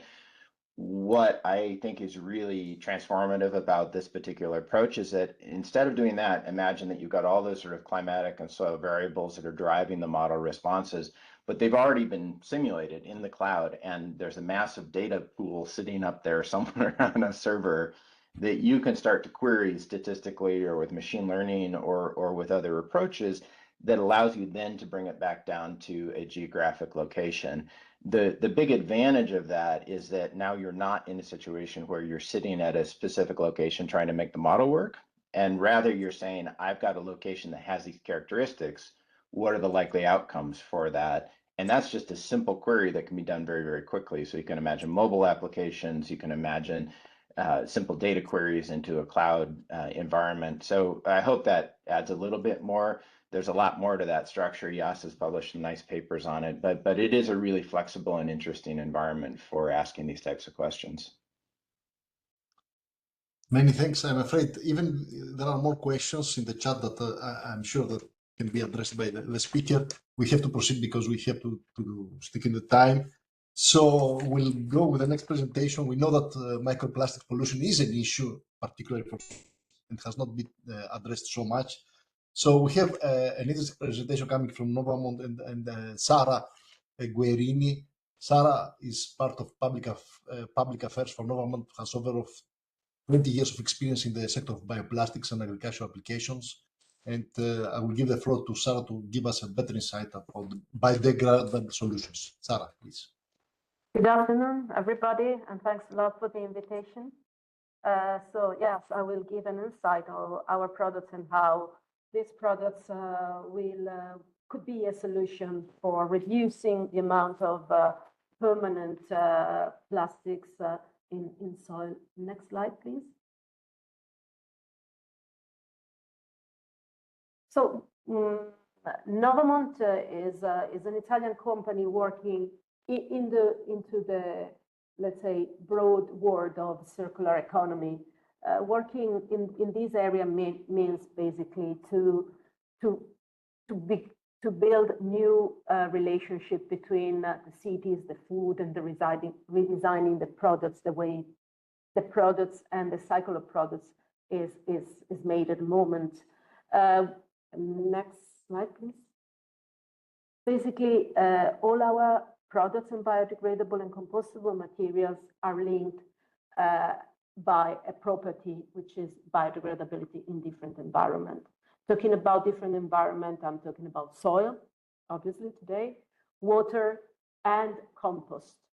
Especially soil and compost are obviously two of the main end-of-life environment where the possibility of having products and solutions which are biodegradable in terms of their application required by the type of application is very important. If you can go to the next slide. Just a couple of words on Novamont. Novamont Group is an Italian based company. We were born we had our roots in the Montedison school, which was based on material science, and basically in our DNA there is the need and the possibility of integrating chemistry and agriculture, which is very important because sometimes, you know, these two words don't get together so well. We are a benefit company and just recently acquired by Versalis, which is part of the broader E&I group. Next slide, please. Our DNA, apart from the numbers represented here, I think that Novamont is characterized by over 20% of researchers. Our people are dedicated to research, which is absolutely a very high number. Together with this, we deliver and we collaborate with university research centers for having students to do their PhD, their master's, or their first degree in our company. So this is basically the DNA of our company. And if you put the next slide, please, and which gives the basis for our way of working. So our circular bioeconomy approach. Basically, Novamont has strong roots to the territory. We reindustrialize some disused sites. Some of our plants were previously oil chemistry plants, now converted into green chemistry plants. And since the very beginning, we integrated also the agricultural value chain and the scraps and waste into our productions. And we do believe that our products can be solutions in terms of full biodegradability and compostability. Next slide, please. Next slide. I'm talking today mainly about the application of biodegradable and compostable materials in agriculture. We know that the quantity of plastics used in agriculture at global level is not so high compared to other applications, but compared to other applications, the production of waste and the possibility that the plastic waste remain in soil is quite high. So of this 5% of the plastic waste going or remaining into soil or reaching the soil when not properly disposed, we are all talking about it. We are talking about microplastics being present in all the environment, and especially in the last 10 years, there's an increasing number of publications saying that the soil is much more polluted than water. So for sure, while the use of plastic is a plus for agriculture, for all the benefits that we do know, increase of yields, reduction of phytosanitary products, reduced possibility of using fertilizers, reduced inputs in general, water, preserving the water, reducing the amount of water. All of these are matched together with the fact that if not properly disposed, plastic do remain in soil for centuries. Next slide, please. Here just some numbers on in Europe of the numbers concerning the quantity of films, plastic films used in Europe. I have to say that statistics in plastics in agriculture are still not going in so precise at the moment. And but these are the numbers you can find easily on available literature. Just recently in 2021, two important, if you're interested in this topic, two important reports were released, one by FAO and the other by the Commission, especially on the role of plastics and the use of plastics and the end of life of plastics, which you can find, I guess these slides were then spread and you'll find all the data here, but they're very interesting and they make a real point on where we are. If you can go to the next slide, please. So Matter B is a family of biodegradable and compostable materials, basically characterized by fulfilling the requirement of existing standards. And now in a minute, I'll show you some of the application and of the models for territories and how these materials can change the way that plastics end their life. Important enough, I think, that biodegradable mulch film and biodegradable polymers just recently, at the end of 2024, enter into the fertilizer regulation. And this, for us, and I think for the producer of bioplastics and for the environment, is a step forward.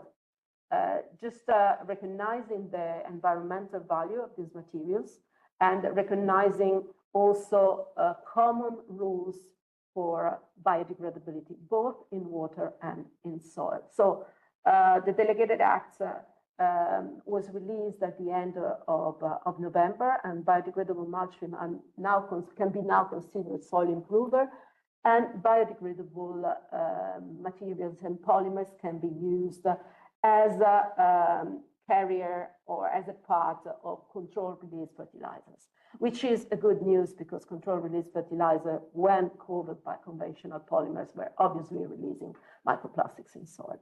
Okay, to the next slide, please. These are some of the applications. So obviously, biodegradable and compostable materials are not the silver bullet, but they are part of a more general solutions and can be used especially for those applications of plastics which have a very short or a short lifespan in use, or difficult to remove, or not economically convenient. Next slide, please. Especially mulch film have been in use for over 20 years. There have been quite at least several European research projects financed on the development and the application of this material. There's a long list of literature showing the benefits from an environmental point of view and an agronomic point of view. And I mean, all this data together can be, if you go to the next slide, and together with full alignment with standards in biodegradability and compostability, which are represented here. If you go to the next slide, please. Before coming to this, all of these will be seen. I'll show them to you in a minute in our cases. Novamont, apart from producing biodegradable and compostable materials, produces also other solutions that can be used in agriculture. And one of these solutions is the pelargonic acid. Pelargonic acid is a fatty acid, which is commonly found in nature, in food, especially in geranium, from which it takes names. And Novamont developed an herbicide called Ajo-B, which can be used for several applications, especially on young wheats, and it's a strictly contact product, post-emergence, and weed and sucker controller. And again, the basic point is that the very fast biodegradability in soil. So it's a product that basically after 2 days is completely biodegraded, both in water, sediment, and soil. Okay, next slide, please. Next one as well. From here on, I'll just show you some of the examples where the solutions, as explained to you now, can be combined and how the territories can benefit. One of the first example, because it was one of the very broad, extensive application, is the application of biodegradable mulch film on processing tomatoes. Processing tomatoes, not everywhere use mulch films. It depends on the climatic and the technique of the area, but when they used and they need to be properly removed. In an area of Spain, Navarra, in the north of Spain, tomatoes are grown with mulch film. And in around 2010, that period, mainly very thin plastic, non-biodegradable mulch film were used. And the results was that these mulch film were difficult to remove, leaving pieces of plastics in the soil. And this convinced the local authorities to start implementing measurements within the CAP to help growers to move to alternatives. And biodegradable mulch film were these alternatives. Now, after more than 15 years, 80% of the production of processing tomatoes in this area is done with using biodegradable mulch film. The same in Italy, where about 40% of the production of the conventional mulch film are now converted into biodegradable mulch film. Next slide, please. The results are quite obvious. I mean, when you introduce a mulch film in a crop, the results are visible not only on the upper part of the crop, but obviously in the root. The root is expanding, is growing, is going deep in the soil, and the plant is generally healthy. But furthermore, we do save water, and we have an increase on the yield and in the quality of yield. And furthermore, for this crop, which is very important, we have a more uniform possibility of having the same, to harvest at the same time, because the maturation is very uniform. So this is the first example, how to move a territory from one problem to a solution. Can you go to the next one, please? Another example, we carried out a project together with an NGO in the south of Spain, in Murcia, in a protected area. In this protected area, there's agriculture activity, but due to the plastic was correctly removed and left aside, waiting to be taken away to recycle or to an end of life. But in many cases, heavy rains could bring this plastic to the coast. This area is very close to the coast, and this is the result. These are the pictures I took myself. So mountains of plastics were going to the water. So we work together with this NGO and with local growers. Next slide, please. In order to teach them, to talk to them, and to explain other different solutions. And different solutions in this case were biodegradable mulching, clips, and threads or ropes. And this solution started to be widespread within the growers community, and with good results. So again, as somebody was saying this morning, it's very important to be able to give technical advices to growers into the territory. Furthermore, CAP measurements, especially in Spain, nowadays are paying and are subsidizing and helping to foster the moving to this solution, both to biodegradable mulching, which have to be in line with the requirement of the standards for biodegradable mulching, and also they're paying also clips and ropes for greenhouses. And these have to be compostable. Next slide, please. Talking about ropes and clips, these are one of the most difficult types of plastics to be removed.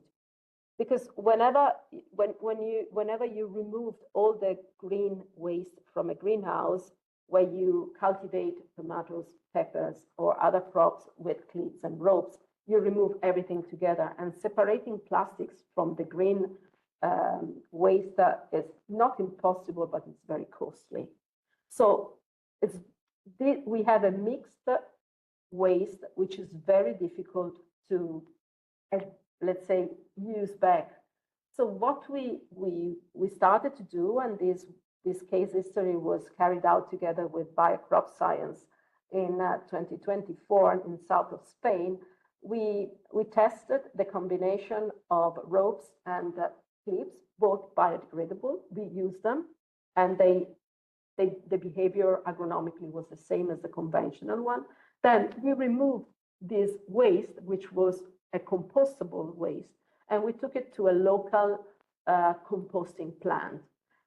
And after certain numbers of months, there was a full composting process, and we could obtain a compost, which obviously having compostable materials, compostable plastics is not polluted by permanent plastics. And this compost is organic matter, which can be beneficial for the territory and used. So this is quite a nice example of a closed loop of in which we close the cycle of carbon. Next slide, please. A couple more of examples where this solution can be beneficial for a territory is this French finance project in Martinique, where banana is one of the main crops. Banana towards the end of their cycle are closed up in bags. And these bags normally are conventional plastic bags.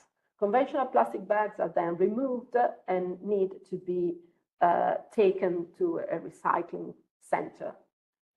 In Martinique, there were no recycling center for plastic, and therefore it's very expensive to ship out this type of plastic. And this happens also in other areas where plastic recycling centers are not present.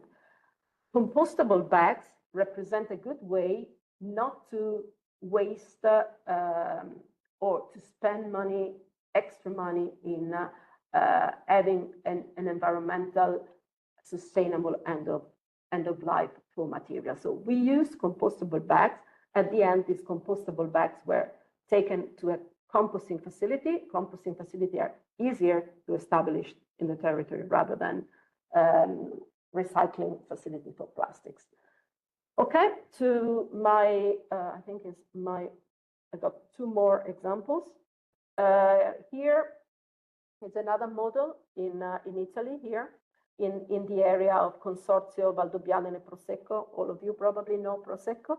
So there was a request for reducing the inputs and reducing the use of plastics. So here again, we used biodegradable mulching for vines. In previous year, we did several studies on how biodegradable mulching could enhance and have a good effect on vines. We did a test in France and southern Italy of different varieties of vines. And here as well, we were using pelargonic acid as an herbicide. So two solutions to reduce the inputs of potentially permanent pollution in soil. So my last example, next slide, please, goes to another even smaller island, which is Pantelleria. Pantelleria is also the Parco Nazionale of Pantelleria is a national protected area. It's got very typical production, and some of these productions are unique of this area. Can you go to the next slide, please? And here we did test different application of biodegradable materials. We used plastic biodegradable mulch films. We used films to cover areas where the grapes need to dry, because before making passito is another typical Italian, very good sweet wine, grapes have to be dry for a certain amount of days. And we also used pelargonic acid for controlling weeds on capers, which is another production typical of the island, and to control weeds on some of the tracks, which are used for, walking around the island. So just my, the last one. Take home messages, basically, it's what I already explained to you. There are no silver bullets, but there are solutions that can be very helpful given some conditions of use. So solution which can reduce the presence of impurities, plastics, or reduce the environmental footprints of some products.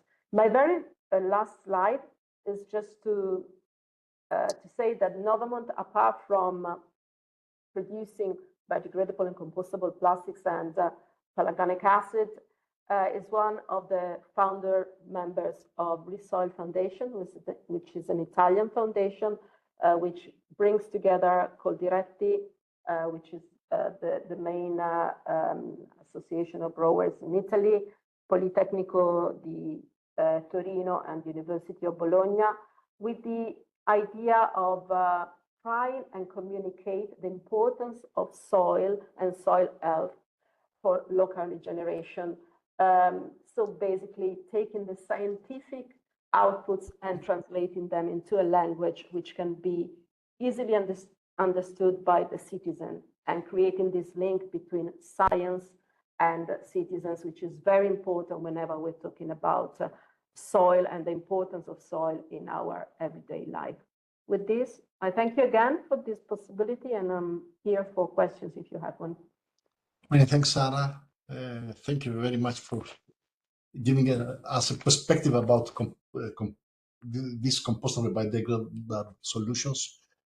Are there any questions from the colleagues on the floor? I don't see any. My question is, Sarah, why, you present something which is feasible. Why we don't have a huge uptake of these technological advanced solutions? Is economic, is awareness raising, why the resistance? I'd say that it is a very difficult answer to give to you, because it's composed by different aspects.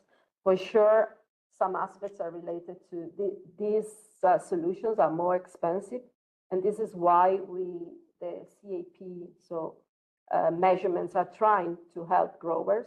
And I have to say, where growers are can have this solution, are using it, and using it for a long time.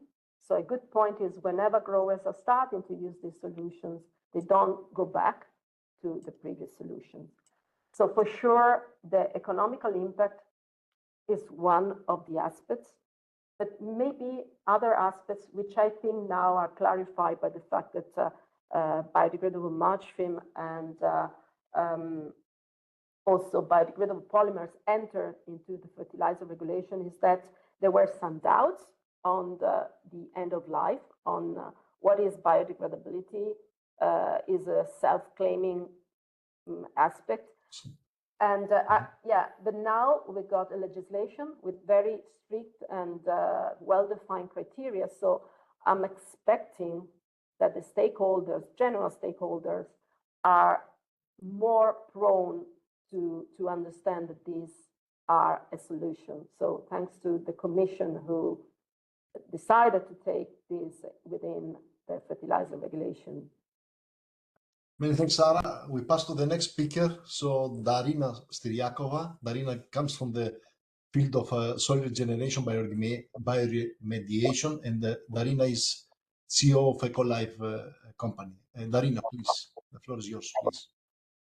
Thank you very much. Pleasure to be here. Good afternoon. Hope you are not too tired because I would like to tell you more about quite amazing technology. I am biotechnologist working more than 20 years with microorganisms, and I would like to show you how activating soil health and natural processes in plants can create successful business models for farmers. Please, next slide. We all know that a lot of our soil is already degraded and the plants are not using the full capacity what they could. Sometimes all nutrients are in the soil. They are just not available to the plants. And this makes plants weaker, unhealthy, and that's what then farmers are compensating by increased usage of agrochemicals. However, this is further degrading our soils with other benefits, not benefits, but negatives actually on our health and environment. And what is happening is also that in our food, nutrient content is significantly decreasing. Please, next slide. If we have a look on the soil, what is it? It's created from the natural minerals, and soil contain all essential elements what plant need to be healthy, to be strong. But if these elements are not available to the plants, then plant of course have a problem, but only in cooperation and symbiosis with the right microorganisms, these nutrients can become available to the plants. And this is happening through the changing of oxidation numbers, through the organic acids, different phytohormones, which are solubilizing minerals, and then they are in available forms and plant can nicely absorb them. Please, next slide.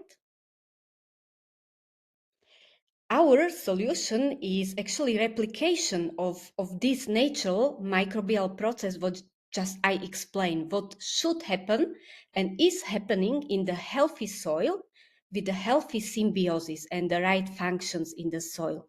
So what we do, we take different natural minerals which contain all nutrients we need to supply to the plants like iron, silicium, calcium, and so on, manganese. This is all available in natural minerals, and we make it liquid by microorganisms in available form. And microorganisms we are using, there are also a lot of different species and they have different functions from nitrogen fixation, phosphorus solubilization, and so on. They do in different way, also CO2 fixation, and they can also increase immunity of the plant because there are a lot of different mechanisms. However, the most important part, what is created there are metabolites. All metabolites we have inside, for example, different phytohormones in very high concentrations. For example, ascorbic acid is making resistance of plant to drought stress, so they can survive better without water. Then we have their salicylic acid, osmonic acid. This is making resistance to fungal diseases. Then there is auxins creating better root system. And all these biologically produce molecules, all these phytohormones, organic acids, proteins, amino acids, alcohols. This is not chemically produced. This is purely biologically produced by microorganisms. how it would happen in the healthy soil with the healthy root system. Please, next slide. And when we have a look on the real examples, this is, for example, locality Jevičko in Czech Republic in sugar beets, where Czech Agricultural University was checking biodiversity. So after application 5 liters per hectare 3 times, which means around €15 costs per hectare, biodiversity nicely shifted and improved. Other example is from our largest fruit producer in Slovakia. We done advanced DNA sequencing, and based on microbiome, in cooperation with this company, we improved nutrient cycling. There was proven better nitrogen management, better soil aeration, better soil structure, and this all we can discover in the soil based on metagenomic analysis, based on microbiome analysis, how the soil can really change and improve. Please, next slide. Other example is from Turkey. Samsun Agricultural University done study comparison to inorganic fertilization, and they were calculating soil quality index. And you see that it's nicely improved compared to inorganic fertilization. And they calculated it not only based on microbial data, but also based on chemical parameters. And all these reports are actually then available on our webpage. This was complete master study. Please, next slide. And we are also partner in CESING project. And our part here is microbiological CO2 fixation in agricultural soil. We are studying different mechanisms which are noted here through, studying what different functions and what different metabolites are microorganisms creating through different cycles from CO2. We are also studying what is happening when we are adding these cations in our products to increase carbonate production. Then if we add metabolites as organic acids, which I mentioned, then we stimulate further silicate weathering. So we enhance weathering mechanisms. Also, iron can interact with soil organic carbon, and so structure improvement then limit erosional losses. And in the end, also biomass is increased. And we are doing different pilots in different places, and we see beautiful increases in soil organic and also inorganic carbon. Please, next slide. And we are also working with a lot of different universities and research centers on different continents. So we are checking all possible crops, what yield increases are possible. And this then means for the farmer quite high additional profit what we can get on these different crops. Please, next slide. And I will now show you the real examples that you can imagine, not only by these sentences and data, but also how it looks like. Please, next slide. So we are working a lot with different regenerative farmers, ecological farmers. And in this case, this is Farm Vitanova. Here we done full replacement of nitrogen fertilizer as well as fungicide. And such trials we done also with Mendelov University, our National Food Institute, and we proven that this can be sufficiently replaced, fertilizer as well as fungicide. And the cost would be approximately €60 with this high application. Please, next slide. This is a study from Samsun University, where we have a look on the wheat from other view, and this is chlorophyll content. So if we compare it to inorganic fertilization, chlorophyll content is higher, is improved. And then if we have a look on biomass and the yield what we can get, again, it's higher even than with inorganic fertilization. And this we see with all our studies. Where is the best chlorophyll content? We always have then the best yield because plant can take better energy from the sun, and this is a natural process which you can actually boost, and by this achieve the higher yield. Please, next slide. Other example, okay, this is Amrun farm of Martinen. Here we done just addition to the fertilizer. So to classical dose of the fertilizer, very low dose, 3.5 liter per hectare 3 times, means costs approximately 10 euro per hectare. And you see what happened, much more chlorophyll, then barley is tillering much better. So of course you have then higher yield. And additionally, what farmer was noticing that animals have better digestion, that because there are also probiotic bacteria, so it's of course also beneficial for the animals' health. Please, next slide. Other example is, football stadions. So Leipzig, Schalke, our largest Slovan is using our product because the root system is bigger, so roots going deeper, better biomass stability, they need less agrochemicals. But what is really interesting and what feedback we get from FC Schalke is that they always had a problem after rain, that water was standing in their fields. But after application of our products, this was not happening anymore. All water was nicely going inside. So the soil structure, this is next evidence how soil structure was improved. Please, next slide. I mentioned auxins, so that's why it's amazing for different root vegetable. For example, this is different from Eastern Slovakia, zemplínske melony and jahody on the carrot. Please, next slide. Also, potatoes are of course root vegetable, fantastic, so nice yield increases. But we work with the largest UK potato producer, and we tested last year 30% reduction of nitrogen fertilizer, and this season we are working together on 50% reduction of nitrogen fertilizer. Please, next slide. To improve the footprint. And not only yield is improved, they are also coming by 1 week earlier to potatoes, but they are free of pathogens. For example, after application at this farm of Martinen, 3.5 liter per hectare, which is again approximately 10 euro per hectare, they have no common scab. And we tested with York University also Pectobacterium, very high efficiency. Please, next slide. And some other Erwinia species and Botrytis species.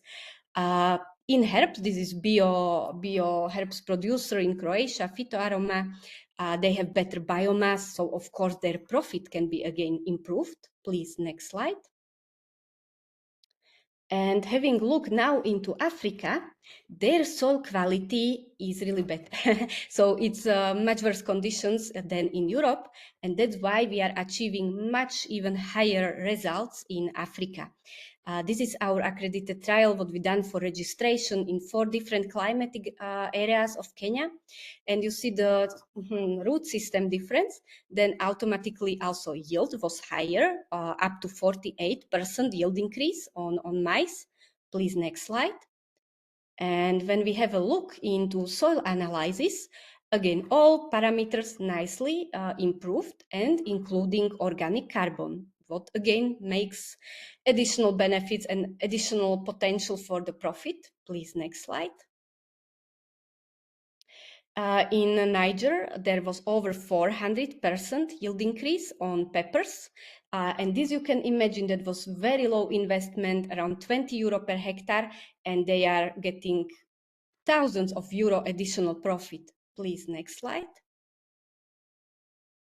Also in Ghana, our farmers are already happy by using our products. They can produce ecologically vegetable. Please, next slide. And this is our, again, trial for registration with KNUST University. And it was proven that cucumber and okra yield is increased by approximately 300%. And what does mean for the farmer? Okay, investment, okra, 10 euro per hectare, and earnings more than 4,000 euro. Or cucumbers, 23 euro per hectare, and again, earnings quite high. So it's really quite sufficient business model for the farmers if they increase the yield, but it's all starting in the soil. Please, next slide. Tomatoes, okay, Czech Republic, they had less viruses, they had larger leaf area, they had heat resistance.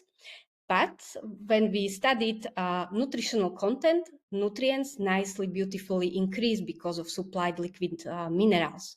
Please, next slide. Yes, we work also with the sugar companies, and actually in this concrete case, there is Norzucker presenting our results, and not only yield is increasing, but also sugar content. And when we calculated, this would be additionally 350% yield increase.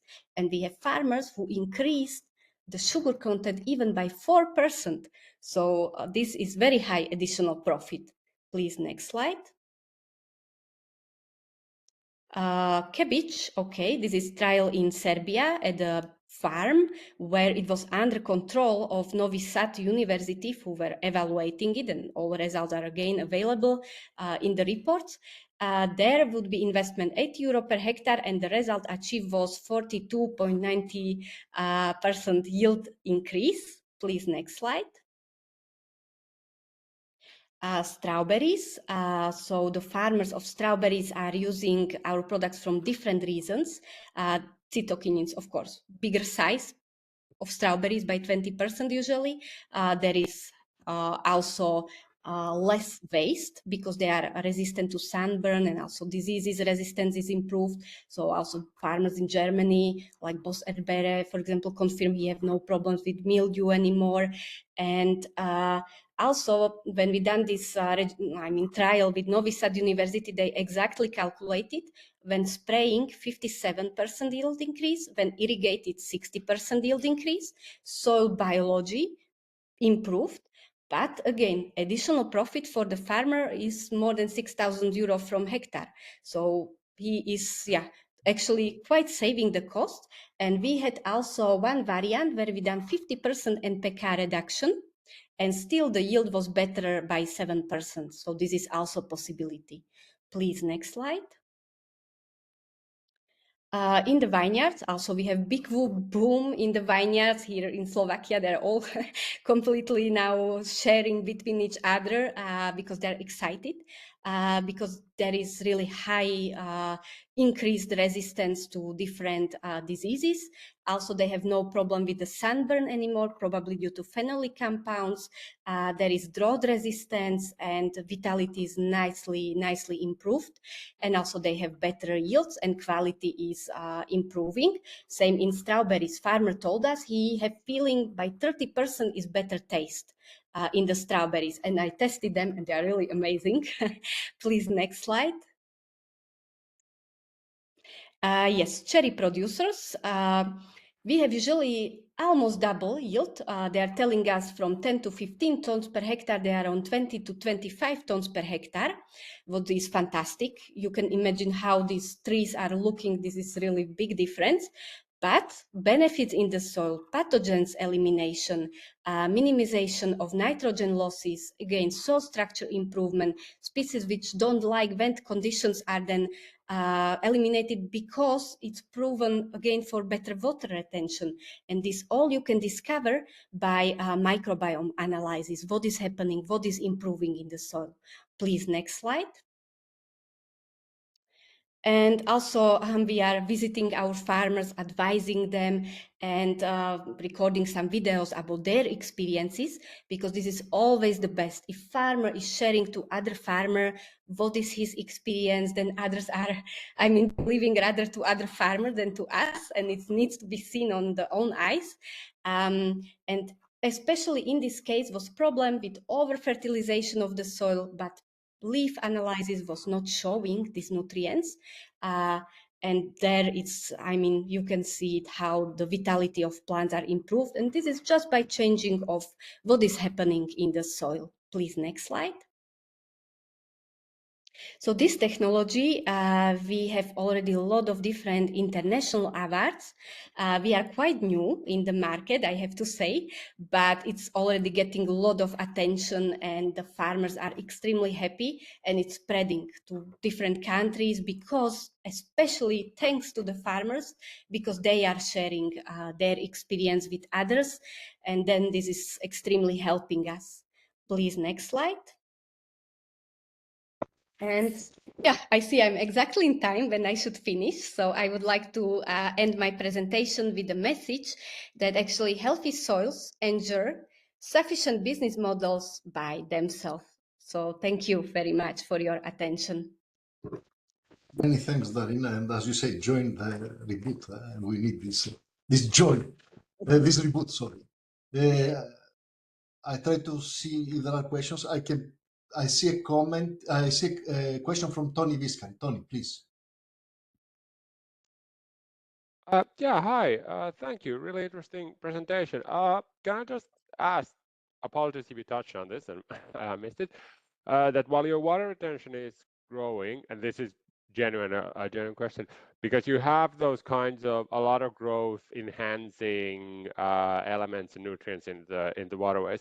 I do assume that a part of that will. So have there been studies that from nearby waterways or stuff like that, how this affects like the downstream effects, like using these soils? That do you see in the waterways some carry-on effect on this, or has that been looked at? I'm not sure if I am really understanding the question right, but what we measured is actually by metagenomic analysis, we discovered that, for example, some species which live only in arid conditions, then they disappear. But I'm not sure that I'm really getting No, what I meant is that because even if your retention is good here, I'm assuming that when waters and everything like that, some of your nutrients in your system will end up in rivers and so forth. And have you done any tests or examinations on, and I'm not assuming that it has a negative impact, I'm more curious, have you done any experiment tests, because you've done such a wild test, that is there a positive, negative effect? Because if you need to use less nitrogen, I assume that is a positive on the waterways, but on the balance, have you looked at it? Actually not, but by composition of our products, you have no heavy metals inside because we are selecting minerals only without heavy metals to not risk anything like this, of course, because we want to keep our soils healthy. And by composition of metabolomic analysis and metagenomic analysis, species are safe, beneficial. Also, their metabolites are, non-toxic. So it's possible then to assume that if you are using, such very low dosage on the hectare, just few liters, that actually there is not expected any negative effect. But if we would know with whom we could cooperate and perhaps evaluate on this or have a look, we would be very happy. Every evidence is for us extreme benefit. So in case you have any ideas, we would be very happy to cooperate. Okay, thank you. Thanks. I pass the floor to Vincent from DG Agri for a question. Vincent, please. Yes, thank you, Panos, and thank you for the presentation. I have two questions. The first one might be a bit silly, but it's for my personal understanding. When you develop these biotechnologies, do you extract microorganisms from soil and then inoculate degraded, polluted, or soils which you aim to make more productive? Or do you bioengineer from scratch in a lab? That was my first. Yes, please. Okay. We are using, this technology was developed already by my parents, famous biotechnologists. They worked with it 35 years already. We were developing this technology for making mining industry ecological. So we have natural species which are good in like silicate bacteria for silicate solubilization. We have iron reductive bacteria for iron reduction. We have sulfur oxidizing bacteria. So, we know for which mineral we can use which natural microorganisms. In our technology, then we are selecting, okay, we want magnesium, then we take magnesite. If we want kalium, we take mica. If we want high manganese, we take, okay, feldspar with manganese. So based on this, then we can use this exact microorganisms for the solubilization, and then we are always checking what metabolites were created there, and of course, what is metagenomic composition.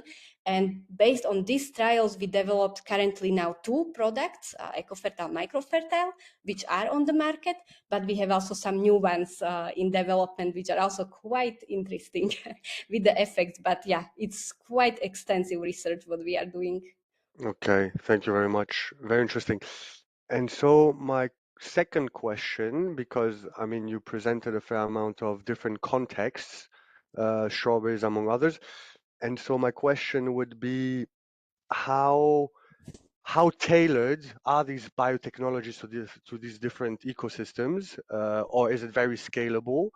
And then what are the regulatory barriers to scale those technologies? Because if it's so promising, how complex is it for a biotech startup, whatever, to like really scale these very promising technologies at a large scale in Europe?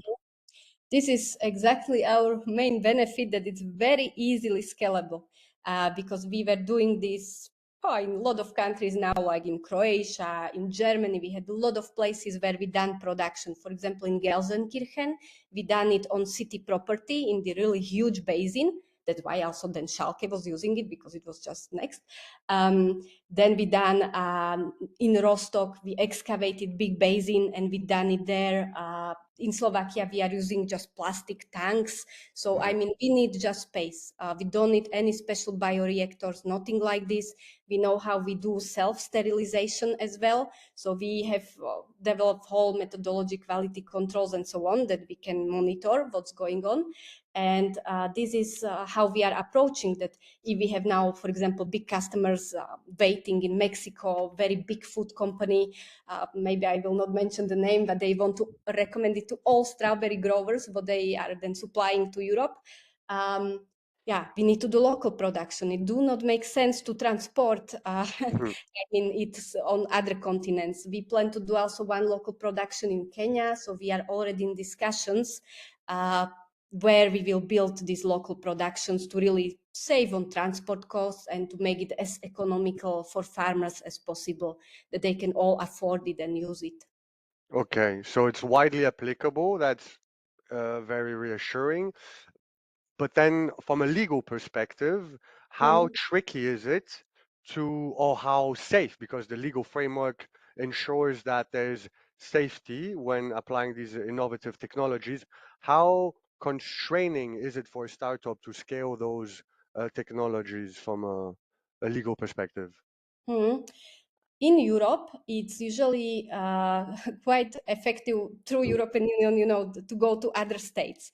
So this is, let's say, not so difficult. Of course, you need to do first registration, go through all the trials. This is usually what the authorities doing in every country. And if you do registration in one country, then you can quite easily scale to other countries through mutual recognition. So this is quite good and, let's say, quick option. If we are going out of the Europe, for example, in this Kenya, normally it would take 4 years to do the trials. But we agreed that we will do these 4 different climatic regions, and by this we reduced it to 1 year, which is fantastic. And it was extensive trials, expensive as well, but they compared it with competition product, which is on the market, to prove that we have even better results, that they are really registering something, like very effective and proven by results. They had a look in every species. We had to prove every species if it's not pathogenic. And only based on this, then they were giving us registration in country. So going out of the Europe is always time difficult. So we are trying to do registration with partners, as soon as possible, that we can be there then in, let's say, 1 year. Usually it takes 1 year to get to some new country out of Europe. Do I have time for a follow-up question, or do we have to move forward? We have to move forward because we have 10 Thank you minutes very much delay. for the answers. But we can keep going on in bilateral discussions. Thank you very much, Darina. It was a pleasure to see these interesting insights. Now we keep on the biotech part, and it's interesting that we'll have a very in this perspective from soil biodiversity part, because there are certain signs that in soil biodiversity there are active compounds and they can be solutions for many problems. So it's my pleasure to invite Guillem van der Nesch, who is the CEO and the co-founder of the Generare, which is a deep tech company to unlock microbial biodiversity. So Guillem, the floor is yours, please. Thank you very much. Thank you. I hope everyone can hear me well. And I think it's a great follow-up to Darina's presentation. And she touched on the power of metabolites from microbes. And we are going to go a little bit deeper into metabolites from microbes here. Like you said, Panos, and the CEO of Generare, and we uncover the hidden natural products that are secreted by microbes in the soil to transform health and agriculture. Next slide, please. So just a short recap on what these natural products are, what we call natural products. So they are small molecules, chemical substances that are produced by all the microbes, most microbes in the soil, bacteria, but also other types of microbes. And these molecules, these secondary metabolites, they are the results of hundreds of millions of years of evolution in the DNA of these microbes. They have evolved to hit very specific biological targets, and they have very good sources of drugs and many other applications. Here you have a representation of the famous rapamycin, an immunosuppressant that is widely used today and that was discovered on Easter Island some time ago, and I'll come back to this molecule a little bit later. Next slide, please. And there are 500 other examples than rapamycin. So natural products have been an amazing source of drug. They are the most successful modality in the history of pharma. And so actually, most antibiotics, most chemotherapies, all payloads for antibody drug conjugates, the statins, a lot of antifungals, they all come from bacteria that grow in the soil.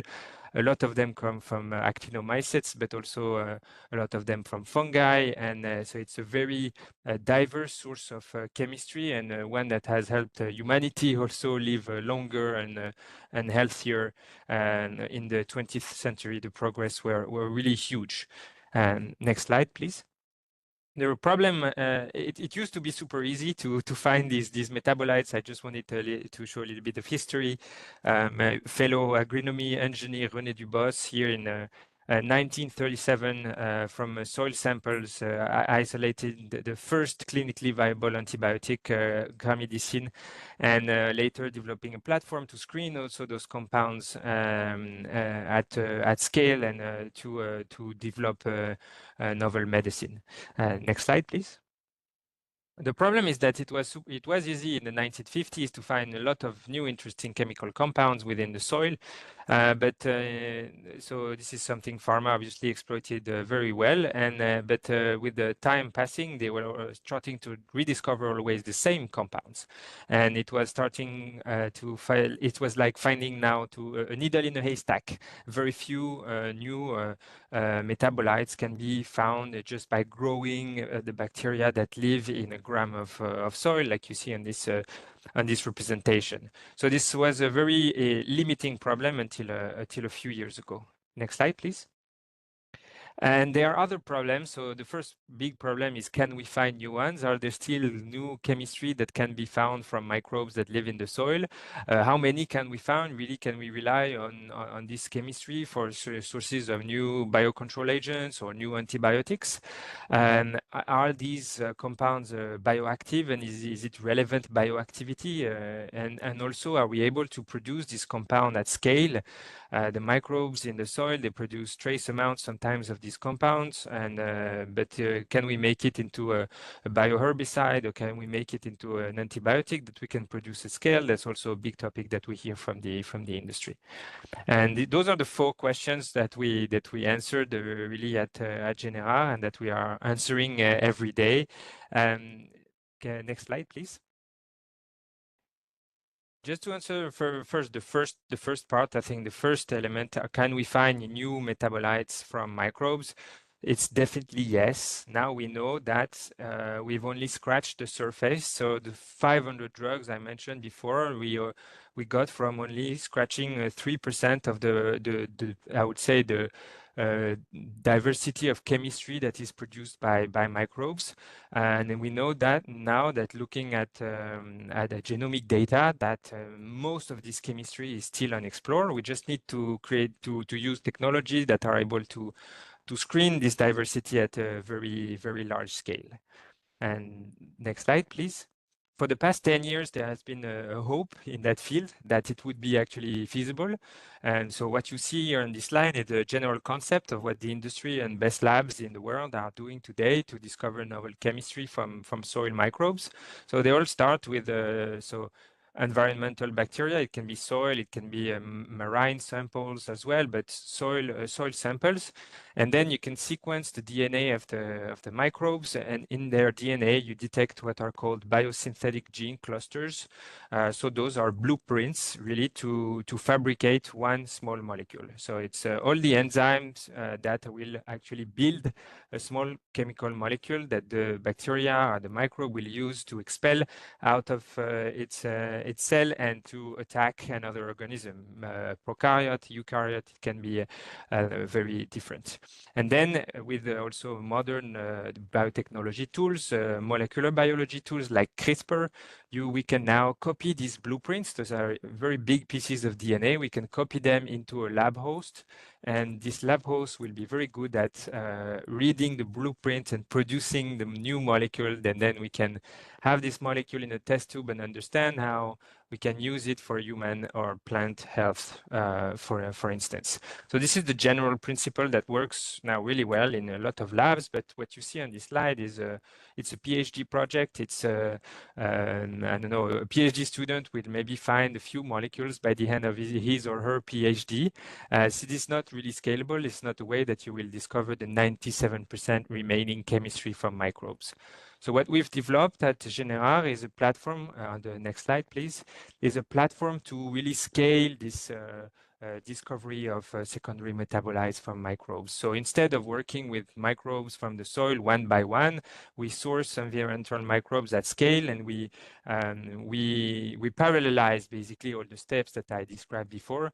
I won't necessarily go into the very detail here of how the technology exactly work, but the general concept is that we parallelize each of the steps. So instead of working and finding one recipe at a time, one blueprint for a new molecule at a time, we find hundreds of them, we select hundreds of them, we insert those recipes into industrial host using synthetic biology, and then we discover hundreds of novel molecules, novel chemistry that has never been seen before, and we can screen it against animal pathogens, plant pathogens, human pathogens, and so on.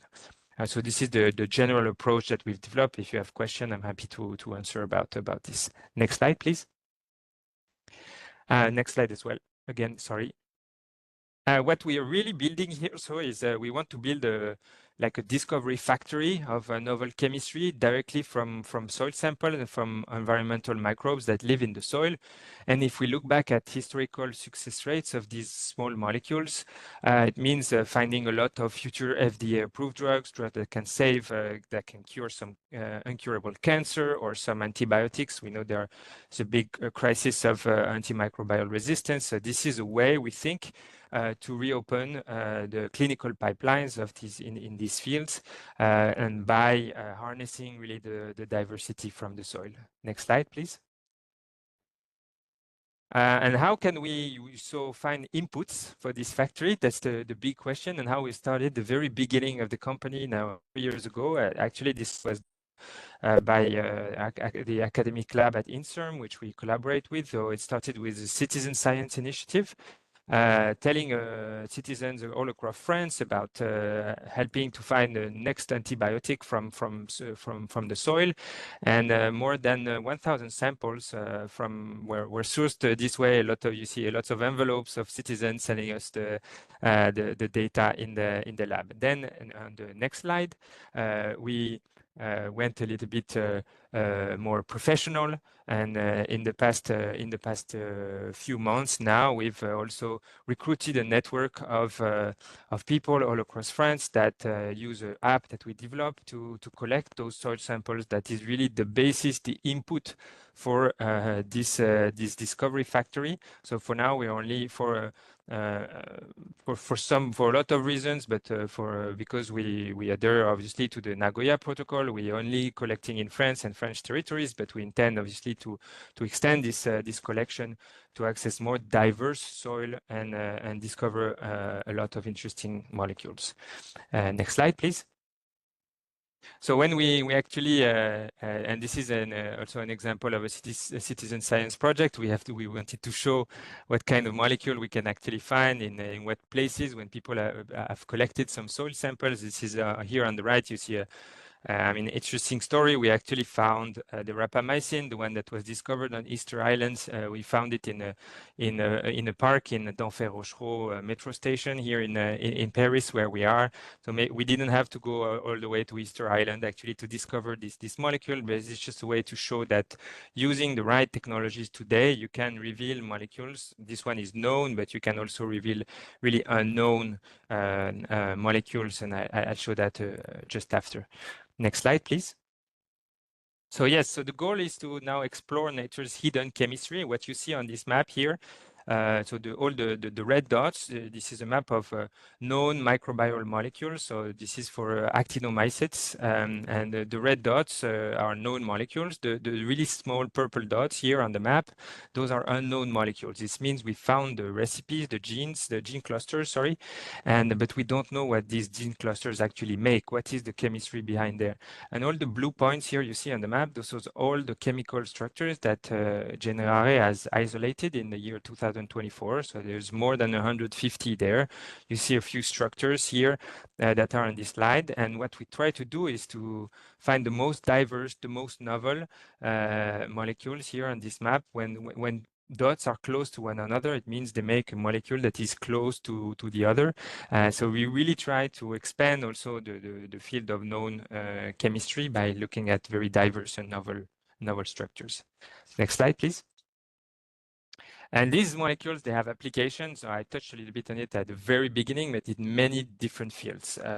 In oncology, most ADC payloads today are derived from natural products. Obviously, almost all antibiotics to combat antimicrobial resistance are natural products, but also in crop protections, there is a big growth in that field of big companies, some of them that we're talking today, interested in biologicals, obviously, but also directly the secondary metabolites from these microbes.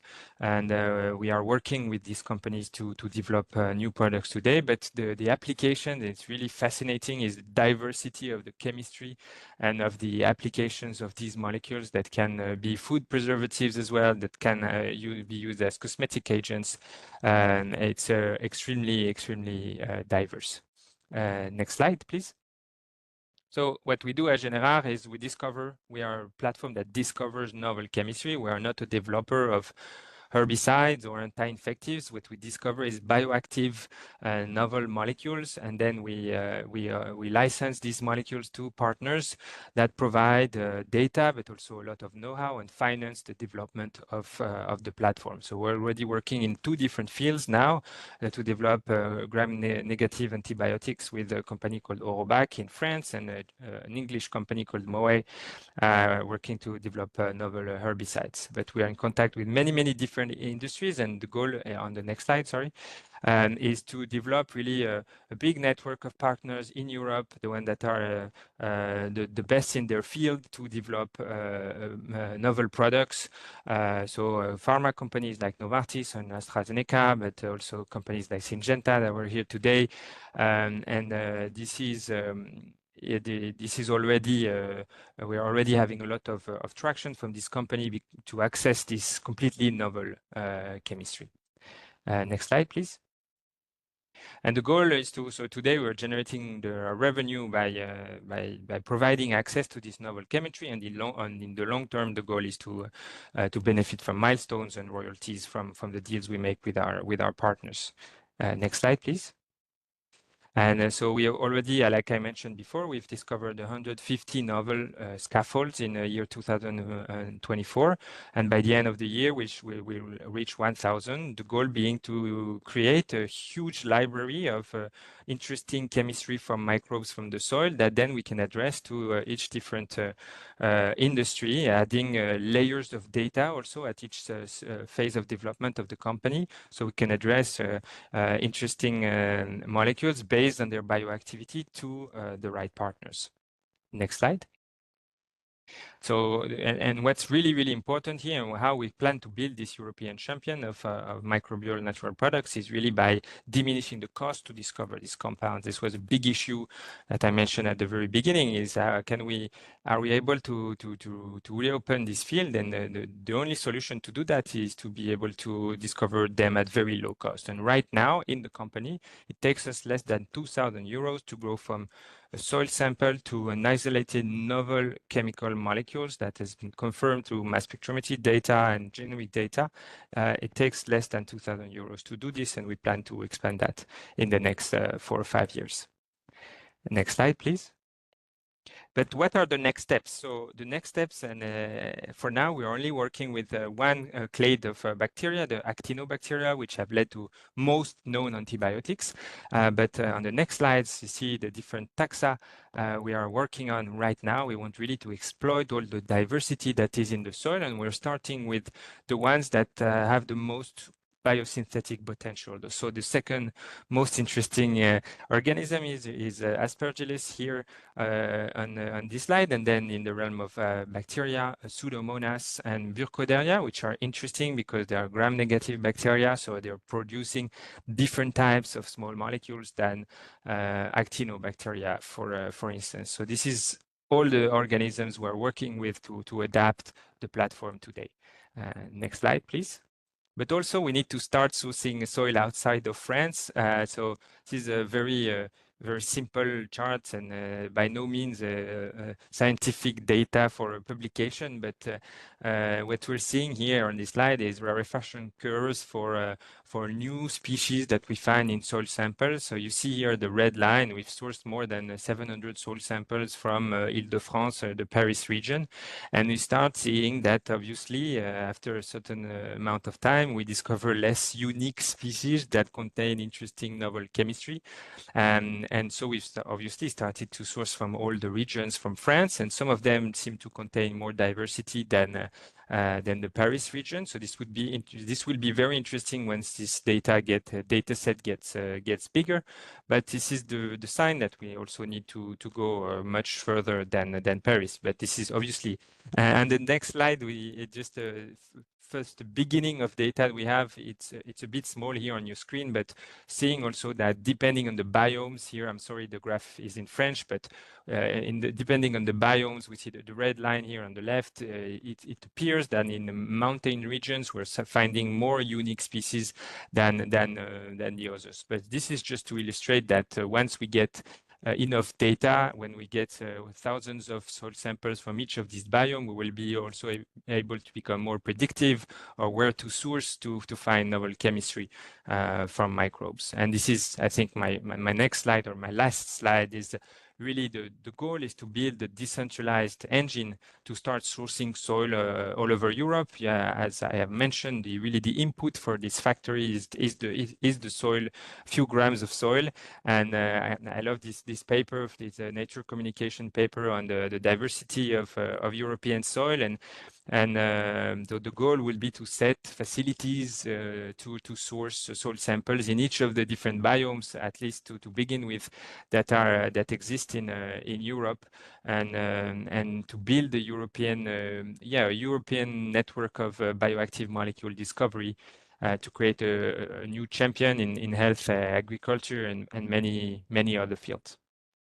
Thank you very much for your time today. Many thanks, Guillaume. Many thanks. By the way, it's our publication. It's done here in GRC, this publication. It's a very good publication. and I know, and having said that, you know that GRC has the potential, has the facility, and can facilitate what you said about this decentralized engine, because we're the ones who, some of the Lucas, we are the ones who can ship samples around, and we can have the potential of doing a lot of operations that you mentioned. We look forward for a potential collaboration with you. And as well, and it was also, I mean, it's opening the future discussions, but it would be great to discuss further.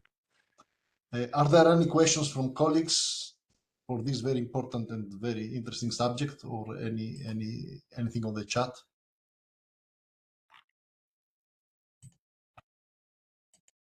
Ricardo, please. I see the hands, your hands raised, please, Ricardo.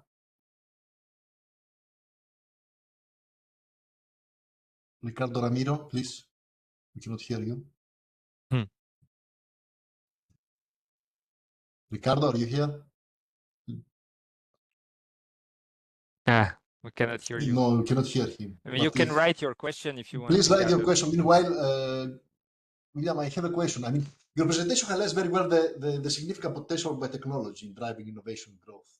So what recommendation you offer to policymakers, because among all these also policymakers also, they will follow the presentations, in terms of leveraging biotechnologies and addressing pressing challenges and opportunities? Yeah, there are several points, and this could be a whole discussion on this point specifically. I think especially in our field, the ability to work and engineer with microbes at scale and seeing microbes as the new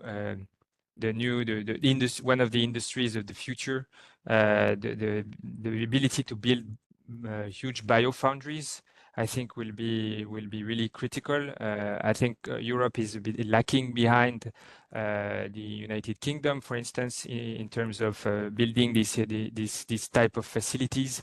I'm not aware of all the biofoundries in Europe. I know that there is one now that is being built in Paris, but is still quite limiting. Building these huge centralized facilities where academics, startups, and big companies can access like state-of-the-art, really industrialized capabilities to scale microbe engineering, I think will be critical. A second point, I think, is on the academic and private academic collaboration. These topics that we're working with, those are very, very, we are working sometimes on with the very latest science in microbes, in microbial engineering, or even in chemistry, and it's mean working constantly with academics for some specific topics. There is no CRO or CDMO that is able to do some of stuff that we do. We need to work with academics, and the more easy it is for a company or startup to work with an academic institution, the faster the innovation will grow, I think. Thank you. And Ricardo just mentioned the question that if you are trying also to source the peptides and not only the metabolites. No, we're not. We're not sourcing peptides. We're only focused on small molecules. That I mean, some molecules like NRPS and PKS that are peptide-like, but they are not peptides. They are really not produced in the ribosomes. So thank you very much. We move to the last presentation, last not least, because it's an interesting sector. It comes from remediation of contaminated sites, and we know that soil contamination is an important issue. So I will pass the floor now to Laurent Thunberger from Valgo. Laurent has initial education in agronomic science and microbiology. For 20 years, he's a scientific manager in Valgo, which is a French company specialized in soil remediation. Laurent, please. Thank you. Yes, I hope you see my screen now. I simplified my computer to go faster than in the test we made noon. Yes, I propose you, as you introduced, thank you, Panos, to make a step aside, speaking not on soil for agriculture, but on urban ecosystem. But I will drive your sight upon the bridge that we may find between the different type of soil. I'm belonging to a remediation company, and I'm belonging also to Harnest. This is a scientific network working on all the aspects of the soil. And we are just trying to find scientific or to disperse scientific knowledge about soils in policymakers, in different institutions, and cross checking some data. So I will rapidly introduce my company. We are a company with several thousands, several hundreds of people all around the world. We start in France. It was 20 years ago, coming after the catastrophe of AZF in France. People from the remediation met people from the building removal, the construction, and we had a short history with different trials in different countries in Europe, or depending on the opportunities we had. We have a special business plan or business model. We start from what is existing in the brownfield, and we have developed special studies called ValgoScan, a seaside of 360 degrees around the different possibilities of the site for the assessment of the projects that are able to be done, because project is the step, even if it's happens at the end of the works. That's the steps that brings the money in all the adventure of the renewing of a brownfield. After we decide what we want to do, we could assess the construction. It's not demolition with wrecking ball as it was made before. It's real with a lot of handwork for the deconstruction, the removal of the different pieces containing, for example, lead or asbestos, and a sorting of the demolition waste at the source. After the building are out, we may start the remediation of the soil. That's the point that interests us today. And then proposing the former brownfield, now the new terrain, the new estate lot, to the market or directly to industry, or possibility of for urban planners. The best example we have about this, that we bought a former refinery in the northern part of France, in Normandy, near Rouen. And it was a refinery during more than 80 years.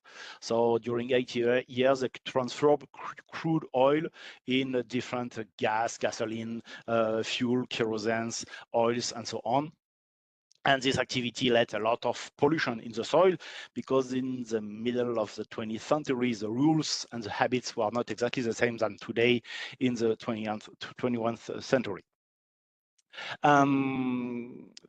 During 8 years, we demolished, we removed all the superstructures, also the sewage containing oils, and attacking the pollutant, especially TPHs in the soil. And today, this is the last picture I found on Google Maps, for example, and there are a lot of new buildings, especially dedicated to logistic warehouse. And last year I was on the site, and this building was not existing. So this is going very, very fast once the soil is depolluted, and that all the blocking, the barriers are gone. We may propose, because we need to have place to work, and that's the difference between urban ecosystem and agriculture. It's small surfaces compared to the fields, but that's a place where the majority of the population is living, is working, is having social activities, and the interaction in those soil between human and the soil are higher than in other ecosystems. So that's part of our job, and this transformation, this recycling of the terrain is in this case addressed to 260 hectares, without land uptake, without grabbing natural spaces or agricultural spaces to transform them into human activities.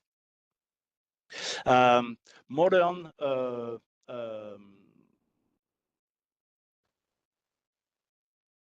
the modern way to do the remediation and the reconstruction of activities have several points.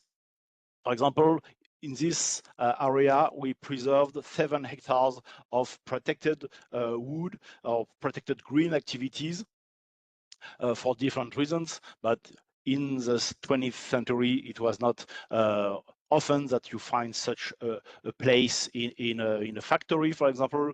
And there are also 2 areas for the infiltration of water of rainfalls, because in the Normandy could be wet sometimes. And this is inserted in the design of the zone.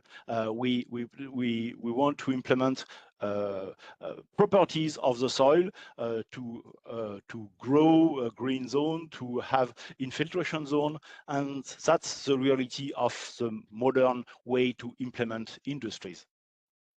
And even we are proposing a new road crossing the different factories, the industrial zone.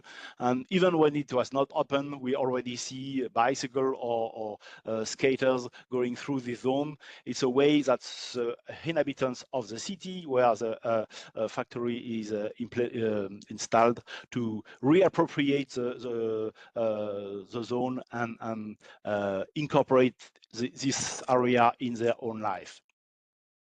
So how we are performing this, depending of the nature of localization of the pollutant, we may tackle them by biological ways. For example, especially hydrocarbons are biodegradable. We have special way to implement a microorganism to destroy the pollutant. We have also a thermal desorption in the way we volatilize the compounds and then condense them and removing all the pollutants like PCBs, TPH, EVTPH, also PAHs, and we recently performed a removal of mercury in the directly in situ in the soil. So heat is a way to remove the pollutant. We have also chemical ways to attack the pollutant. Reduction or oxidation, depending of the pollutant and depending of the reagents that we are implementing in the reactions.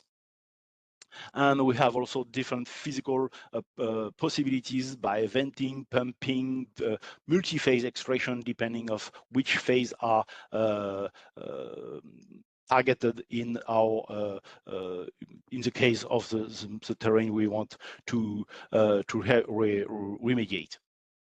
We are able to work directly downtown with special underground building to prevent the terrain slides. And we are able to work just at the feet of the different building. You see here, it was 10 meters above, under the building, with people still living in the houses above the excavation.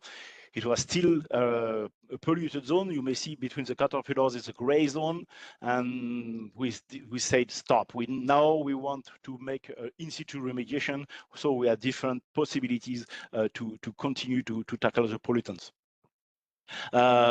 When we are working with a very close neighborhood, we are able to make a mist of water or odorants to tackle the dust and the bad smells coming out of the works. And we are also able to work under a building. It was a case where they discovered pollution, after the start of the building of a new building. So we have to work two levels below ground level during the works of construction of the building, and we need to work under this parking lot with a very small space. So we have a lot of tools of possibilities. If I want to connect this with the possibility of soil functions, maybe several of you know this map coming from the UN Millennium Assessment, dating from 2004, I think.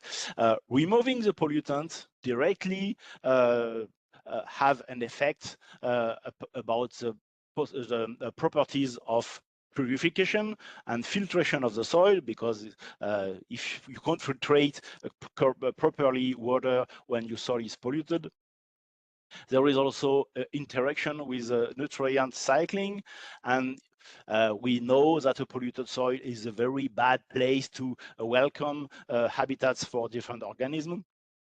So we are ameliorating this property in removing the pollutant. Several times we are able also with different some techniques that we are using to produce some materials, because we are able to produce stones or sands, for example, in the washing, the soil washing techniques that we are proposing. For several decades, we are collaborating with geotechnical companies, because after the works, very often the client asks us, okay, you remove the pollutant, but after your job, we need to have a 500 kPa capacity of the soil because we want to rebuild. And this was integrated in our job long time ago. So the services of foundation of the future building was integrated in our job. Now the new evolution of the job, the new trends want us to add other properties in the soil after our job. There are some creation, especially downtown.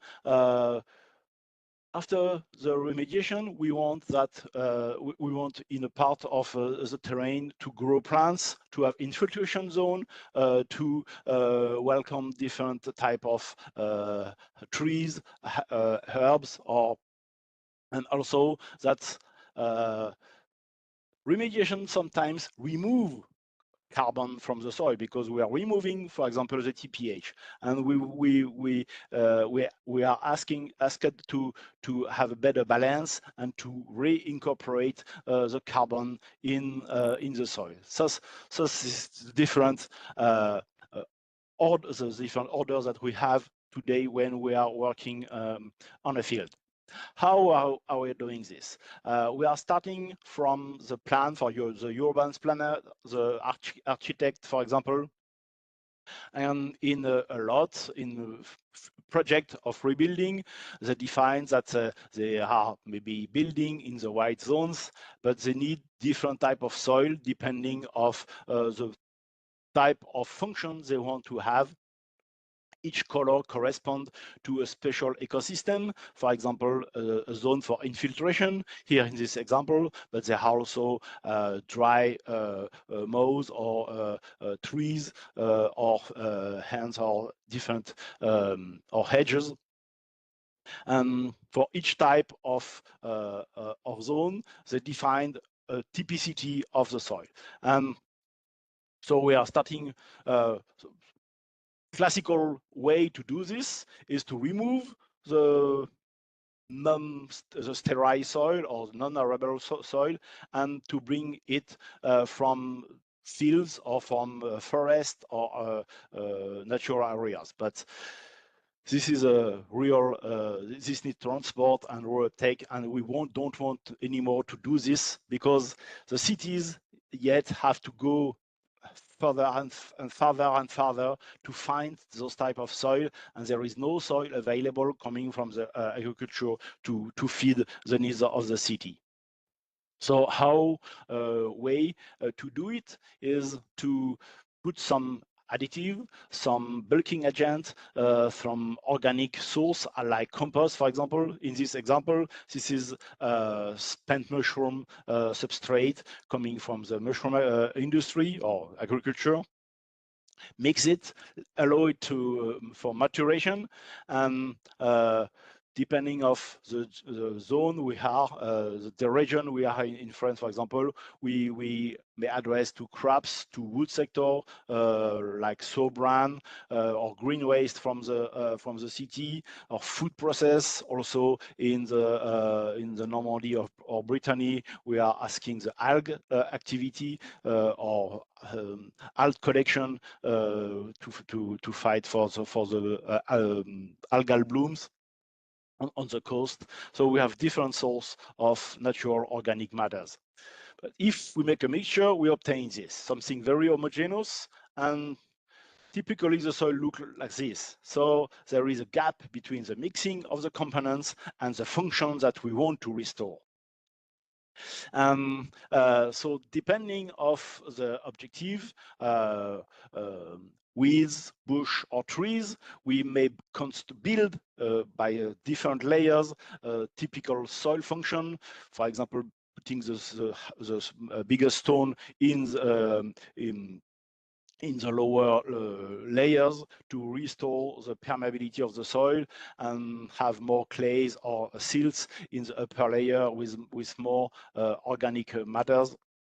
So we need to make a pedagogic engineering to restore a real soil and not produce just a mixture that could be considered as very poor regarding to the function that we want to implement. We allow soil mixture with organic matters for maturation, because if you want to have some holes in the soil, it's better to let the worms do the job than to try to do them artificially. That's the best way. So, but it needs time. It needs time to recolonize the soil, but the different type of organism you want to have in it. If I conclude the process that we are able to perform, to produce for our clients, traditionally we are producing a clean soil without pollutants, or pollutant under the threshold that are the targets. So, and this is lowering the health risk for the people. We want soil compatible, as I told, for example, capacity to have safer buildings. So we are hardening the soil, incorporating concrete or the different mineral products. But today, clients and landscape architects are ask us to enhance, for example, the permeability, to restore some permeation zone, to allow the rain to go inside the soil, preventing the flooding, and then this water go back to the trees, and by evapotranspiration, participating to the local climate. And we know that there are several degrees of difference in a zone with only concrete and a zone with trees. More plants in a city is also more shadow, and it's a way to date for the big capitals to adapt to the climate change. And this is a new mandatory trends that we see when we have a market of urban planification. And when we store a lot of carbon, as we have seen in the different presentation this morning or this afternoon, by the sequestration of the carbon, we are participating to the global climate mitigation. This is, to date, a way to more resilient cities, and we have to rebuild cities upon the former city. We don't want to move the city in another place and restart from zero. We need to do this with all the tools that we are managing in the same place, and little by little to ameliorate the city. And I want to illustrate, maybe some of you know this well-known avenues in Paris, and there is a Dutch website allowing you to imagine if there is less cars and more cycle, you may produce this, and this is a better view of the cities, and you may play with a link for example your office, and produce an image from your zone. Imagining the cities with more plants and less cars, for example. Thank you for your attention. Many thanks, Laurent. Many thanks particularly for the last point. It was really interesting to see how we can build more smarter cities through this process, and really appreciate your contribution. We need to project ourselves in the future. Of course, because our cities are getting more and more sustainable. Are there any questions for Laurent?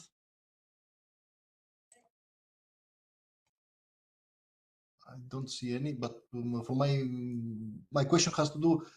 You know that the Commission has proposed the soil monitoring law, and we are in advanced stage that the soil monitoring law has been agreed between the Parliament and the Council, so probably will be in effect from autumn.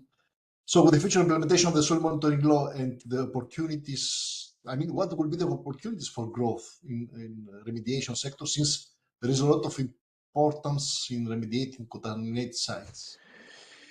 Yes, today we need to understand that for the clients, for the industries that are asking us to make the removal of the pollutant, they are doing this because it's mandatory.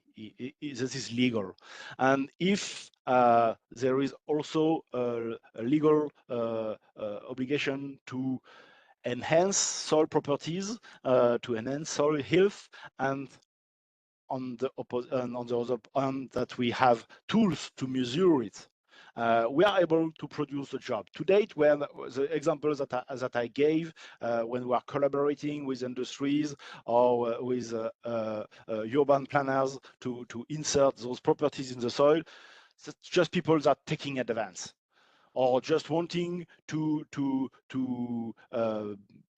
be the first, or to be before, and taking advance upon the future, because they think that it's good to include those properties in the soil. So we are preparing the soil. We are also demonstrating the feasibility. And to date, we hope that it will open new possibilities for the working company like ours. And on the same way that today we are asking, okay, could you remove those pollutants and lower the content of TPH, for example, in the soil? We are also able to enhance the carbon content, to enhance the biodiversity of the soil, or to enhance the permeability for a better behavior for water in the soil. But it needs indicators. It needs to propose threshold, or and the difficulty is indicators needs to have some references, because initial soils have very, very different properties. We can't have the same permeability in a very clayey or plastic silty zone that we may have on a sand or in mountain zone, for example. So today, all the trials that are performed try to establish the good reference and the good way to measure it and to propose. And it was a project in France about soil indicators, and they have judged and compared 50 indicators for the soil, and little by little it is coming in the contract market for us. Thank you very much. Thank you all the speakers for their contribution. We'll go towards the end that we open also the floor for discussion. So I'm asking my colleague Niels if he can put the last slide, because we want to summarize a little bit what happened today. So this was our main topic on how we can increase competitiveness. We had contributions from different sectors, as you have seen. Next slide, please. Go, Niels. So just to mention that we had more than 580 subscribers. We reached a peak of 200 participants in the morning. Okay, the afternoon was less participatory, but doesn't matter, it was equally important. But doesn't mean that we had only 200 participants, because as I sum the different people who have, according to the tools provided by WebEx, we had almost 450 participants that at least joined once in this session. Important to know that the recordings and presentations will be available. I mean, give us a little bit of time that we prepare the EUSO website, and please stay tuned as well in the EUSO newsletter. For those that don't receive, we'll send you. What is next? Because we don't see this as a just one-shot event and then we close.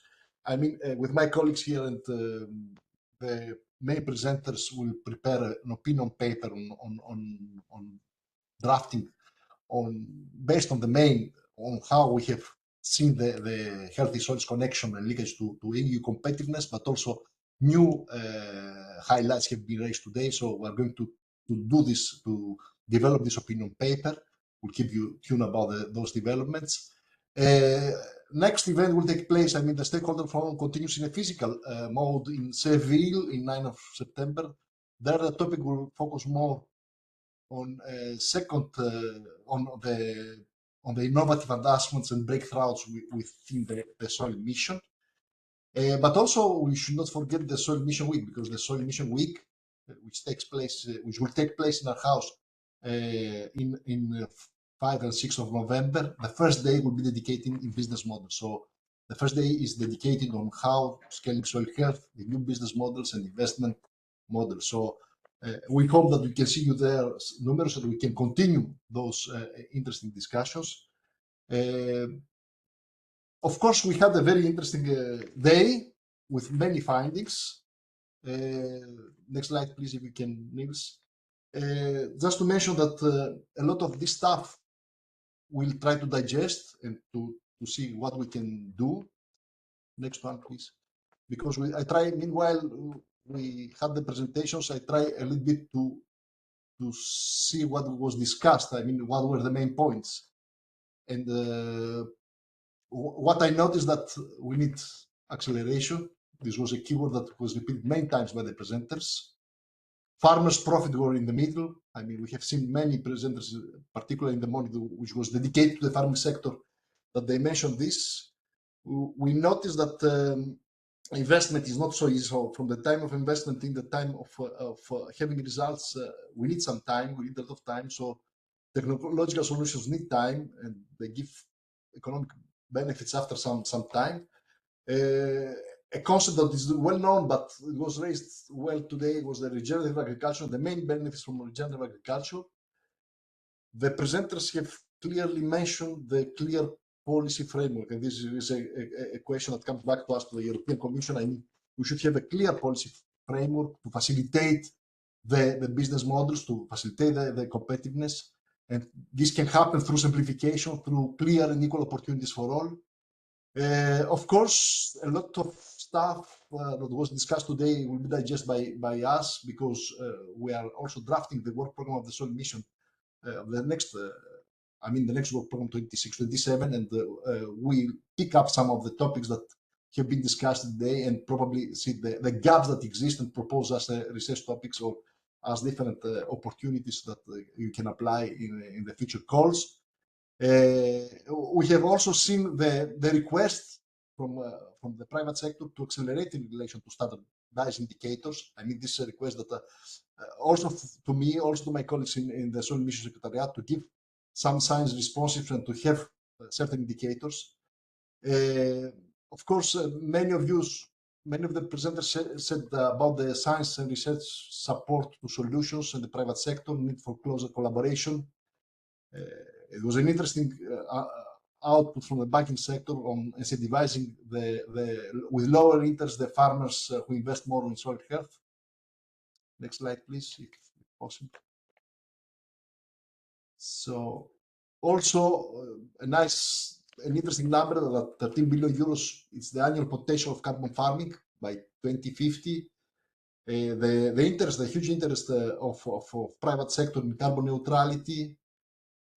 The carbon farming is an enabler for increasing competitiveness in the EU. The role of innovation, artificial intelligence, data and models was important. It was mentioned by many speakers. The crucial role of nutrients and new technologies for further research and development. We had 2-3 interesting presentations on biotech solutions, particularly on the molecules for powerful drugs. We've seen that 500 drugs came just for 3% of chemistry of microbes, and the discovery and development of biotech is an important sector that would help a lot the increasing of competitiveness. And through the last presentation, we have seen how we can build more resilient cities through better storing soils.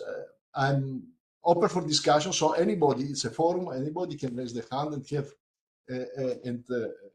raise an issue. What else was discussed, or what we did wrong, what we can do better. We're here also to listen to you, and we hope that this is an interactive process that helps us to improve and not just to have one-shot event. Please raise your hand or put your comments, and we're here. We have some minutes for discussion, and we are willing to further discuss with you. Please.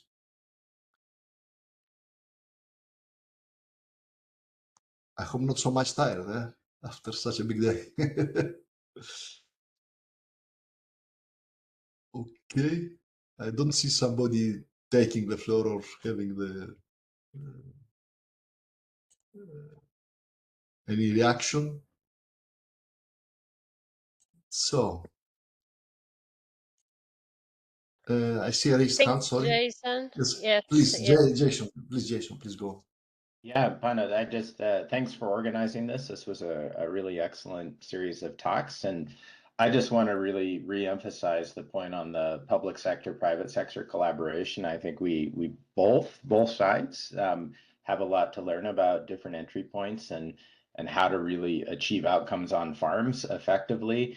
That's going to be a really interesting and important dialogue moving forward. So I just really encourage some new collaboration and discussion on that front. Many thanks for this. Just to mention that the previous forums have, as my director said this morning, were focusing more in research, more in academia, a lot on policy making, a lot of policy developments, and it was the first time that we made this shift. We made this shift towards discussing and have interaction with the private sector, with how we can increase EU competitiveness, but also what business opportunities and what business models we can apply. So I think I consider this a quite very successful event.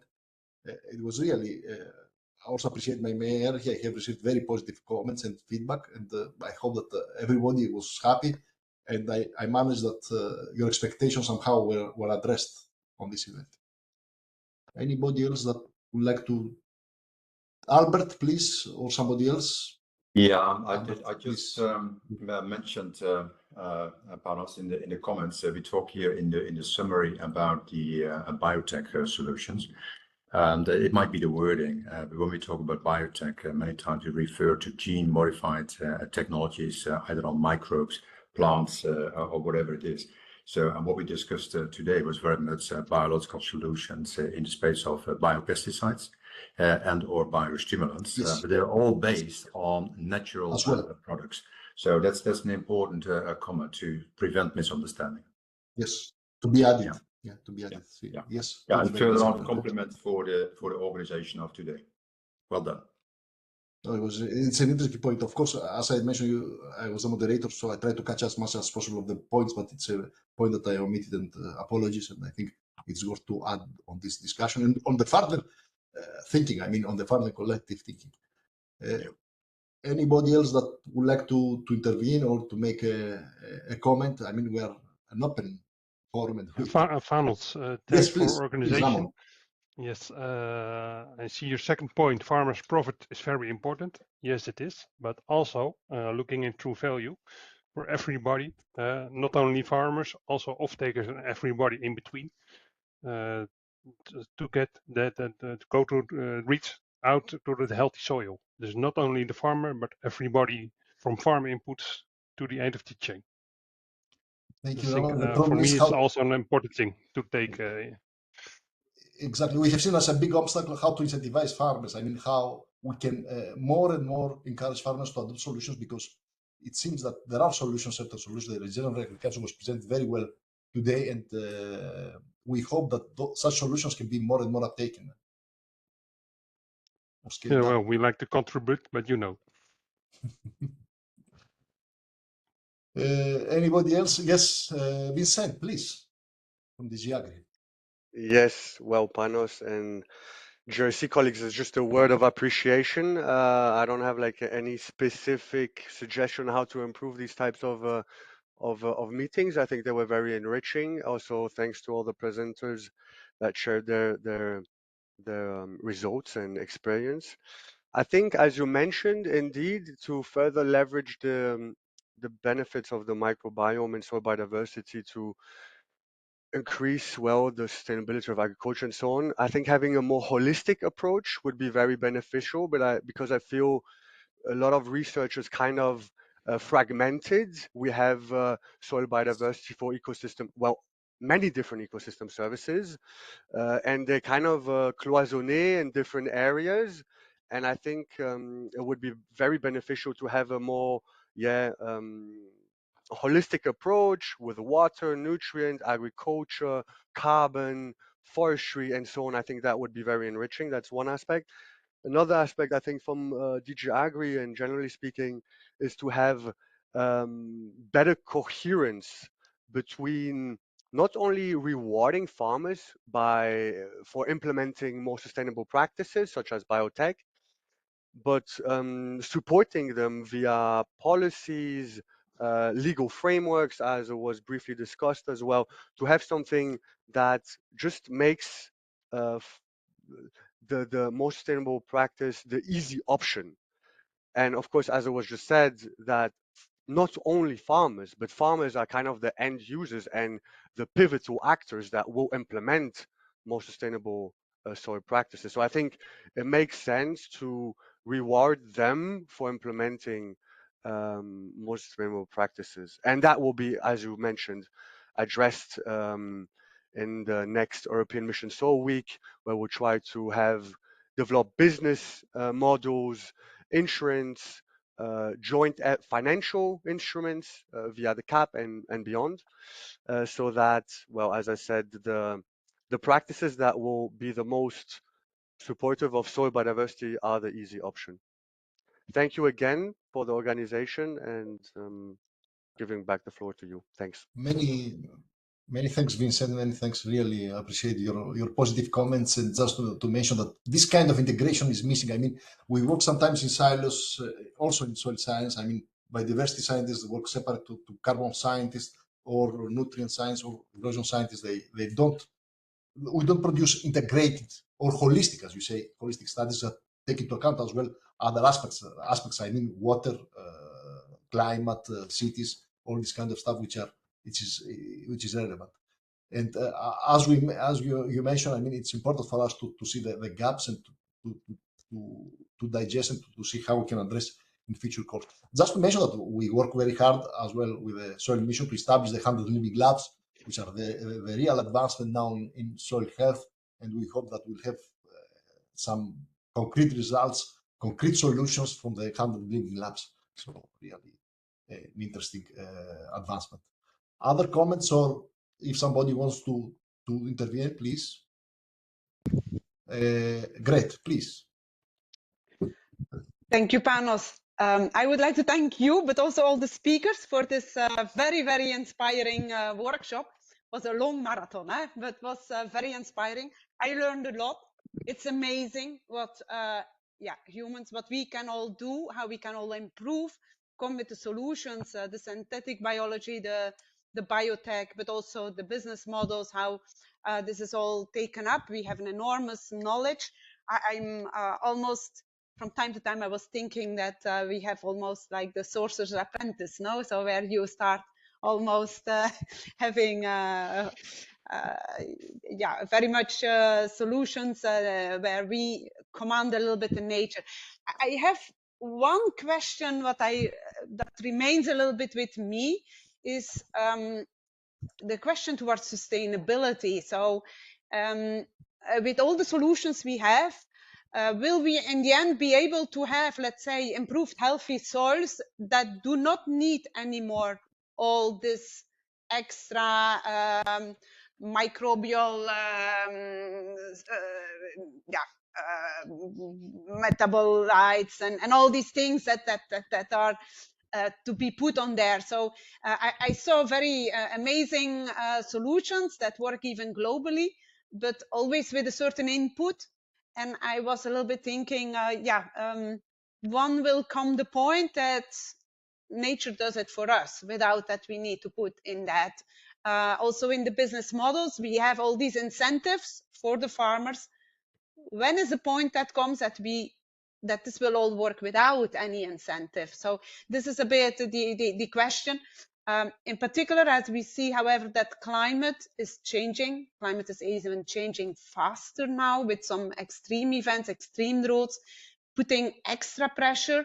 I would hope that one day we come as well with this holistic approach that also Vincent mentioned, but that is allowing us to have it in a sustainable way done without incentives, which is not yet there, I believe. Thank you. Many thanks, Grit, and many thanks also for this perspective that you give. That we hope that at a certain point we'll be able to keep this sustainability. I mean, nature keeps this sustainability. However, the current status is alarming because as we have proposed with our research here in GRC, 62% of the EU soils are not in healthy condition. So we need an action, and we are far away from having a kind of sustainability right now. I mean, many years of unsustainable agriculture, many years of industrialization have contributed towards having the current situation, and we need an action. That's why we have put in place the soil monitoring law, and we need to monitor better our soils and take actions. Darina, if you want to make an intervention, please. Yeah, I want to try to take the chance. Also, thanks very much for extremely interesting conference and a lot of interesting presentations. I just wanted to mention that it's definitely important to somehow verify for the farmers that they have reliable results, because their trust is destroyed to such type of biologicals and microorganisms, because there was a lot of different products working well, so their trust is kind of destroyed. And we should find the ways how to repair their trust and how to really prove for them that they can have good yields and all the results with different products. So definitely this would be needed, what is planned. To somehow have a comparison of different products that farmers can trust and have reliable results. So this is just something what I wanted to mention, that is definitely from my point of view important. And thanks again for amazing conference. It's another challenge. I mean, bringing farmers to such events is a very big challenge, and we try as much as possible in the Soil Mission Week. For online events, it's really a challenge.